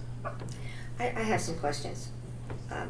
So I was under the impression that there were conversations that took place with the teachers, and I'm wondering how some of these things were missed, like the vertical alignment, the fact that some of these books are covered in other grade levels. I know that we've talked in the past about imbalance. When I say we, I'm talking about the school board. I remember Christine bringing up this concern about having an imbalance because our units seem to feature a lot of negativity, for lack of a better word. So suggestions were made, and to the credit of our, RELA professionals, changes were made to curriculum to bring more balance to that. And I don't understand why that same thing couldn't have been achieved just by us having those conversations. And I also noticed that we've spent a lot of time talking about RELA this evening. We kind of jumped right over social studies, where I noticed a lot of world history was recommended, which is interesting. So, but at any rate, why I'm a bit confused is because we spent most of the time during this presentation talking about RELA, hearing excerpts read from books, but back in April when this contract was presented to us, it was presented as a social studies consulting contract. And now we've talked about, and I've never gotten a straight answer. I haven't gotten a straight answer. I did ask you, and you said that you were asked, Mr. Adams. Sorry, you're not here, so it's hard for me to make sure I know that I'm referring to you. I asked you, Mr. Adams, in an email, why the scope seems to have changed, that you are now consulting on RELA when it was presented to us as being for social studies. And you did say that you were asked to do that, but I guess I'm just now asking in general terms of the board, this is wildly off the path of what it was intended to do. It doesn't seem like there was a lot of communication that could have saved time, quite frankly. I mean, we've paid for 60 plus hours of consulting, and a lot of these things that were given, in my mind, I mean, I was writing some of these things down, it seemed like a recitation of what Penridge is already doing. And I don't blame you for that. I'm just making observations, and I know that you're in the hot seat, but at any rate, those are my observations. Right after hiring Vermillion, there was all of a sudden a RELA proposal that none of us had heard about that was going to be going on the agenda and we had like 24 hours, 48 hours notice, which apparently is okay with everything else, but no, it's not. So the idea was to move it, to have that discussion the following month and have him review. He's here reviewing and sharing that content. To your point about the negativity, I mean, I guess that's kind of my concern is we did talk about that. There was all these units being proposed in the high school that were all negative, doom, gloom, suicide, whatever. And there's a time and place for that, but like, that shouldn't consume all of your RELA, right? Like my concern is, and then we're looking at 12-year-olds, and look, a car accident you should learn, don't be, the negative impacts of drunk driving, but when you're 12, I don't know that you're necessarily thinking about drunk driving. I think you're thinking about drunk driving. I think those are topics as you become 15, 16 years old. But right, you're not even driving.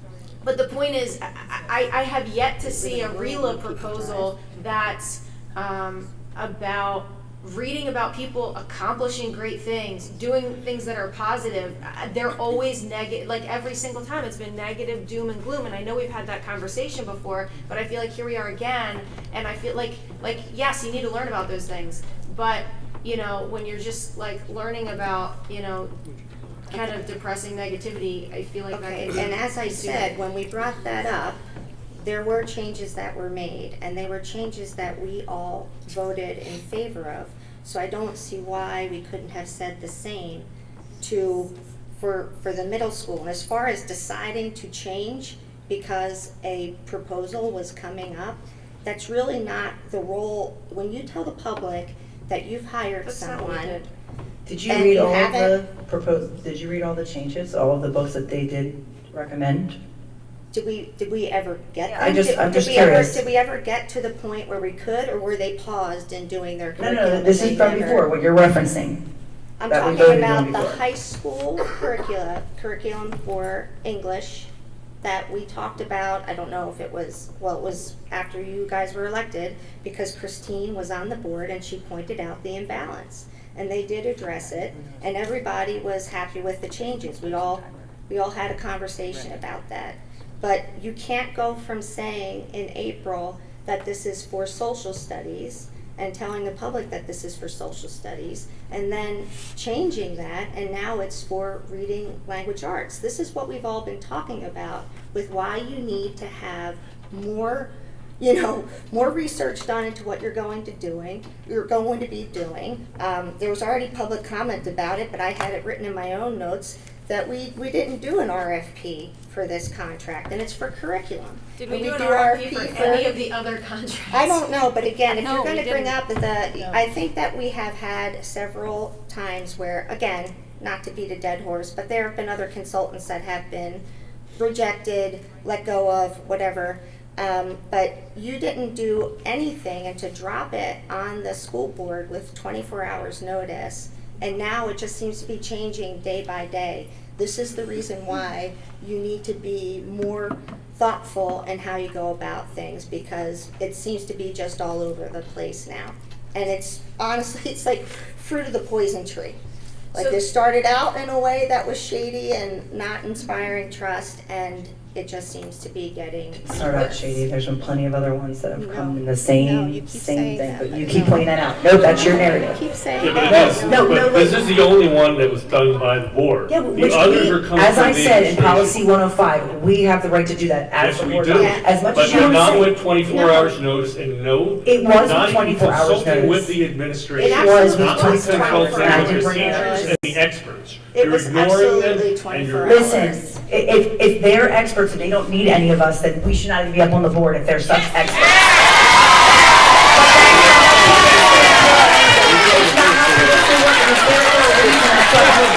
Specifically. Specific. That's our point up here. Listen. May I address a few questions to Mr. Jordan? Or, No, sorry, real quick, Ms. I want to say two more things before you move on to social studies. So, first off, in the contract, it states reviewing curriculum, making recommendations, not just a social studies consultant. That's You said all. social studies No, at the meeting. don't interrupt, Joan. Go You back. asked me You when said to I so- no, interrupt you. I take my Don't interrupt cues from me. you. We're paying Oh this my guy God, $145 you're an hour to watch you guys argue. Listen, and how much do you know that we've paid other consultants? We just skipped that. We're just gonna brush that under the rug, and we're not even gonna discuss it. Just because it was recommended, they were here for 4 years. We spent over $100,000. It's not even an hourly breakdown. There's nothing that's even posted, presented of what we've even paid them for. And the scrutiny that we're getting tonight and that we've been getting is absolutely hypocrisy and ridiculous. Oh my gosh, it's racist. Are you kidding me? Yes. Stop. Stop with the nonsense. It is not racist. Yes, it is. What I got from tonight is our books are surrounded by trauma. Ms. Raber brought up Safe to Say and the partnership with the guidance counselors. Okay, I wasn't around in 2015 on the board. I was as a parent, but my kids were not in middle school at the time. I would have loved to have known that. I'm not sure if that was presented at 2015. I'm not sure if the parents of the community were even told about that. Safe to say, in my district, we do a presentation and an assembly on it, not in curriculum, not in the English language arts classes. So Experts speak. I'm allowed to speak. I'm allowed to speak as well. That's fine. You keep running on your train of experts. Can It's I fine. clarify what I said about Safe to Say? I don't want to make it, I may have made a misstep if it wasn't clear. Safe to Say is done at all of our schools and it's handled at the building level. This is a layer on top of that to say we have this resource and use a guidance partnership so that my teachers, my RELA teachers are not the ones delivering that. That's not their area of expertise. Was that all communicated to the board during that time when it was pitched, and was it communicated to So in families? 2015, I was a teacher at South Middle School. So I did not bring that curriculum to the board. That was a different supervisor. I'm bringing this curriculum, 7th and 8th grade, this version of it, this currently updated version that was going to come before committee to you with Safe to Say in it with a guidance partnership because that's under my direction. So then you were planning on presenting that as well? The courses. Because what I agree with Mr. Adams is that some of those values and those things should be left up to the families to decide if that should be in there. So you saying that you're making the partnership with the guidance counselors and discussing some of those deep topics from those books, you're leaving that up to the experts, not the parents, who are the ultimate experts of their children. I don't think, wait, can we wait for just one moment? All the parents are here, all the parents are here. Okay. Who's saying yes to this? Who? Multiple. Only about 5. Who's saying yes to this? There's going to be a point in education, you cannot possibly avoid having an overlap between difficult topics and difficult subjects and what children are going to be learning in class. If you're trying to do that, it's an impossible task. I understand that we need to be mindful and try to have balance and not, I agree with that 100%.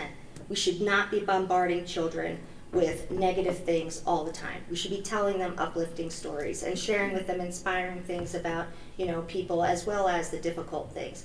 But if you think there's going to be this complete separation between difficult topics and the classroom, you're living in a fantasy world. I mean, that's life. They have to learn about those things. You just have to be careful with how you do it. May I address Mr. Adams now? Thank you. Hi, Mr. Adams, nice to see you again. We met once before on a Zoom meeting. I would be remiss if I didn't ask you to clarify a few things for social studies, considering that the teachers are probably in tears right now, thinking that their entire scope and sequence from 1st grade to 12th grade is completely changed. Do you mind sharing your screen again so that we can see the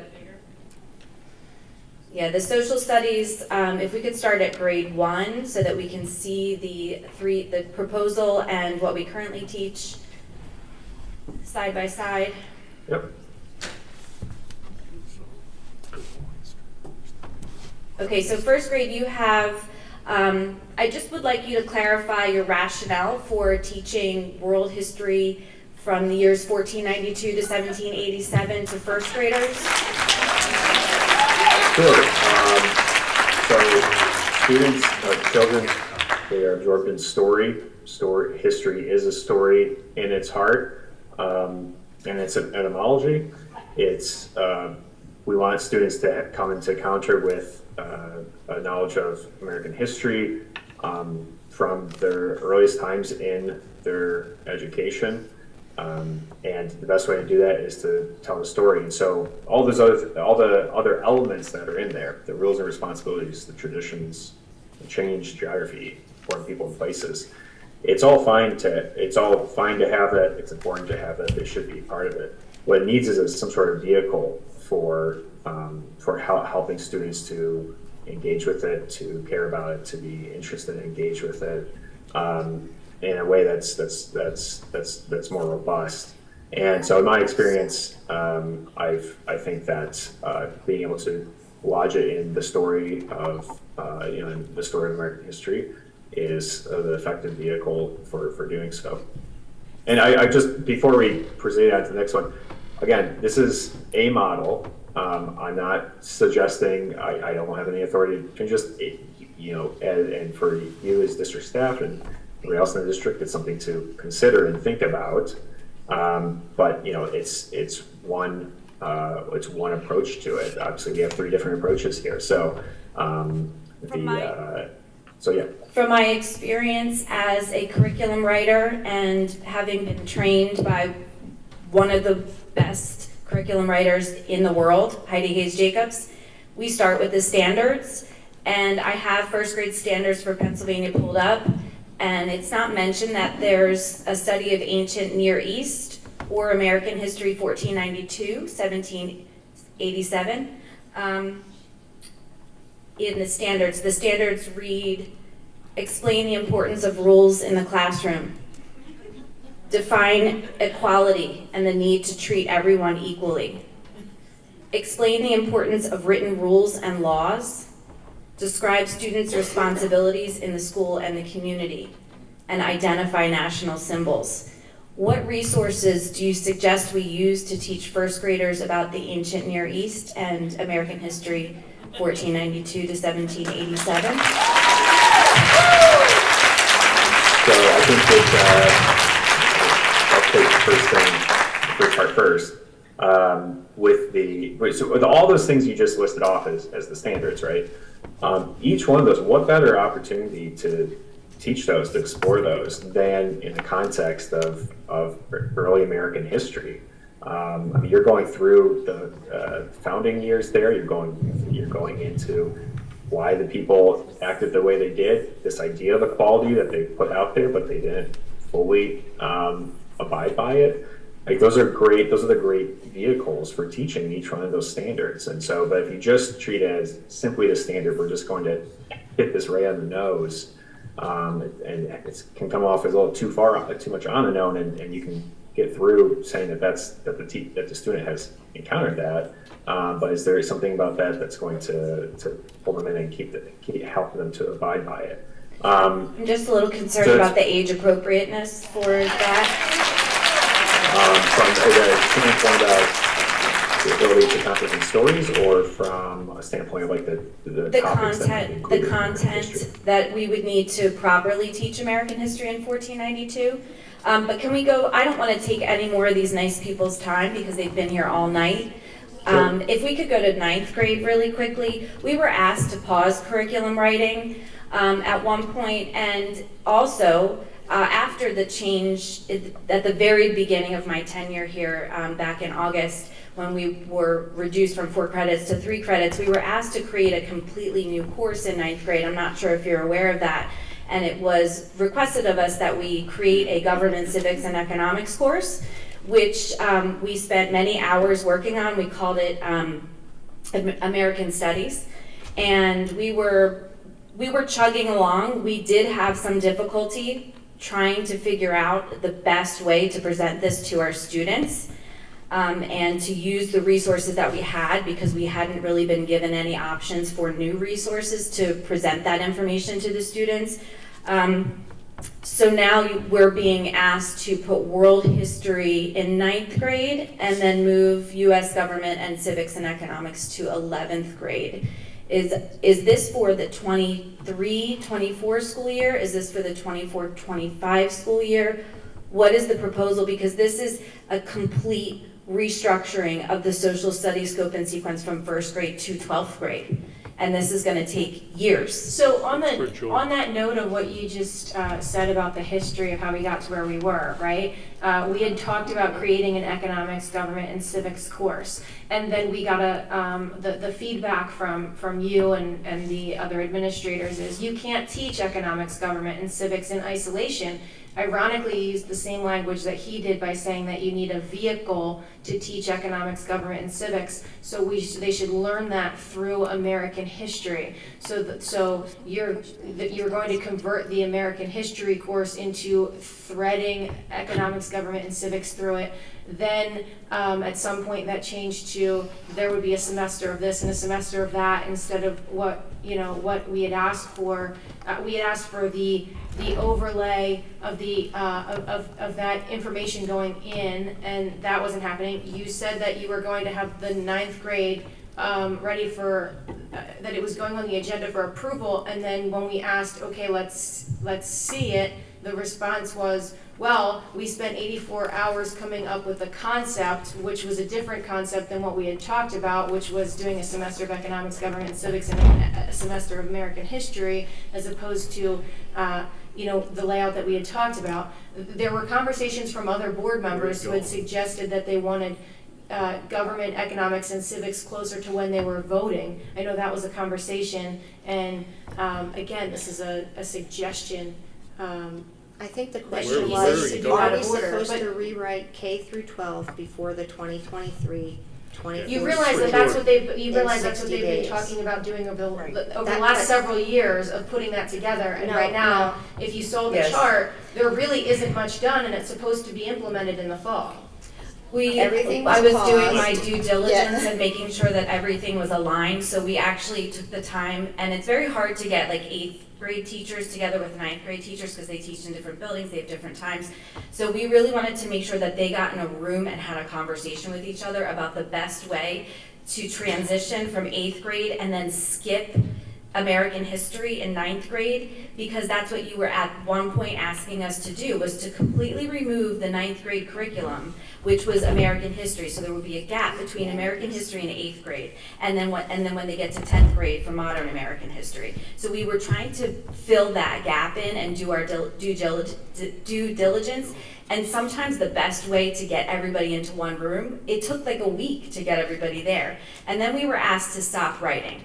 And so we did. We completely stopped. We didn't even look at the standards. We didn't look at anything because we were asked to stop. So it looks as if there's not a lot done, but I guarantee you we could have had this done. We could have definitely had 1 through 5 done, at least Unit 1, if not Unit 1 and partially into Unit 2, done by June. You were teaching early American history in 9th grade, and then they were learning U.S. history in 10th grade. So there was you were learning it. You were learning early American history twice, unless you were taking 3 modern times. American There's history. a lot of years. But every other school district that's top ranked has 1 year of U.S. history, 1 year of world history, 1 year of economics, government, They and do it civics. in middle We weren't school, doing too. any of that. We also think it's important to teach 7th grade geography. So we do ancient in 6th grade, then 7th grade geography, and then 8th grade we start with early American history. the foundations of America. I do want to point noticed, out that there was at one time a proposal being made to eliminate world history as a required course for Penbridge. So to bring it up as something that other schools are doing, Central Bucks actually requires 2 years of world history, but I want to remind that that was part of the proposal that everybody seems to forget. You wanted to eliminate world history as a required course, and if you tell me that I'm lying, I will go find the tape right now as we sit. We said that we wanted to move it from 4 required courses to 3, which is what we were already You requiring wanted to because the remove 4th world year history was as an a required- elective, you but wanted the to remove- response from the administration was that it would cost $500,000 My and point- whatever my to point just is- to make the last year choice a choice, which it already was. My point is that you proposed removing world history as a required course and leaving it only as an elective. Mrs. Vitale, please go on. Is this proposal for next school year, or is this for the following year? Just so the teachers know when they leave here and they're home during the summer, that they're not, I mean, they're. No, I feel like the recommendations, the world history, American history, U.S. government civics, that is just recommendation. There's too much scheduling that's already taken place, so that would not be plausible, I feel like, to move those courses around at the time. The reason during one of the Zoom meetings that we asked for social studies to be paused after we hired Mr. Adams was to not waste some of the time of the teachers at the time, to give time to review. We and to have appreciate that. Okay, so that was the main reason for that.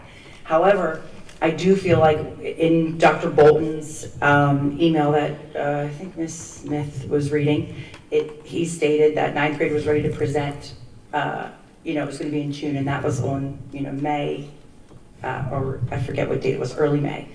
But my frustration was, and I'll ask Mr. Adams as well, but, like Mr. Talley, you're in our meetings to discuss curriculum, as the chair and with the administration, and just talk about the agenda items. And there's always been board support of having the overlay of Hillsdale. We discussed core knowledge materials, other materials, and I feel like there was never any evidence. You did like a printout, which was great, and it was like some of the topics that both cover, but there was never any evidence of the actual overlay. And I feel like that's what was, so that felt like there was like resistance there. So I could ask Mr. Adams if he felt like he saw any of that evidence as well, but that's where it just, and also I know you said it's hard to get some of the teachers in the room, but we were told from the very beginning, even after reorganization, as a curriculum chair, the teachers are going to be unwilling to write the curriculum and even not having recommendations as supervisors writing the curriculum. And that was from the beginning. So we've constantly had resistance as there's not enough time and teachers not wanting to work, on some of these things. That has been mentioned. Yeah, I do believe that when I started here, I was told the same thing, and that there is history there that I'm not aware of because I was not here. So that I can't speak to. But when I did work with the teachers, they worked very hard. In fact, we had a day where we pulled everybody and we worked for about 6 hours straight. And I looked at Dr. Grubartek and I said, oh my God, we got so much done today. We really did. And I was so proud of the way, and you even turned to me and said, you're doing a really good job. And I don't know if you remember that or not, but I was like, oh, we're doing a really good job. I'm very excited about the way things are going, and now things have fallen apart. So I just want to make sure that if I'm not here in the fall, that my teachers can continue the work that they started and that they won't feel like their time was wasted, because they will not want to work again if this happens again. And I don't know what the history was behind why I was told that it's going to be hard to get teachers to work for us to do curriculum, but this isn't making it any better. Right, it's not, but at the same time, it's hard for me not to pull on my own teaching experience.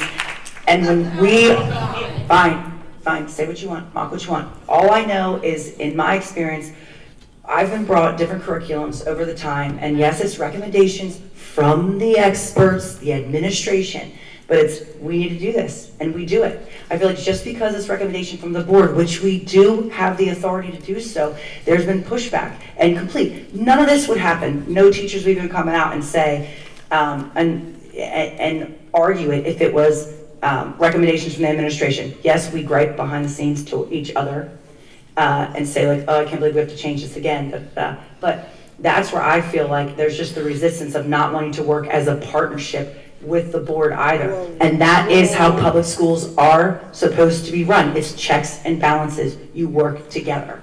Okay, with all due respect. You had given a presentation about your plan and what you were going to do, and I said that you were doing a good job. I don't know why that's a negative thing, but the problem is then the carry out of that was not the same.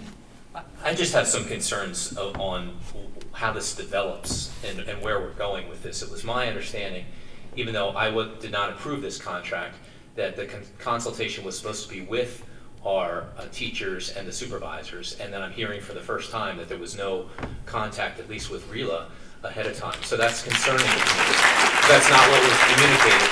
And then just as to the qualifications, we've gotten numerous emails, and maybe you can speak to this, Mr. Adams, and you've stepped into this. It's not your fault that you've been put in this position. But our responsibility as school directors is to make sure that if we are having people develop curriculum, that we're required by the state code that our curriculum personnel is supposed to have 5 years of successful teaching and also a certification in either as a principal or a supervisory certification.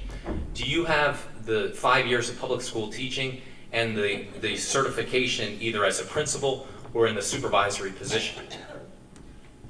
So on those points, no, I do not have either of those things. So then that comes to my point is, if I have to look between a recommendation coming from you, and I couldn't even appoint you as a curriculum supervisor in Pennsylvania, versus our own curriculum supervisors, then I can't, if I have to weigh that recommendation, and I have two parallel recommendations, I can't even go with your recommendation because theoretically, I couldn't even hire you to provide that kind of consultation for us. Correct. So it just puts us in a very weird position to be, I think it's great that you may have some good insight, but I think your insight needs to be together with what we have internally with the district, and then let it come from them. You can speak to them and prepare and present to them and let them find out if it makes sense, because they have the training and curriculum background in that, and then present it to the board. But I don't think we should have you presenting it to the board and having our teachers present something that's parallel or somehow different. It doesn't make sense to me. Can I say something? Sir, you can wait till the second public comment period, please. When's that going to be? After curriculum. Probably 1 a.m. I want to say that I've been here for 5 hours. Yes. 5 hours. Any useful meeting that lasts over an hour and a half is poor. Welcome to our meetings. Well, okay. Maybe if we had more information beforehand, they wouldn't be this way. I feel like I'm seated at the Paris peace talks, where we couldn't even at the beginning come up with the idea, are we going to be around a circular table, an oblong table, or a square table? And I think there's plenty of talent in this room, right within the school district, to come up with solutions. Sir, if you could wait till the end. I apologize. I'm sorry. I'm sorry. I've had enough tonight. I apologize.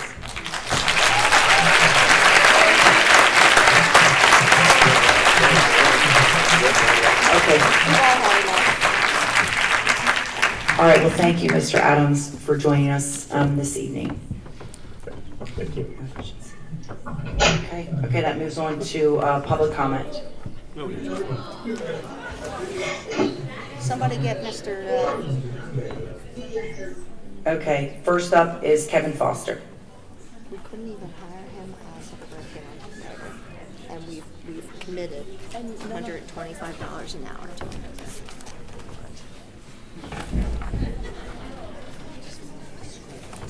At least the other consent charge with that is Yeah, educational professional. Did we lose Mr. Adams? There was. Oh, yeah, they let him go. Convenient. Kevin Foster, Hilltown Township. Wow, what a presentation, guys. Wow, I don't even know what time is it. 11:20 at night. Incredible. My computer gave First things first. I have a 6-year-old. She goes into first grade next year. She likes coloring. She likes playing outside in the dirt. She loves swings. Her brothers and sisters. World history, ancient Near East. Does anyone else find that absolutely absurd?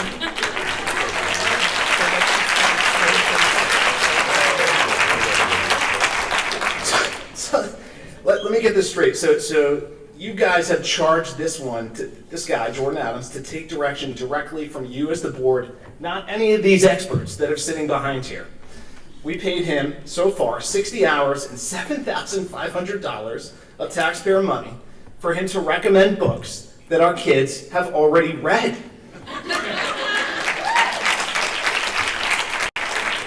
It's obvious he pulled a list of books off the internet and plugged them into a 6-point PowerPoint presentation for all of us to try to read from our seats.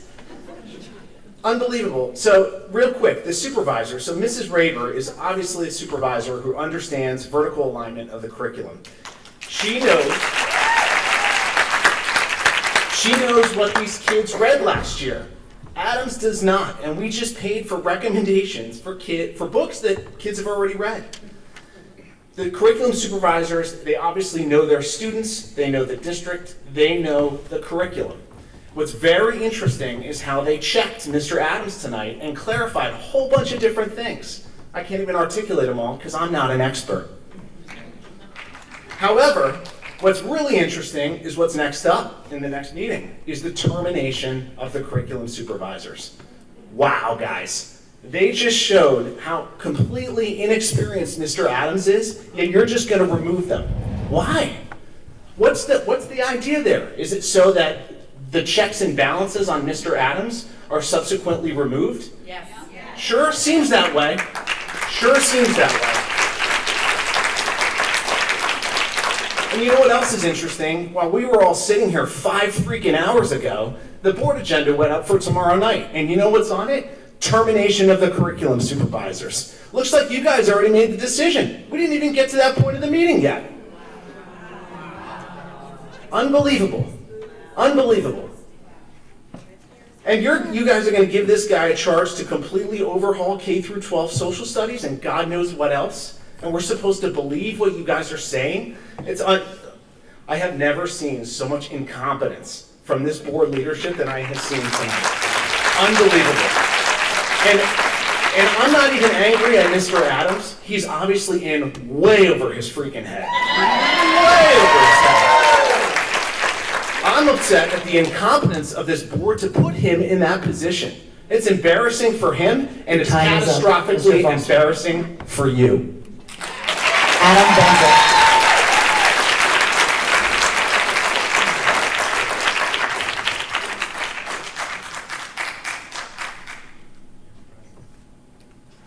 You're up. Adam, Adam Benzik. he said no. Okay, pass. Bob, I always don't say your last name right, Cozuno.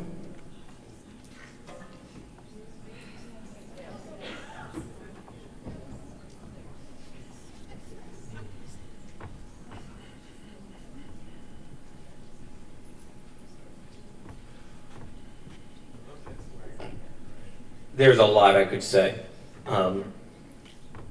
but I think everyone's thinking it, so I don't want to waste people's time. It's late. I'm just going to ask Mr. Cormack and Mr. Reese to step in here, because obviously the other 3 board members on your side have made their mind up. Please end this. Respect us and end this.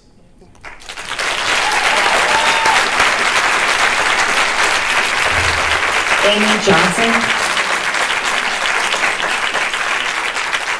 And on deck is Heather Young. Okay. Amy Johnson. Amy Johnson. Okay. Laura Foster.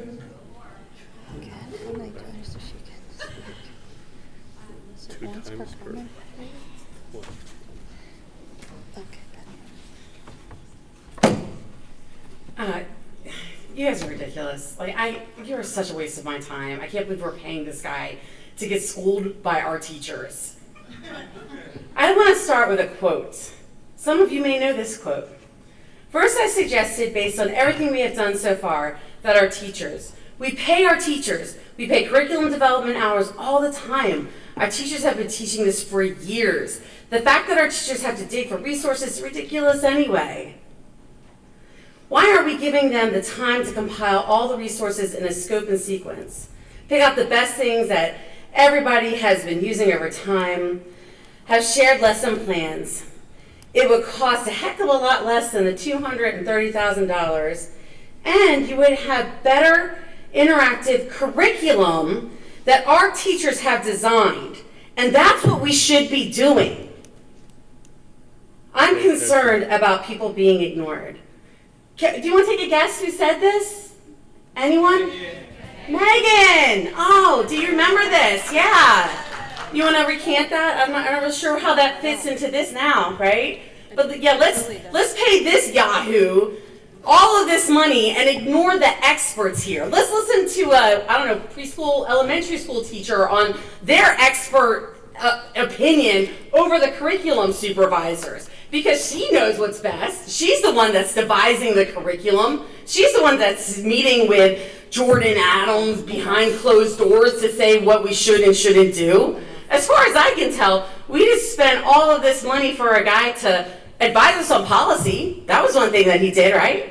He advised us on policy. And it sounds like he's trying to take out SEL too, right? Yeah. Well, then you know who else does that?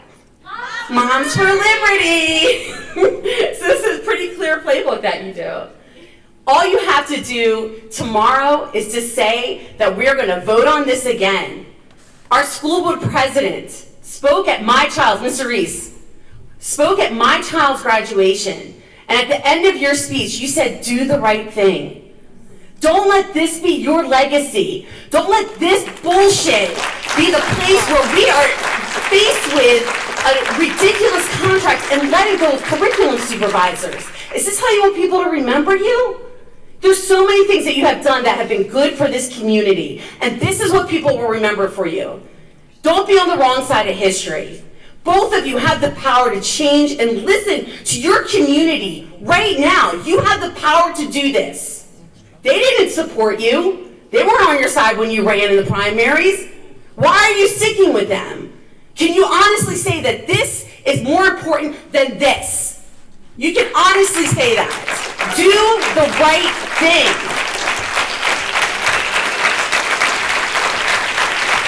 Leah Rash. Then on deck, Stephen Rash.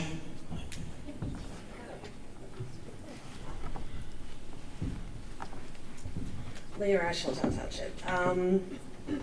Yes, to everything everyone's been saying.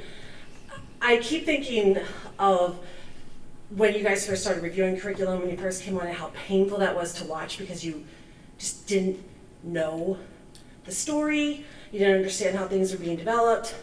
These people had all the patience in the world walking you through it, and now we've hired someone to get right back to where you were when you started.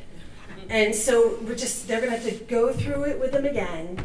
He is not versed, he is not familiar with curriculum, I would say, other than Hillsdale established ones. In the RTAK, there were also 2 references that he gave that were both from charter Christian schools that follow the Hillsdale curriculum. It was recommended from our administration who talked to those references and to him that we not use this resource. This is not bias, it's not hypocrisy. These are not good resources and not good time for our district. There's a phrase called tilting windmills, it comes from Don Quixote, a classic. Most classics are tragedies and heavy. This is what a lot of literature is. Children's minds are heavy. Things become very big in their heads that we as adults know aren't that bad. These sort of parallels between curriculum, what they're reading, and good mental health support are proven to work. But Don Quixote, classic, although Dulcinea gets raped, so I guess we can't read that anymore either. I don't know, that might traumatize a child, because that never happens within the boundaries of Penridge. There's not a single child in this school who's ever been raped. Never. Come on. Be responsible. Help kids get off your high horse. Stop kissing all the other Moms for Liberty's butts. Bye. On deck is Ross McLennan. So before we jump into Jordan Adams' stuff, I want to thank Mr. Dyer, who gave that great presentation about the Fire Academy. There we go. Maybe he can help put out this dumpster fire that we've got here. But one thing that was interesting about what his recommendation for curriculum, he used things like method of evaluation. Thank you, Ms. Batisky, for bringing up how are we evaluating what Mr. Adams does. Up until you asked that, we had not seen one point where he was held accountable for anything, and it doesn't seem like we thought of that. We have a whole nice contract that he brought us, that we signed, but we can stop this. We can turn the ship around right now. We've got great educators. We saw them run circles around Mr. Adams. I'm sure he's a great, nice guy. He seemed cool.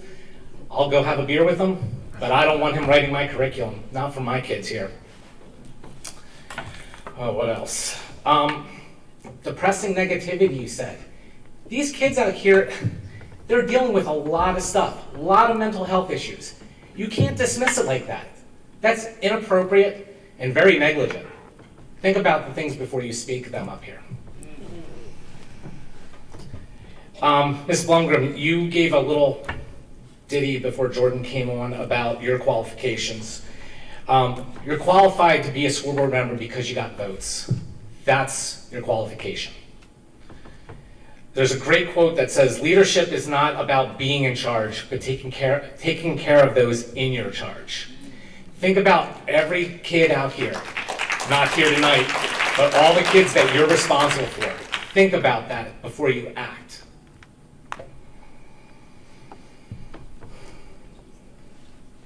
You guys should be embarrassed. You voted for this guy, and he embarrassed himself up here. He was not ready to take this on. He really wasn't. Maybe in a few years, he'll get a little more experience, but this being the first school district, I remember a few years ago when I started coming to these meetings, one of you up there said, Penridge is different. Penridge is different. Why would we bring in an outsider to take care of what these qualified folks are able to do? So think about that before you get rid of them. They deserve to be here.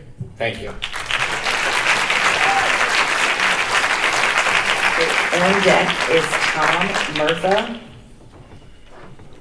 I think he left. Oh, you're up. It's on. It is on. Ross McLennan, Hilltown. I got some notes. This was like Twilight Zone. Yeah, this was like Twilight Zone. Good job. That was something else. Okay, so give it up for the teachers. These teachers won. You're not clapping. Thank you very much. Yeah, that was actually great. That wasn't. Okay? You all know it. You need to take that contract back. Okay? What's with the fear of exposing students to sexualization? I just keep hearing it. You know, I'm kind of old, okay? I'm a product of the 60s. This odd fixation this guy had on sex. That was really, really weird. I wrote this down when I was listening to it. I'm like, why does he keep talking about that? I thought we weren't supposed to talk about that. But there he is, talking about it, you know? That kind of spoke to me. I don't mean that way. But I can see why our Moms for Liberty board members are so excited by Jordan Adams. Thank you very much. Camille Foster Swartley, if Tom Murtha is not here. I'll just say that I don't want my sister or brother to be part of the Vermilion experiment, and I don't want any other kid to be subjected to that. That's it. Okay. Chris Kaufman, and then Darren Lawston, and Ken Ehrman.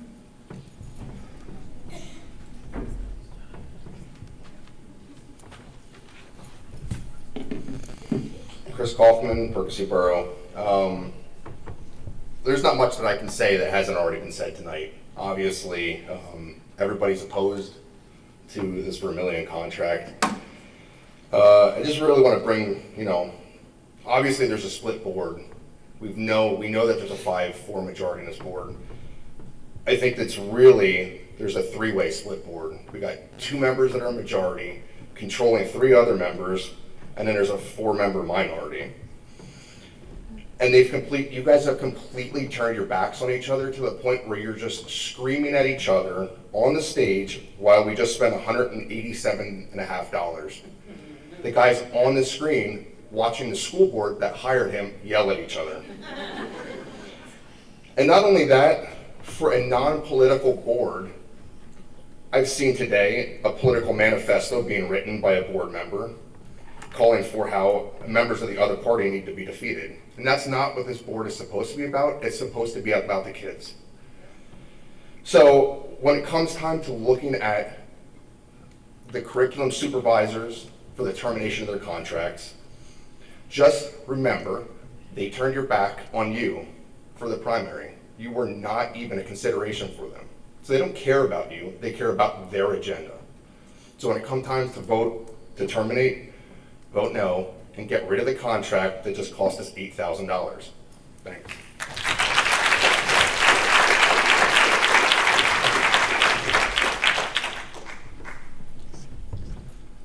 Darren Lawston, Percy Borough.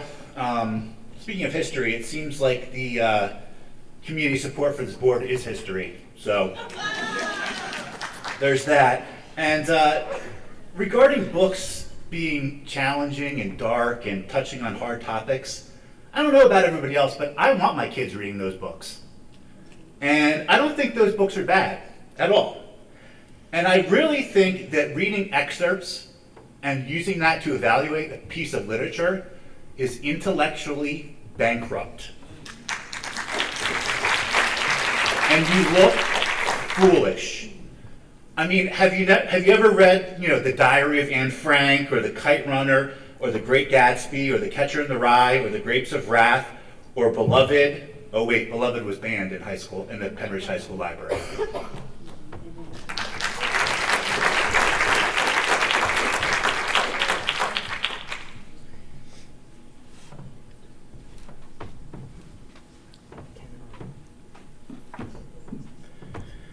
Ken Ehrman. I'm a tenured teacher of this district, formerly 5th grade at Seiler, now an instructional coach, also 2019 Pennsylvania Department of Ed Teacher of the Year finalist.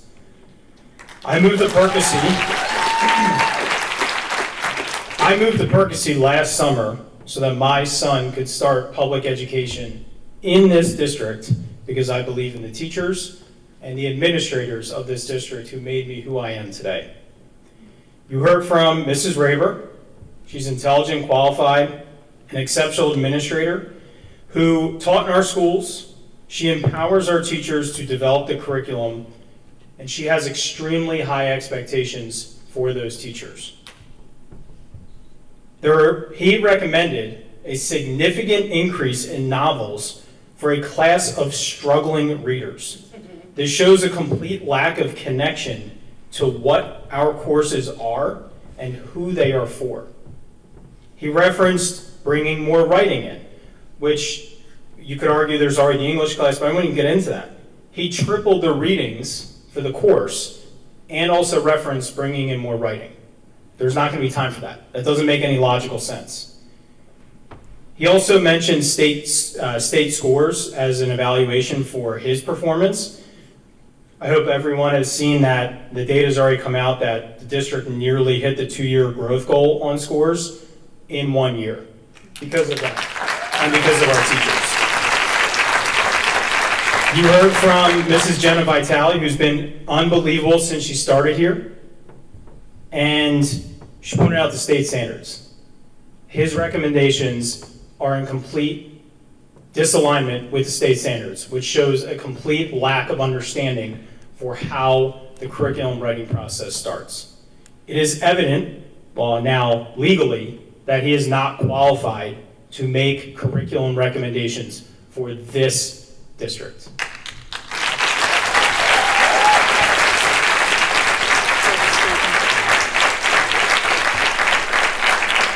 Okay, and that concludes public comment and the curriculum.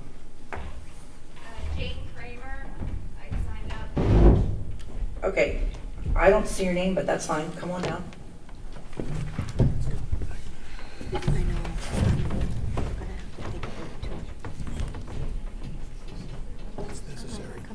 It's necessary evil. That's what they used to call it, right?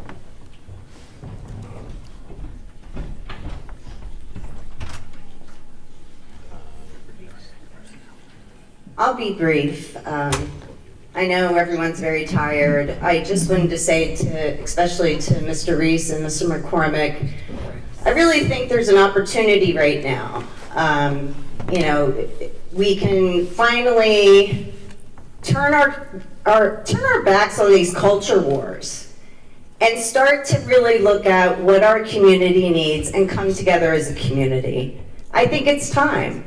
Mr. McCormick, Mr. Reese, you can partner with the other 4 board members and end this contract, end this silliness, and find a way to start bringing people together. I think that's what your intention was with the community committee.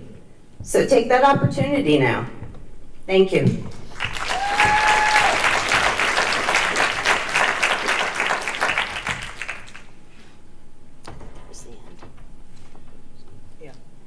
So that concludes curriculum. And we're on to personnel. Ms. Shakin's with us here, but Mr. Rice is going to sort of comment. We're going to start with public comment. All right, we have Carol Ressler up first for public comment for the Personnel Committee. And we have on deck Kirsten and Carey.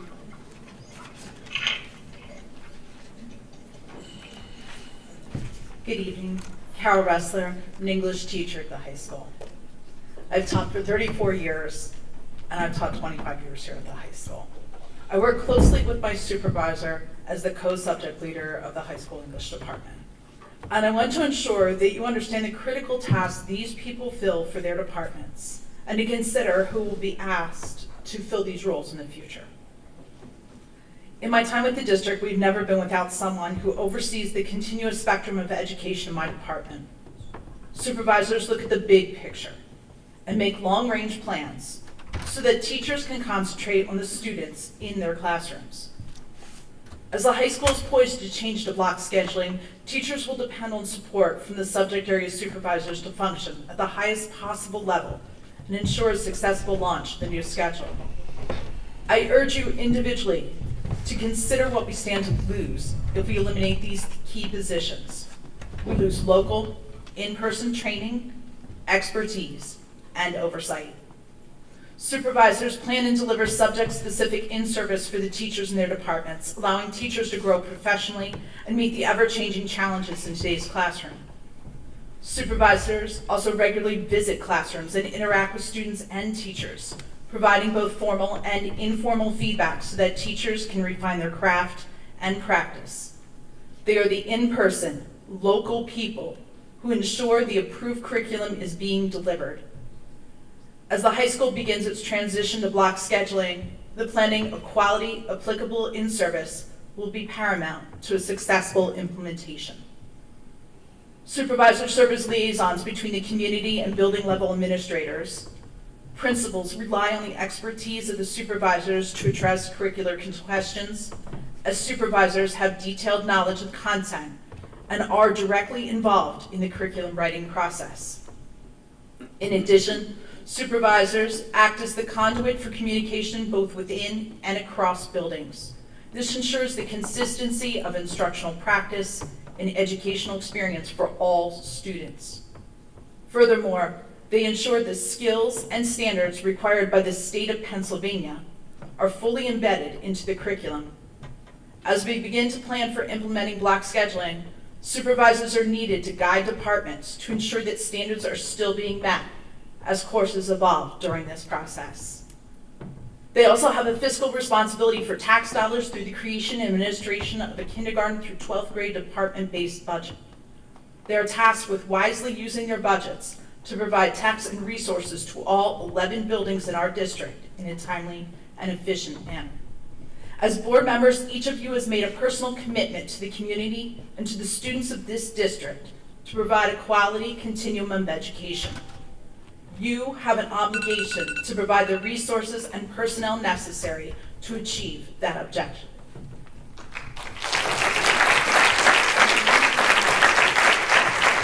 Kirsten Terry, and next up Ken Irwin.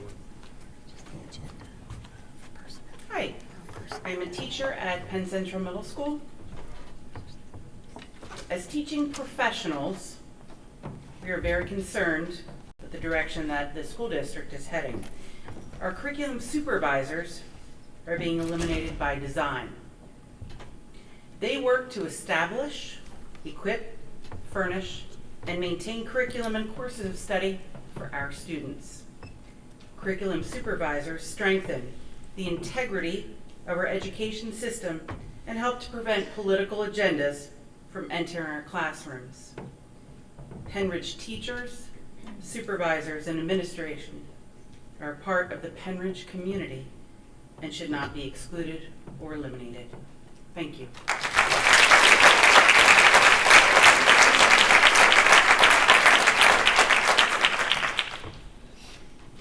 Next up we have Ken Irwin, and after that Dana Pivnich.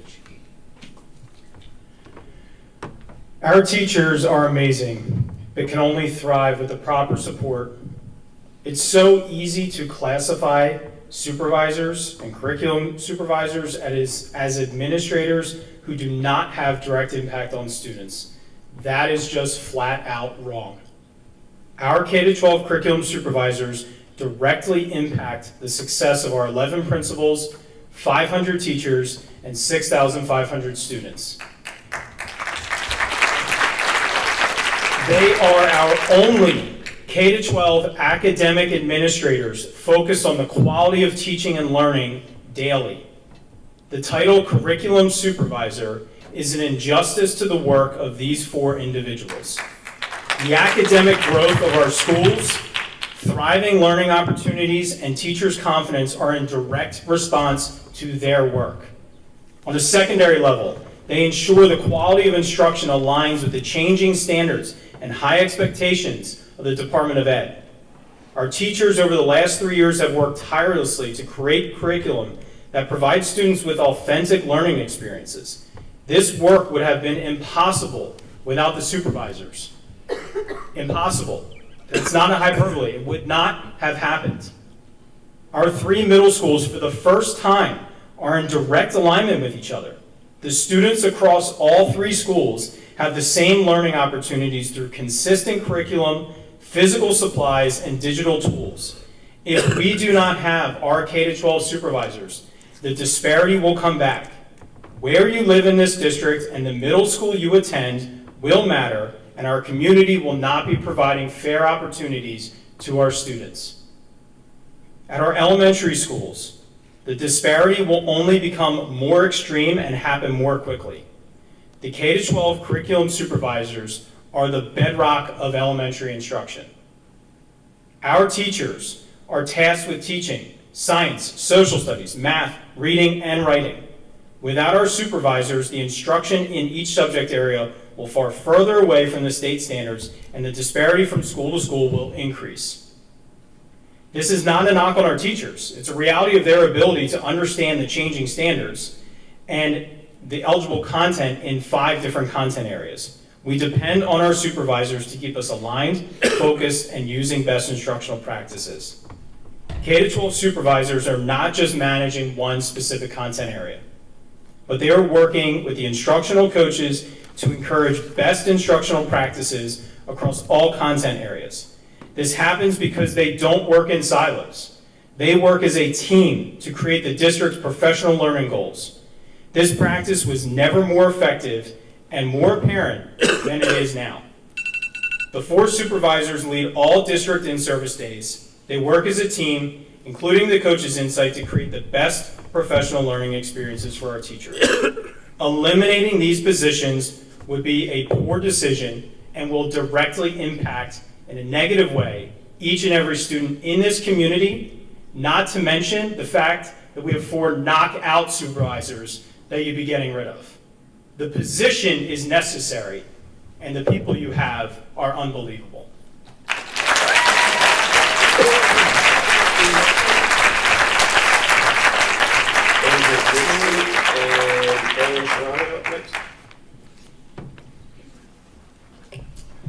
Dana Pubnichny, I live in Sellersville, West Rock Hill Township. I've been teaching in Penn Ridge for 29 years.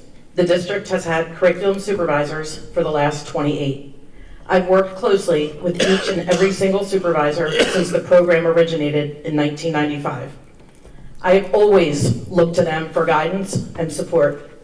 They are experts in their field, as witnessed tonight, and are consistently available to observe and give great advice on teaching strategies and content as well. They have absolutely helped to shape the teacher and coach that I am today. When I first heard the supervisors' positions were possibly being eliminated, I was devastated. I was truly in utter shock. How could this be? I was speechless. For the board to make such a huge decision, one would hope that they had done their homework. They must have shadowed the supervisors, interviewed teachers, and done some research to determine that they were of no benefit to the district. In talking to the 4 supervisors, none of them were shadowed or even interviewed. So what is the board basing their decision on? From what I understand, the board has decided that the supervisors are not a good use of money because they are not the best support for students and teachers. Interesting. Do any of the board members sitting here teach in Penn Ridge? Are any of you students in Penn Ridge? This makes me wonder then, how would you know? Did you interview any teachers who do teach in Penn Ridge? I would be completely shocked if you could find a teacher that is not impacted by the work of a supervisor, no matter their building or grade level. And when you impact the teachers, you impact the students. Again, I ask, did you do your homework? Do we ask our students to make decisions without doing some research? Don't we ask them to do some groundwork to back up their decisions? Why would the board, adults, not do the same? How did you come to the conclusion that they are not valuable? To take away the supervisors, it would be taking away an incredible resource to administrators, teachers, and students. They are experts in their field and do way more than you think. You would truly be taking away a lifeline for many. I can think of countless lessons, tips, and strategies that I learned from supervisors. My math problem solving, use your vowels lesson came from Wayne Watson, a former math supervisor. He used to share this lesson with my kids, and I now share it district-wide. Our everyday math cover sheets and resources were all created and shared by Joan Coleza as the former math and science coordinator, not to mention the science FOSS units that the students love. Bill Metz, a former science coordinator, shared countless tips and tricks, and the kids and I looked forward to his visits to our classroom. Matt Smith, former social studies coordinator, added much insight to my annual Gettysburg lessons. I could go on and on. Thank you to Dr. Kish for hiring these supervisors back in 1995 and seeing the value to the teachers and students. Thank you to Dr. Radigan and Dr. Bolton for allowing them to remain and seeing their worth. They say it takes a village, and when you are talking about 7,000 students, a village is what you need. Eliminating the supervisors would be taking away a huge part of our village. I, for one, have been fortunate to learn and grow under the guidance of so many amazing supervisors. Thank you. And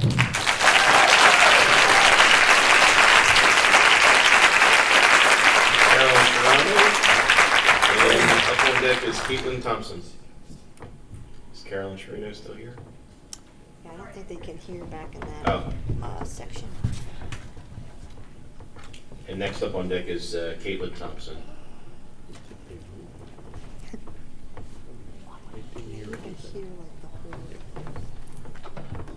Hi, I'm Carolyn Sherino, Hilltown Township. I have extreme concerns about our 4 supervisors being potentially terminated and their positions being eliminated. Why are you doing this? What is the need? Do all of you and Dr. Bolton see this as being the best thing for our Penn Ridge students? The 4 supervisors have decades of experience in Penn Ridge schools working with our students, family, and staff. By terminating them and eliminating their positions, you're removing the experts who would be working directly with Mr. Adams, or anyone else you choose to hire to write and review the curriculum, and would make sure our students are receiving a well-rounded, academically challenging education we, the community, want for our students. I also hope that you do not believe our supervisors have anything to do with our extreme falling in rankings, as that would be inaccurate. We have been asking you, the school board, about our drop in rankings and telling you about our concerns for years. And not until now that you want to hire Mr. Adams is this coming up. Does that seem right? If you do believe the supervisors are part of a rank dropping or anything else negative, how did you determine that? What specific data can you show us, can you bring us? What research did you undertake to reach this conclusion? Can you please explain that to us? Again, there are so many unknowns with how your decisions are made. However, your decisions are affecting our students, staff, teachers, and community greatly.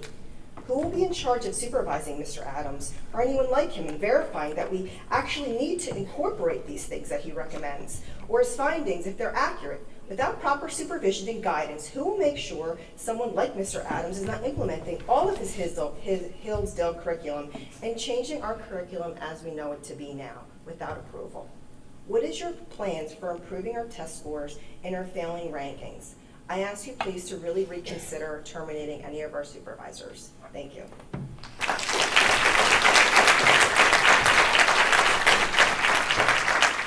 Caitlin Thompson, and the next on deck is Laura Foster.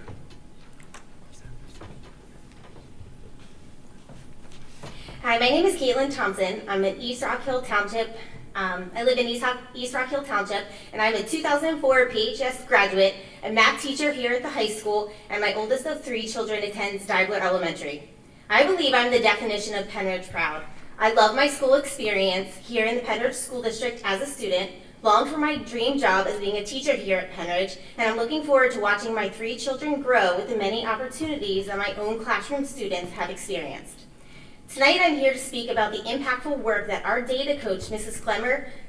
Stacy Clemmer, had with my teaching and the learning of the students in my Algebra 1 classroom. Algebra 1 is a core course here at the high school because upon completion of the course, students take the Keystone exam, which is a graduation requirement. One of Mrs. Clemmer's goals as the data coach is to analyze data to impact instruction to ultimately see progress. I'm going to just give you one example of how impactful her job has been to the Algebra 1 classroom. To start, Mrs. Stacy Clemmer facilitated the creation of the new benchmark assessment that the Algebra 1 team of teachers could implement in their classrooms. Mrs. Clemmer aligned the standards to the Keystone exam so the Algebra 1 team could get a clear and accurate picture on which standards needed to be remediated or enriched with each student. Students were given this benchmark in mid-February and then again the second week in May. After the benchmark completion in February, our data coach, Mrs. Stacy Clemmer, was able to identify for the Algebra 1 team the strengths and improvements that needed to be made for each individual student according to the standard. During our math workshop, students were given differentiated assignments to help improve and enrich on those specific standards that needed to be addressed for success. Those standards were reviewed on a classroom and individual level. Students in Algebra 1 then took the same exact assessment the second week of May.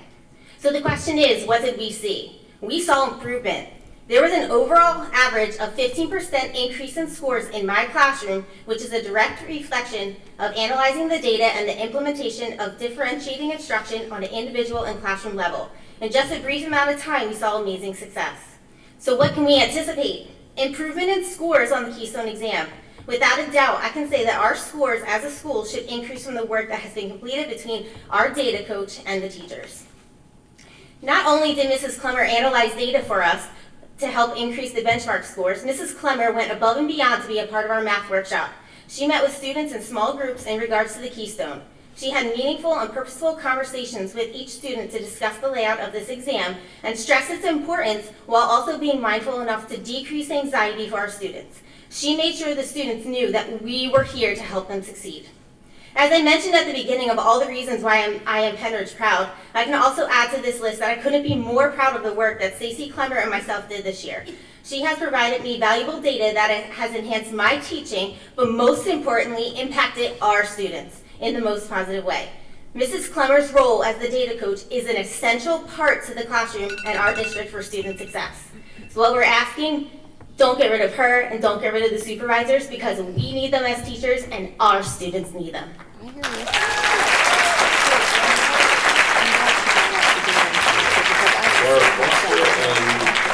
deck is Kevin Foster, please. Laura Foster, Mr. Rocco. So I think it's important to kind of recognize that all of what the Moms for Tyranny are doing up here is based on a national playbook, right?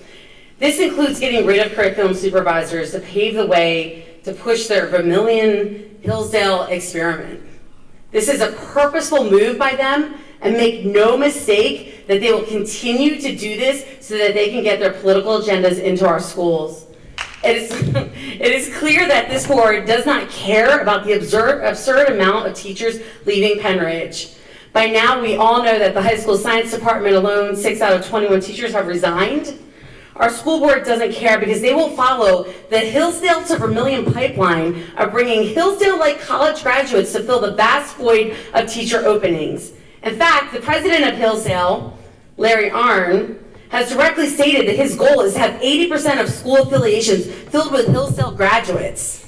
The fact that we now have a school board member who's one of the founders of the Vermillion experiment at Penridge, sitting on the hiring interviews for the school is a clear indication of a push for imposition of radical fundamentalist beliefs in all levels of our school.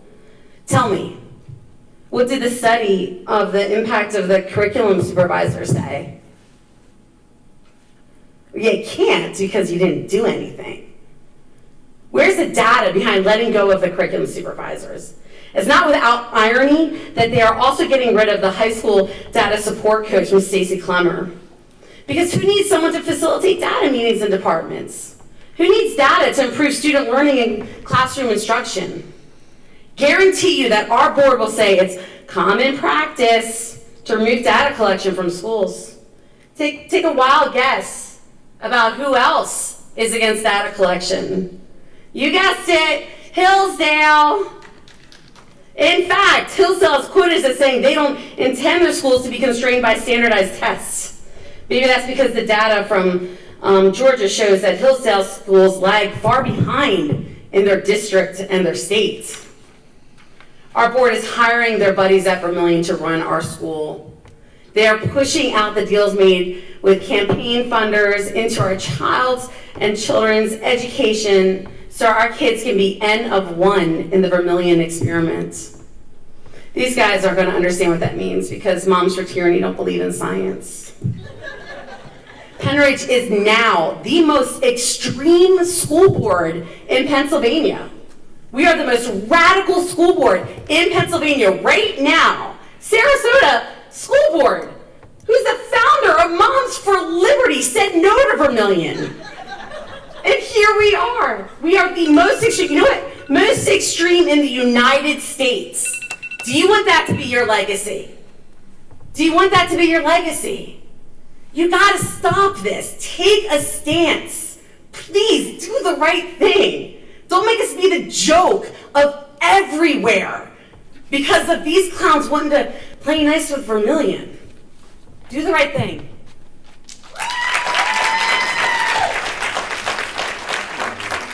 Kevin Foster, and next up, Stephen Rash.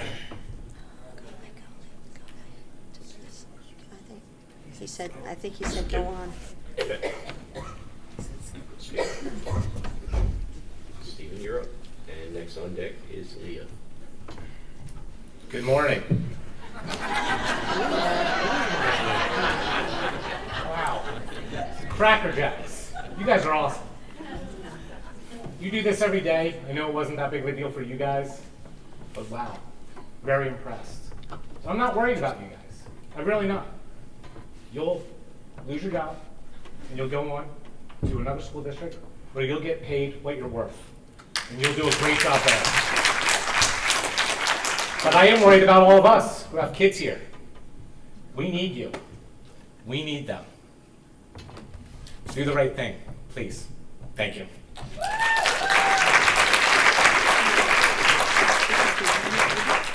Leah Rash and Joan Colezza up next. Leah Rash, Shelltown Township. I actually meant to say in the last comment, but I forgot.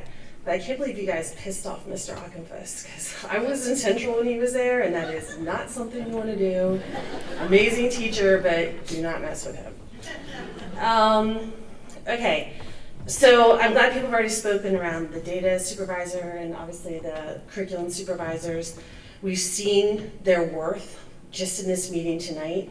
What I worry about with the current board is like, you don't seem to investigate what's happening and get all the information. We hear you say things and people are like, is that sure? And you're like, I don't know. And then you go run it anyway. You really do need to do more research. You need to get information around how you're going to fill these gaps.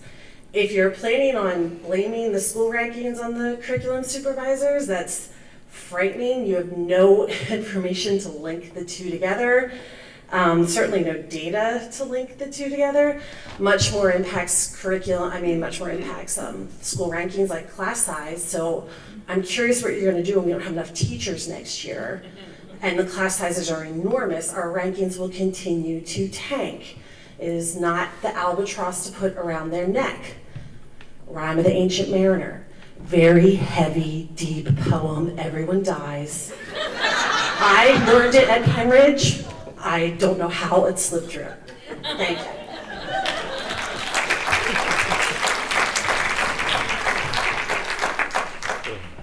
Joan Colissa. And next up, Bradley Marco. Joan Colessa, soon to be retired Penridge principal.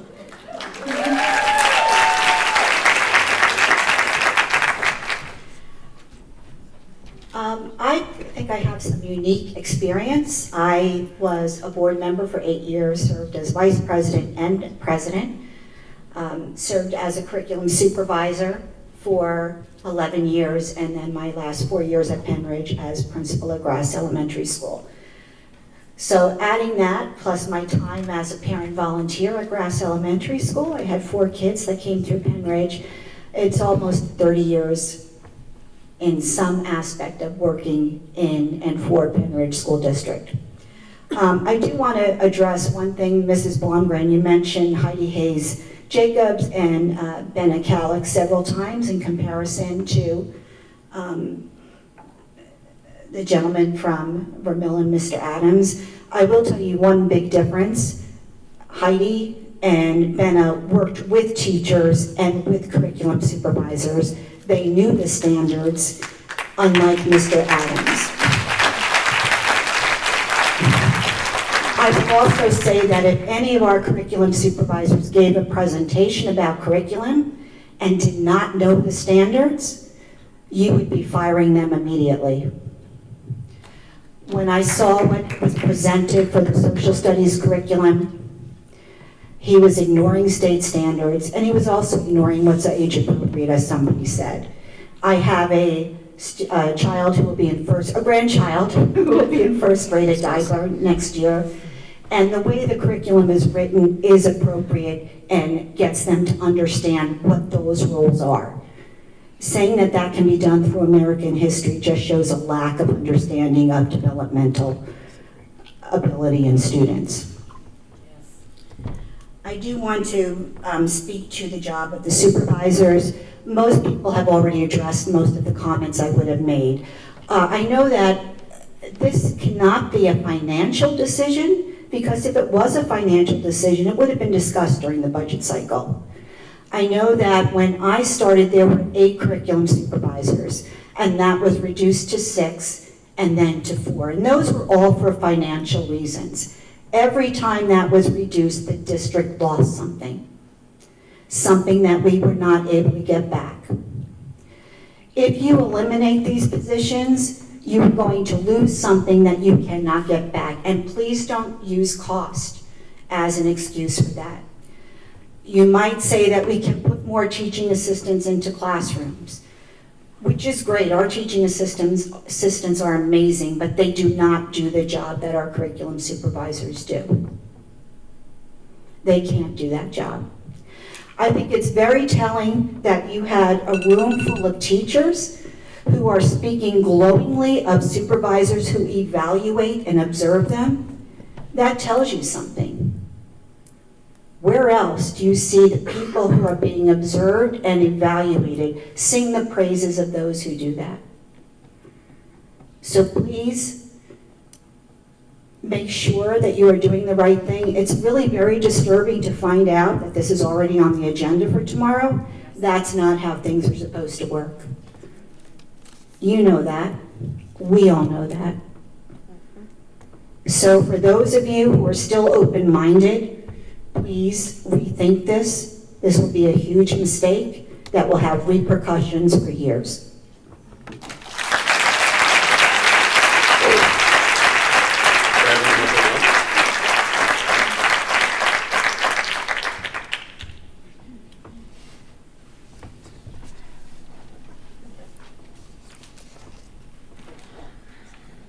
I'm here tonight, as with most of us, to speak to protect the contracts of our curriculum supervisors for the benefit of our students and our community. As an aside, before we get to that, what we heard earlier today from Mr. Adams was no expert assessment, but what we heard from our curriculum supervisors, that was.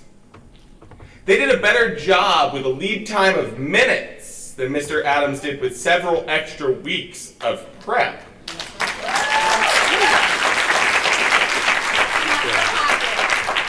Mr. Adams' analysis was superficial at best, especially considering the 60 hours we apparently paid him for to do it.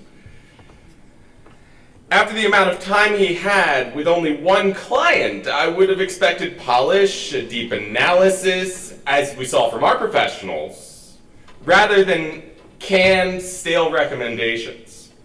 Please, I urge you provide Mr. Adams with a 30 days notice. It seems to be only respectful to the people who came up here and did a great job tonight when you compare what he provided with testimony to our own in-house curriculum supervisors and their knowledge and skill, which shone bright.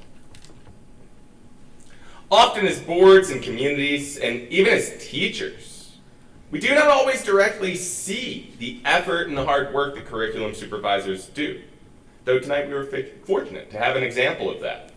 It is done thanklessly and in the background. Let's discuss for a moment what these individuals do for our district. They work directly with coaches and teachers to support curricular goals and decisions, manage and supervise curriculum reviews, acting as go-betweens for the community, with the board as its representatives, and the teachers writing the high-quality curriculum that our students deserve. They play a vital role in developing professional development for new and even veteran teachers. One of the beauties of education is a career where the learning never ends. It's always changing, and we need people who are light on their feet to be able to keep up with that. They oversee curriculum and ensure that every student receives the same high-quality learning, and give feedback to teachers to make sure that that continues to happen. They frequently play a role in securing federal funding to keep taxpayer burdens low. They help develop vet resources.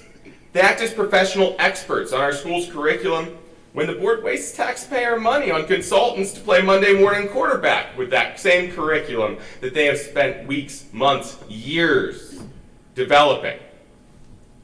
We need these individuals. While directors and principals are generalists, pulled in a million different directions, curriculum supervisors are able to specialize and keep professional and student learning moving in a positive, standards-aligned, Penridge community-driven direction. Please, I implore you, keep these positions, keep these individuals in those positions, and do not move this agenda item forward, even though apparently we already have. Allow these individuals to keep supporting our wonderful teachers and our amazing students. Thank you.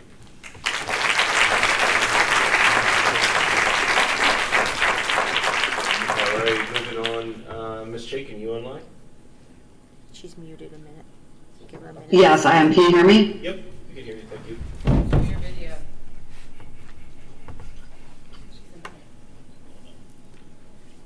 Dave, can you hear me or see me? Yeah, we can hear you. Okay. First of all, I apologize. I had plenty to say during the last presentation, but I have about a 30-second delay. So am I kind of in real time now? Yes, you are. I think so. Yeah, pretty good. Okay. So I'm not going to make comment on everything that was just said because it's 12:15 and I know we're all tired. But regarding the supervisors, I want to just give a little bit of a background. This has been brought up over the last year and a half that I've been on the board. And to be quite honest, there's been so many fires to put out that I haven't had a chance to really research it until about 2 months ago. This is not about personal people or positions. This is really just a question of, are we using our resources in the best way that we can? And what was brought to my attention was actually teachers in and out of Penridge, and community members and stakeholders saying, you know, is this helpful, or could these people be used in a better manner? So I started doing a little research. Jordan did some research, and I'm gonna present. Hang on, I'm gonna figure out. I'm not an expert here at Zoom, but I'm going to try to.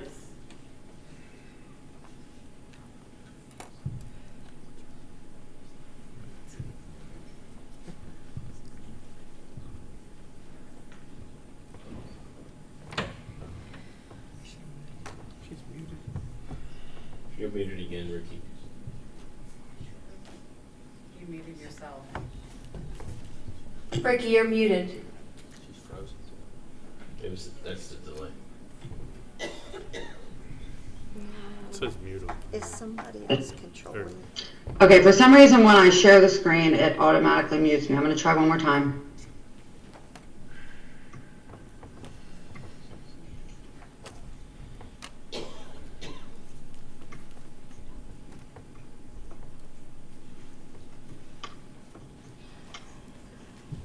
All right, can you hear me? We can hear you. All right, it's not allowing me to share my screen. So does one of you want to share screens and I can kind of follow on a live version and I'll do the talking, or do we want to go vice versa? Jesse, do you have that? Yeah, we'll get it. Okay. Can we just start with the first one then? While we're waiting, Jesse? with whom was this presentation shared and when?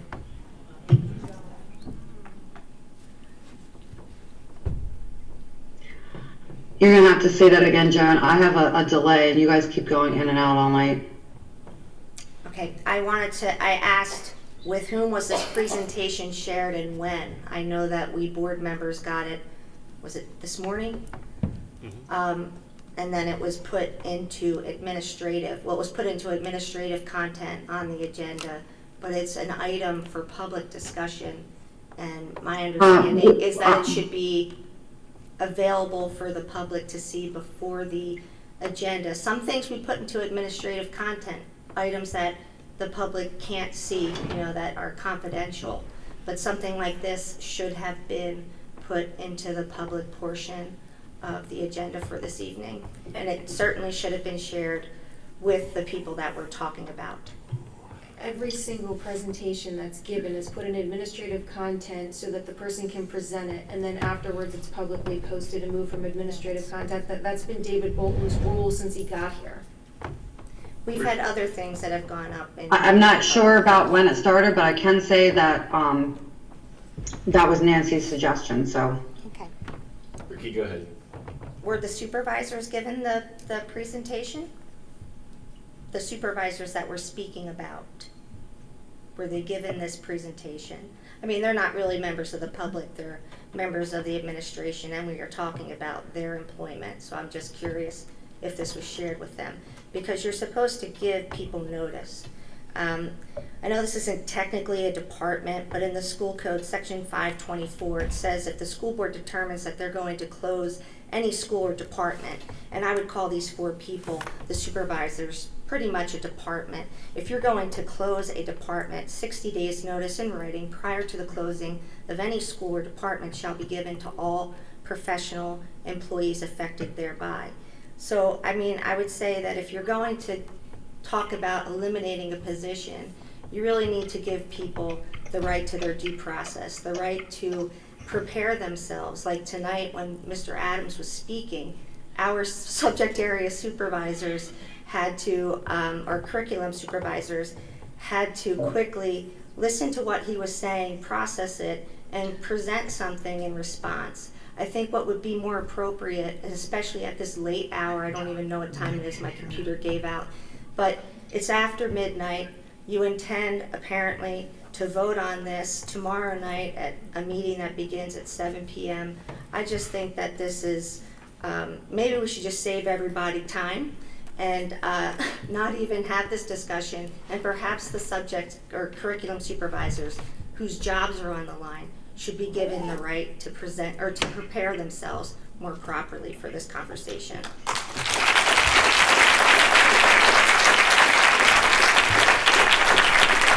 As you know, they were already given prior information 60 that this days. was going to be a conversation, and you also know that because the board meeting is tomorrow and the laws have changed as far as the requirements for posting, we have to post everything as if it goes through tonight, whether it does or doesn't, because it has to be on the agenda 24 hours before the meeting, and because of the timing, that's why. Yeah, but And you don't have to have it at the meeting Yeah, tomorrow, though. you're- You could you're use a missing different the meeting. point entirely. You're putting this presentation, and I understand, I know how agendas are written and published, but the point is, and when you told these people it wasn't 60 days ago, that's number one. Number two, it was presented to us as, oh, we were just, saying this is a possibility, a discussion. So, I don't think it's really accurate to say that they've had due notice of what was going to be happening. I'm glad that somebody brought up the data instructor, because I wrote a note for myself to remind everyone that the data instructor was also summarily dismissed from her role, and that was something that was very useful. These are things that we all have a right to have a proper discussion about, and when things are plopped down like this, presentations, PowerPoints, you'll hear all this talk about, well, I did research and so did research. Let everybody be part of it. Let everybody have the same preparation time as you, and don't do things that are pretty much like an ambush. Putting information out there that people aren't going to be ready to respond to isn't professional. Mrs. Chapin, can you give your presentation? You can continue, Ms. Chapin. Okay, if you can hear me, I'm hearing about every third word. Yep, we can hear you.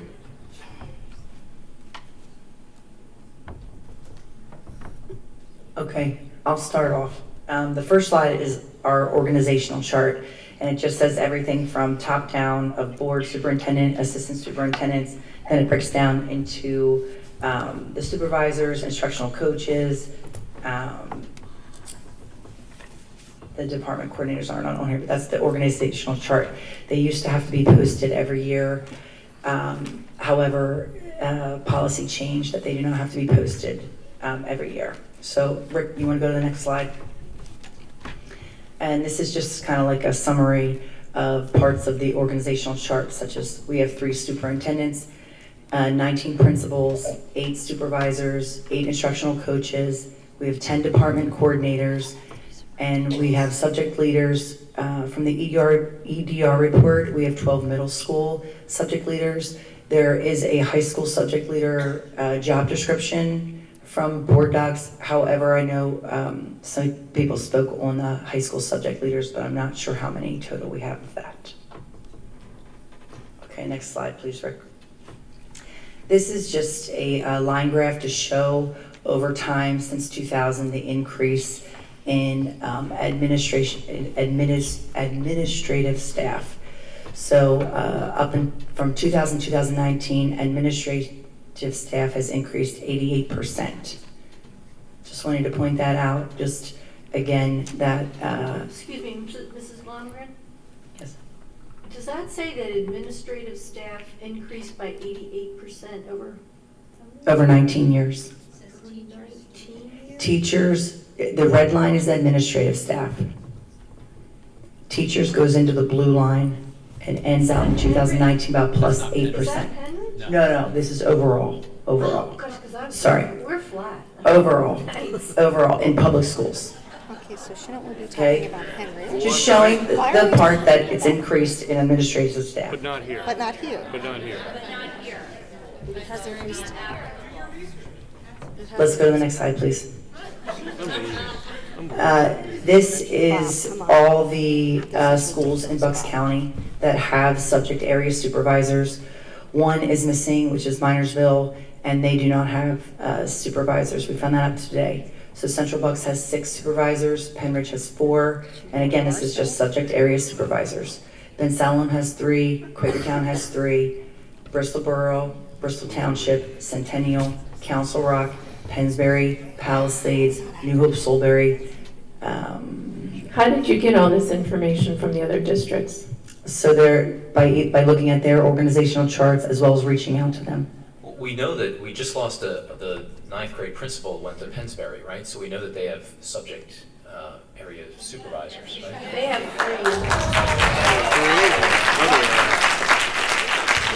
I'm not sure if they're considered subject area supervisors. That's the difference. That's the It could be a announcement. difference. That was the other thing. Just go back to that slide before we go over, because is it possible that they're not calling them supervisors, but they're calling them director of curriculum and instructional Well, for support? Council Rock, they have department coordinators, which we have those as well. So they call that, it's not the same thing. They don't get paid the same. It's a different type of stipend. It is not the same thing. Mrs. They don't get Blomgren, paid. Council Rock has a supervisor, and Pennsbury has 3, Neshaminy has 2. I'm not sure. So this is not accurate. When you say that, then, Ms. Dr. Scheid, because you and Dr. Raparchek are also considered, curriculum supervisors as well. So when you say that, yes, but under yours it says that you're in charge of elementary, you're in charge of secondary for curriculum as well. So when you say that, Pennsbury has 2, Neshaminy has, or whatever you're saying that they are called K through 12, English supervisor, K through 12, just like we have. That's what I'm discussing. Neshaminy has 2. They have a RELA and a STEM, I believe, and Pennsbury, as Dr. Wolof just is moving to that position, she's K-12 RELA. I believe 1 is computer and 1 may be STEM, but they are considered supervisors, not assistant superintendents or directors. So I'm not sure. Correct. I'm just making sure that if you're saying that this date is incorrect, if their title is the same and matches up as ours, because you said 1 is STEM. They have 3 supervisors, such as ours, at Pennsbury, and Neshaminy, I know, has 2. They have many coaches, but they have 2 actual supervisors. So I'm not sure. It's probably just not updated. Council Rock does not have 4 supervisors. They have department coordinators. I would like to again make a recommendation that we postpone this conversation because we clearly don't Agreed. have all of the information. It is now Brittany, can you go to the next slide, please? 12:27 a.m. If you vote on this tomorrow, it's an absolute disgrace.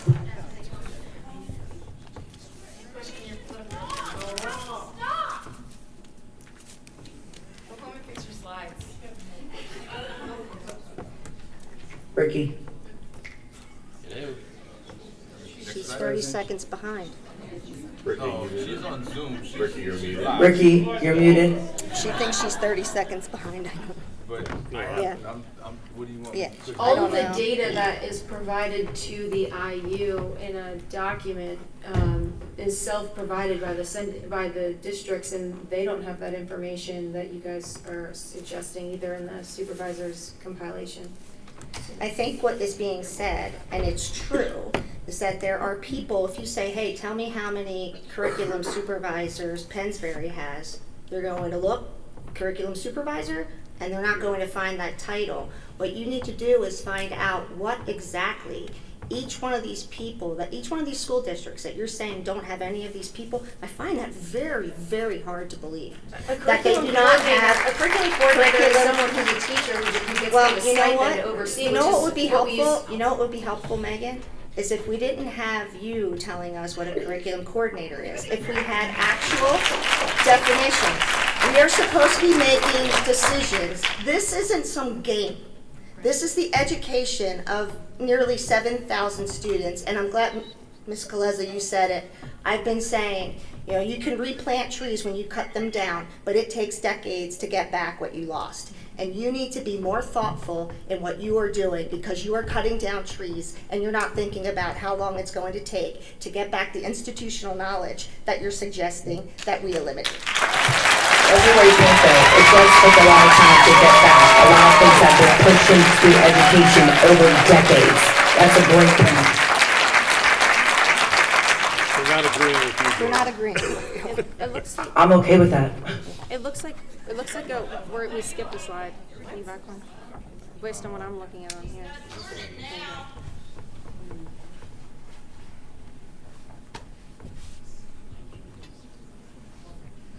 Rick, are you there?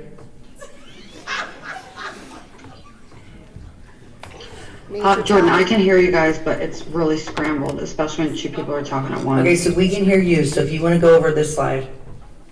All right, tell me which. You're muted. Can we please be logical? Can we be logical and rational? Is there anyone else that can be logical and rational? I mean, honest to God. If this isn't embarrassing to you, I can't even believe it. Okay, so due to, I'll keep going through the slide for a second. I just briefly will go over them. So the Penridge rankings from 2014 to 2022 goes from, with supervisors, our rankings have gone down from 90.8 to 75.6. Again, it's not saying that you can use that as a data point. It's just showing the rankings from 2014 to 2022. Again, you can't just use that. I agree, you can't use that as one parallel. It's just data to look at. Is this from School Digger? Is this from School Digger? You know? I do believe that's where Ricky did get it. I thought they didn't have any results for 2020 in School Digger.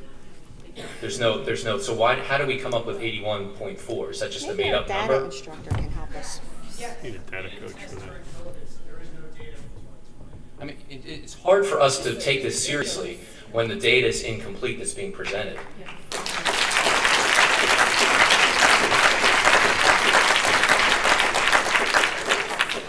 Well, we'll leave the presentation up for those two of you. We can move on to the next slide. Please, no. Okay, then I'm fine with it being posted and being up there. Can you just go through it? Okay, this is the district rankings 2022. Ricky was going to present these slides, I apologize. But this again shows where there were 0 curriculum supervisors, their rankings versus the districts that did have curriculum supervisors. It still shows their rankings, that's fine, but it still shows their rankings as well as ours. Okay, please go to the next slide. Again, it just shows that it's in a different order. So it's the same information, but just in a different order, with going up from like the lowest ranking up to the highest ranking. Please go to the next slide.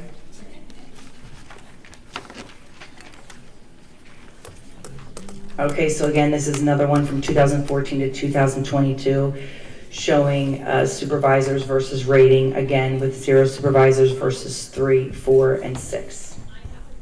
Except they have supervisors in blue. Some of them apparently. So that's really accurate.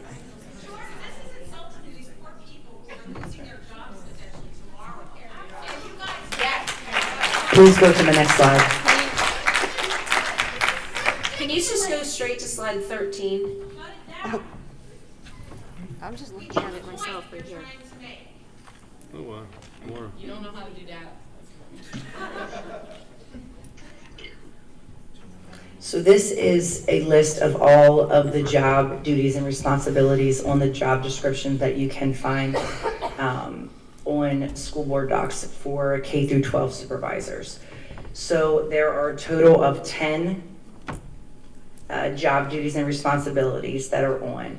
And if you go to, so like numbers 1 through 3, I won't read all of them, but 1 through, if you go to slide 15, this slide shows, it matches up. So like number 1 is the number 1 job description under the K through 12 job description.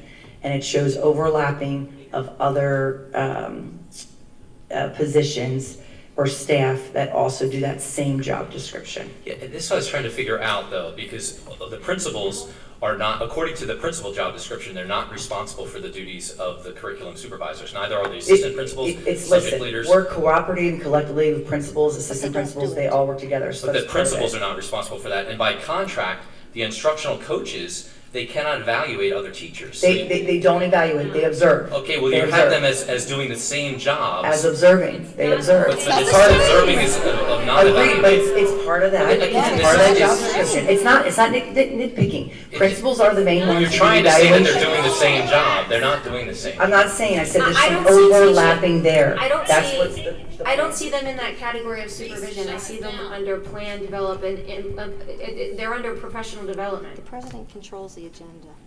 This item should not be on it. So going through them, though, there's overlapping. So there is overlapping on each one of the job descriptions within the K through 12 supervisor job description. This is embarrassing beyond all. In number 5, just Megan, just to correct the record, you said number 5, it's not in that. Number 5, it says observe and evaluate teachers. so they observe. Number 5, instructional coaches cannot evaluate a teacher. But they observe, it's part of it. But I'm it says not stating, I agree with you, they do not evaluate. I honestly was not trying to state. Well, it just looks that they deceptive, evaluate. okay? I'm not trying to be deceptive. It just appears that way. I promise you, I'm not.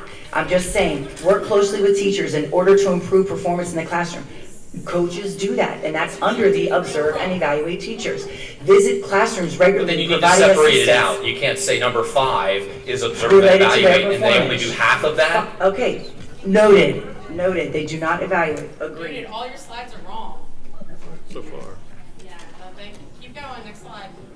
Send in the clowns.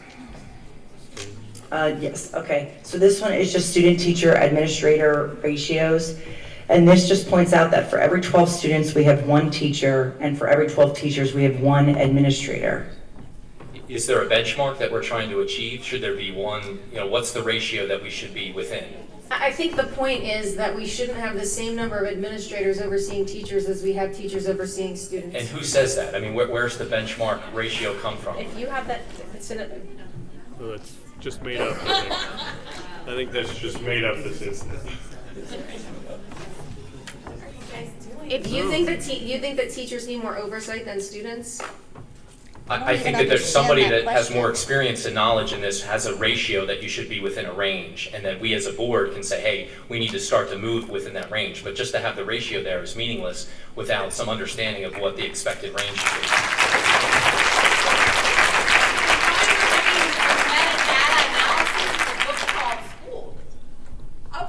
So the last slide, it's could these resources be better used to support teachers and student success? So could the resources by increasing teacher aides in the classroom? Again, I know you, Jonathan, you just said about the last slide with what's the benchmark, but it would be for working at ground zero and working directly and impacting students to increase that direct relationship. That's not a benchmark. I wasn't discussing the benchmark, I'm just saying the point of having more direct impact with students and using those resources for that. But do we such just as increasing teacher arbitrarily, aides in the classroom. but do we arbitrarily add personal care assistants, or do they have to be assigned to a specific student? They do, but we're very short in that area. Are we? We don't have. Are we sure, are there currently? There are some that need one-to-ones and it's difficult to find, absolutely. We have students without one-to-ones right now due to what? Dr. Scheid, do you want to speak to that at all? Or Dr. Barczyk? I can just tell you that it's difficult to find PCAs. PCAs are identified in a student's IEP. It's difficult to find them. And I Right. know how hard that Mrs. Summers works to recruit them. Teaching assistants are also very difficult to find, especially since the pandemic. So we do have teaching assistants, and we really appreciate our teaching assistants. Pardon me?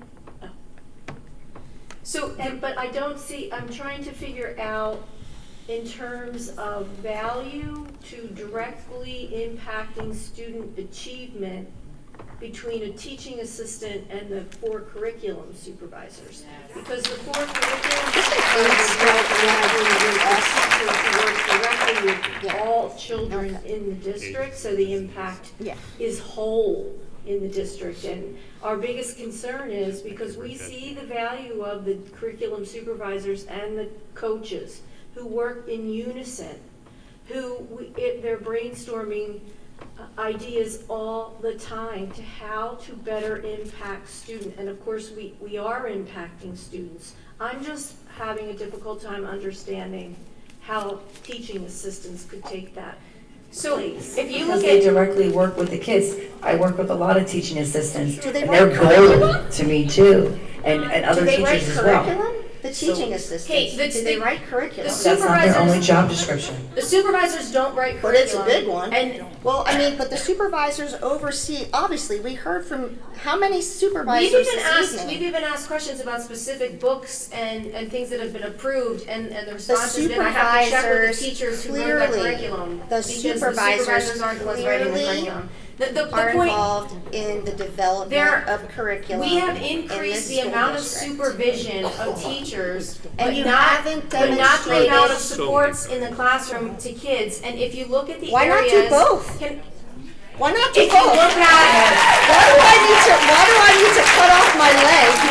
It's about whether or not the resources are better spent with people overseeing and evaluating teachers. We have all of these people overseeing and evaluating teachers, and less people pushing in and giving hands-on support in the classrams. And when you look at the data, okay, our rankings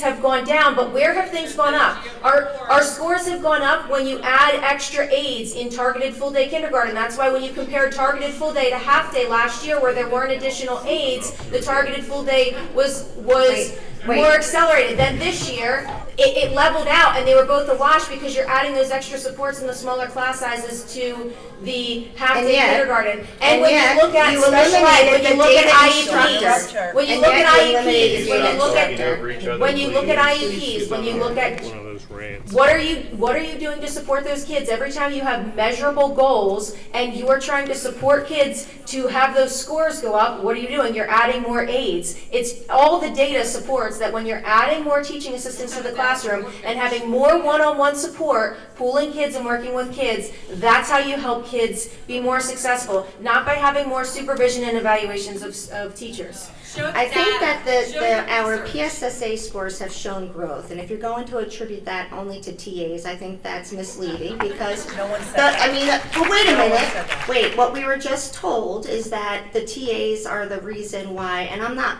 knocking, of course, it makes sense, one-on-one.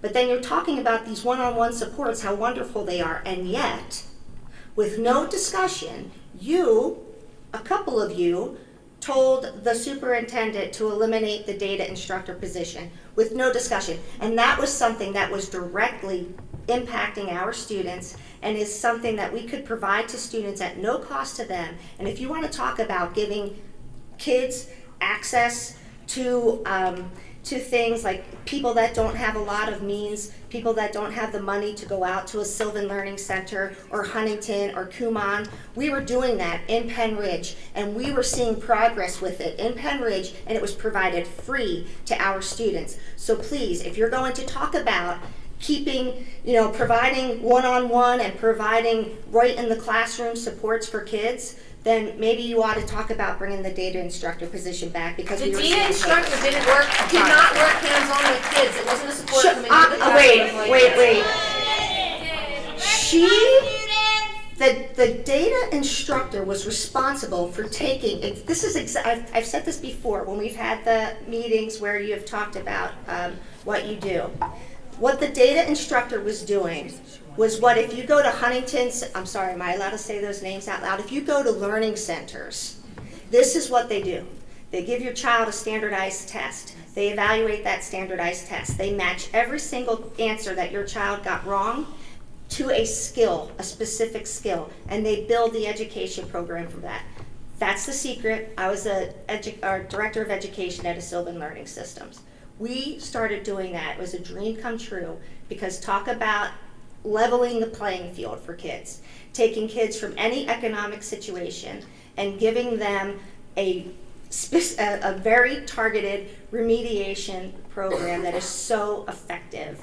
And they Like Wilson that we have, that we could put more and they resources to decided that? to eliminate it without any discussion, and now they're telling you that they are really concerned about having the children have one-on-one So support. I agree with you about the data. The problem is we You have clearly did it Linkit, we because you pay single, eliminated the position. excuse me, we have Linkit, which we've had the entire time we've been on the board over the last 8 years, and we pay a subscription per user for everyone. It does all the work for you as far as the data. It groups your kids for you. Do you know how you support the kids? By having a teaching assistant to pull the kids. I've done it. I've done it. So if you don't know how to use it, then maybe you need better training, because it literally does it for you. It scans the test in. You can it actually breaks kids up into groups based on their needs. You put their test in. It literally spits out the groups for you and shows Mrs. you Clemmer. you can have these separate groups based on their needs, based on a formative assessment, I'll to help trust our support those experts kids. instead of you Megan, that's anytime. not how it goes, Not but the okay. expert. It is. No, it's All right. not. So let's move on to the final public comment, please. Wait. I'd like to hear from some people who haven't spoken tonight. Oh, speak, please. Perhaps you or Bob. Where do we stand on this? It's time to step up here. Are you going to ignore the community? Or are you going to, let's hear what you have to say. I'll turn it over to you. I'll give you my 3 minutes.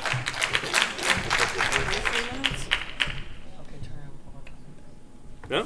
You're not going to say anything? You're not going to talk to the public? You're the president. Don't you think you should say something, make a comment? Or, I think I you don't know. both know that this is completely wrong. You know it in your soul. You know that this is being done in the completely wrong way. If there's to be a discussion about our organizational chart, our number of administrators, we should have a discussion. What we shouldn't have is an ambush that no one can respond to, and data that we are all just supposed to believe because you've said it. Correct. You know that this isn't right. You know it's not, and that's all I'm gonna say. Do the right thing, that's great. All right. That's it? All right. Thanks for your comment, Dave. Appreciate it. Say something, Dave. Going on. Where do you stand? I sit right here. Thank you. Oh, wow. That was the most intelligent thing you said Come on, Dave. Really? You're leaving. What do you have to lose? Friends, I guess. Is this this is the reputation you want to have in the community? This is your legacy now. This is your time to stand up. Thanks, Ron. Because I'll tell you what, reputations last a long time in this town. Certainly. Yeah, they do. Come on, Dave. All right. Moving on to public comment. We have Kevin Foster up first. I don't think he can hear you. He's in the dead zone. Kevin, you're up. Kevin Foster, you are up. You're beyond disgusting, too. Lee Rash. I don't see her. Bob Cousineau. Stephen Rash. Yeah, well, who's the Stephen Rash left. good point. 1 o'clock in the morning. Ken Ehrman.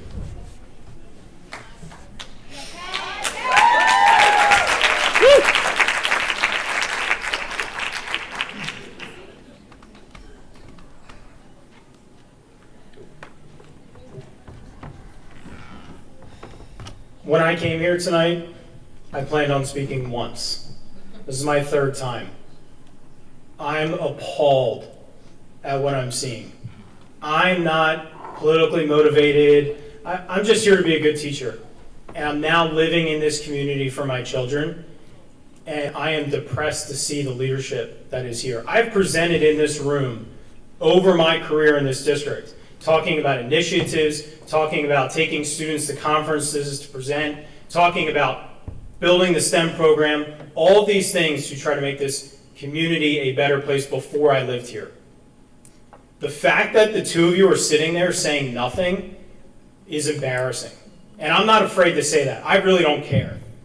I didn't plan on coming here talking this way, I had my script written to be professional.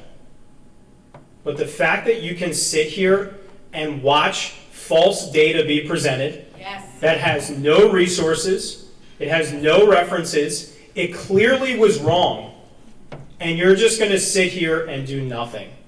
I would love to come back tomorrow night, but I already have a personal obligation to my children. So I won't be here. I don't know if it's going to be on the vote tomorrow because you didn't even say whether or not you're recommending it for the board vote, which I think is supposed to help us work. I don't really know because I don't come to all of these. But the fact that you're sitting here doing nothing, eliminating 4 positions that we've clearly showcased how valuable they are. And yes, TAs are extremely valuable. 2 of my TAs that were in my classroom for 5 years were sitting in this room, and they were incredibly valuable. But Dr. Scheid has already made it clear, they're really hard to hire. You can double the amount of TA positions we have in this district. It's not going to double the amount of TAs we have. That's not reality. If you eliminate these positions, if you put it to the vote, you are making a decision that is bad for our children. Hands down. It has no value. The supervisors are essential. There are only supervisors. We do not have a bloated administration. I am all for having an efficient administrative staff. That makes sense. We don't have a bloated staff. We have 1 elementary principal per building. We have 2 in the middle school, a head principal and an assistant principal, which is very traditional. Some, we're waiting on the other one, I guess.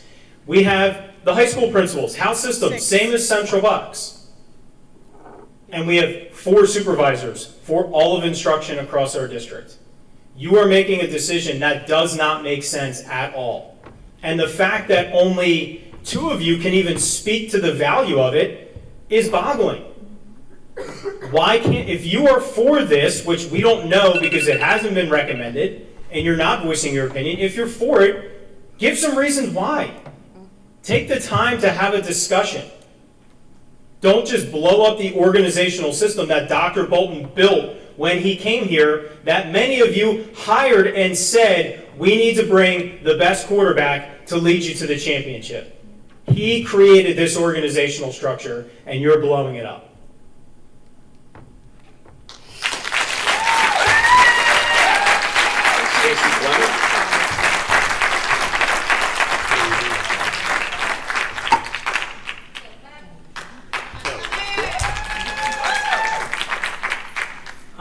I'm Stacy Clemmer. I'm your data support coach, K-12. I did not plan on speaking tonight. I don't know that I can do much more than what Caitlin said, but since there seems to be a little misconception about what my job has been, I just want to highlight some of the things that I've done. The data that you speak of up there, I don't know where it came from. I presented to the board the school rankings, how they're created by School Digger and US News World reports, how they are based solely on Keystone scores, PSSA scores for the elementary schools. Some had data that was as old as 2018. Many of them haven't updated them because of the 2020 COVID year. So we've talked about the fact that those rankings that those communities put together aren't really a good indication of what's happening in our community. I've also put together reports for Dr. Bolton and for the board that show how things have changed over the years here. I am really excited about the PSSA data, and I am more than excited about the Keystone data. I've spent hours, countless hours, speaking over the last 2 years, over 300 students, individual, one-on-one conversations, just to talk to them about, hey, let's look at Act 158, the graduation requirements. You've got a 1475 on the literature exam. Let's talk about retaking that so that we don't have to look at an alternative pathway for you. I've created RAM sessions for history, for English, for literature, for math, and for science, that kids can come and given the test scores to the kids and said, these are the 3 or 4 things that you need to work on. So it hurts my heart for you to say that I have not worked with kids. I've been in classrooms. Last year, year before last, my first year, I met with every single Algebra 1 student in this building to tell them about the Keystone and what it means and give tips and strategies. I've written lesson plans for teachers, K-8 for 7th and 8th graders, and the high school that are doing algebra. My background's in math, so it's easier for me to write lesson plans for math, but I've held data meetings with English teachers, giving them CDT data. Yes, you're right. Caitlin can pull the scores from Linkit when she has time, because she's teaching and trying to create those lessons that will really impact the students. Why have her spend time on stuff that I can do for her, bring to her, and not only her, but sit down with the entire algebra department, look at the curriculum, and say, this is where we need to show improvement. Let's work together. I'm the first person that's looked across curriculum, that's looked across grades, that brings teachers together at the high school for them to look at stuff as a group. By eliminating my position, by eliminating the supervisors, you're putting all of us on islands. Each algebra teacher will only be able to see the data for their classroom. And if Caitlin is doing fabulous things, nobody's going to know about it, because nobody will see the big picture. And that's what you're losing when you lose the supervisors and you lose my position. Nobody who sees the big picture. Thank you.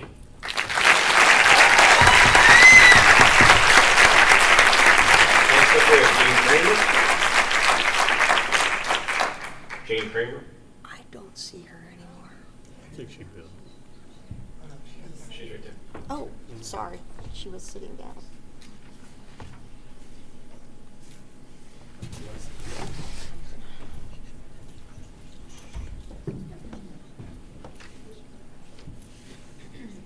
I really don't have much to say, and it's late, so just once again, just compelling this board to take this opportunity to bring the community together. Stop the radicalization of this school district. Just stop. Just like if the Democrats win, I wouldn't expect them to come in and, I don't know, make murals to Antifa or whatever you think they would do. Just stop. Just stop. And you're at a place right now where people have come together because of you. So take the opportunity. And if you don't have the skills to do that, bring someone in that does. Bring in Lee Rush. He likes talking to everybody and doing the kumbaya. Bring in someone like that. So you have your opportunity, take it.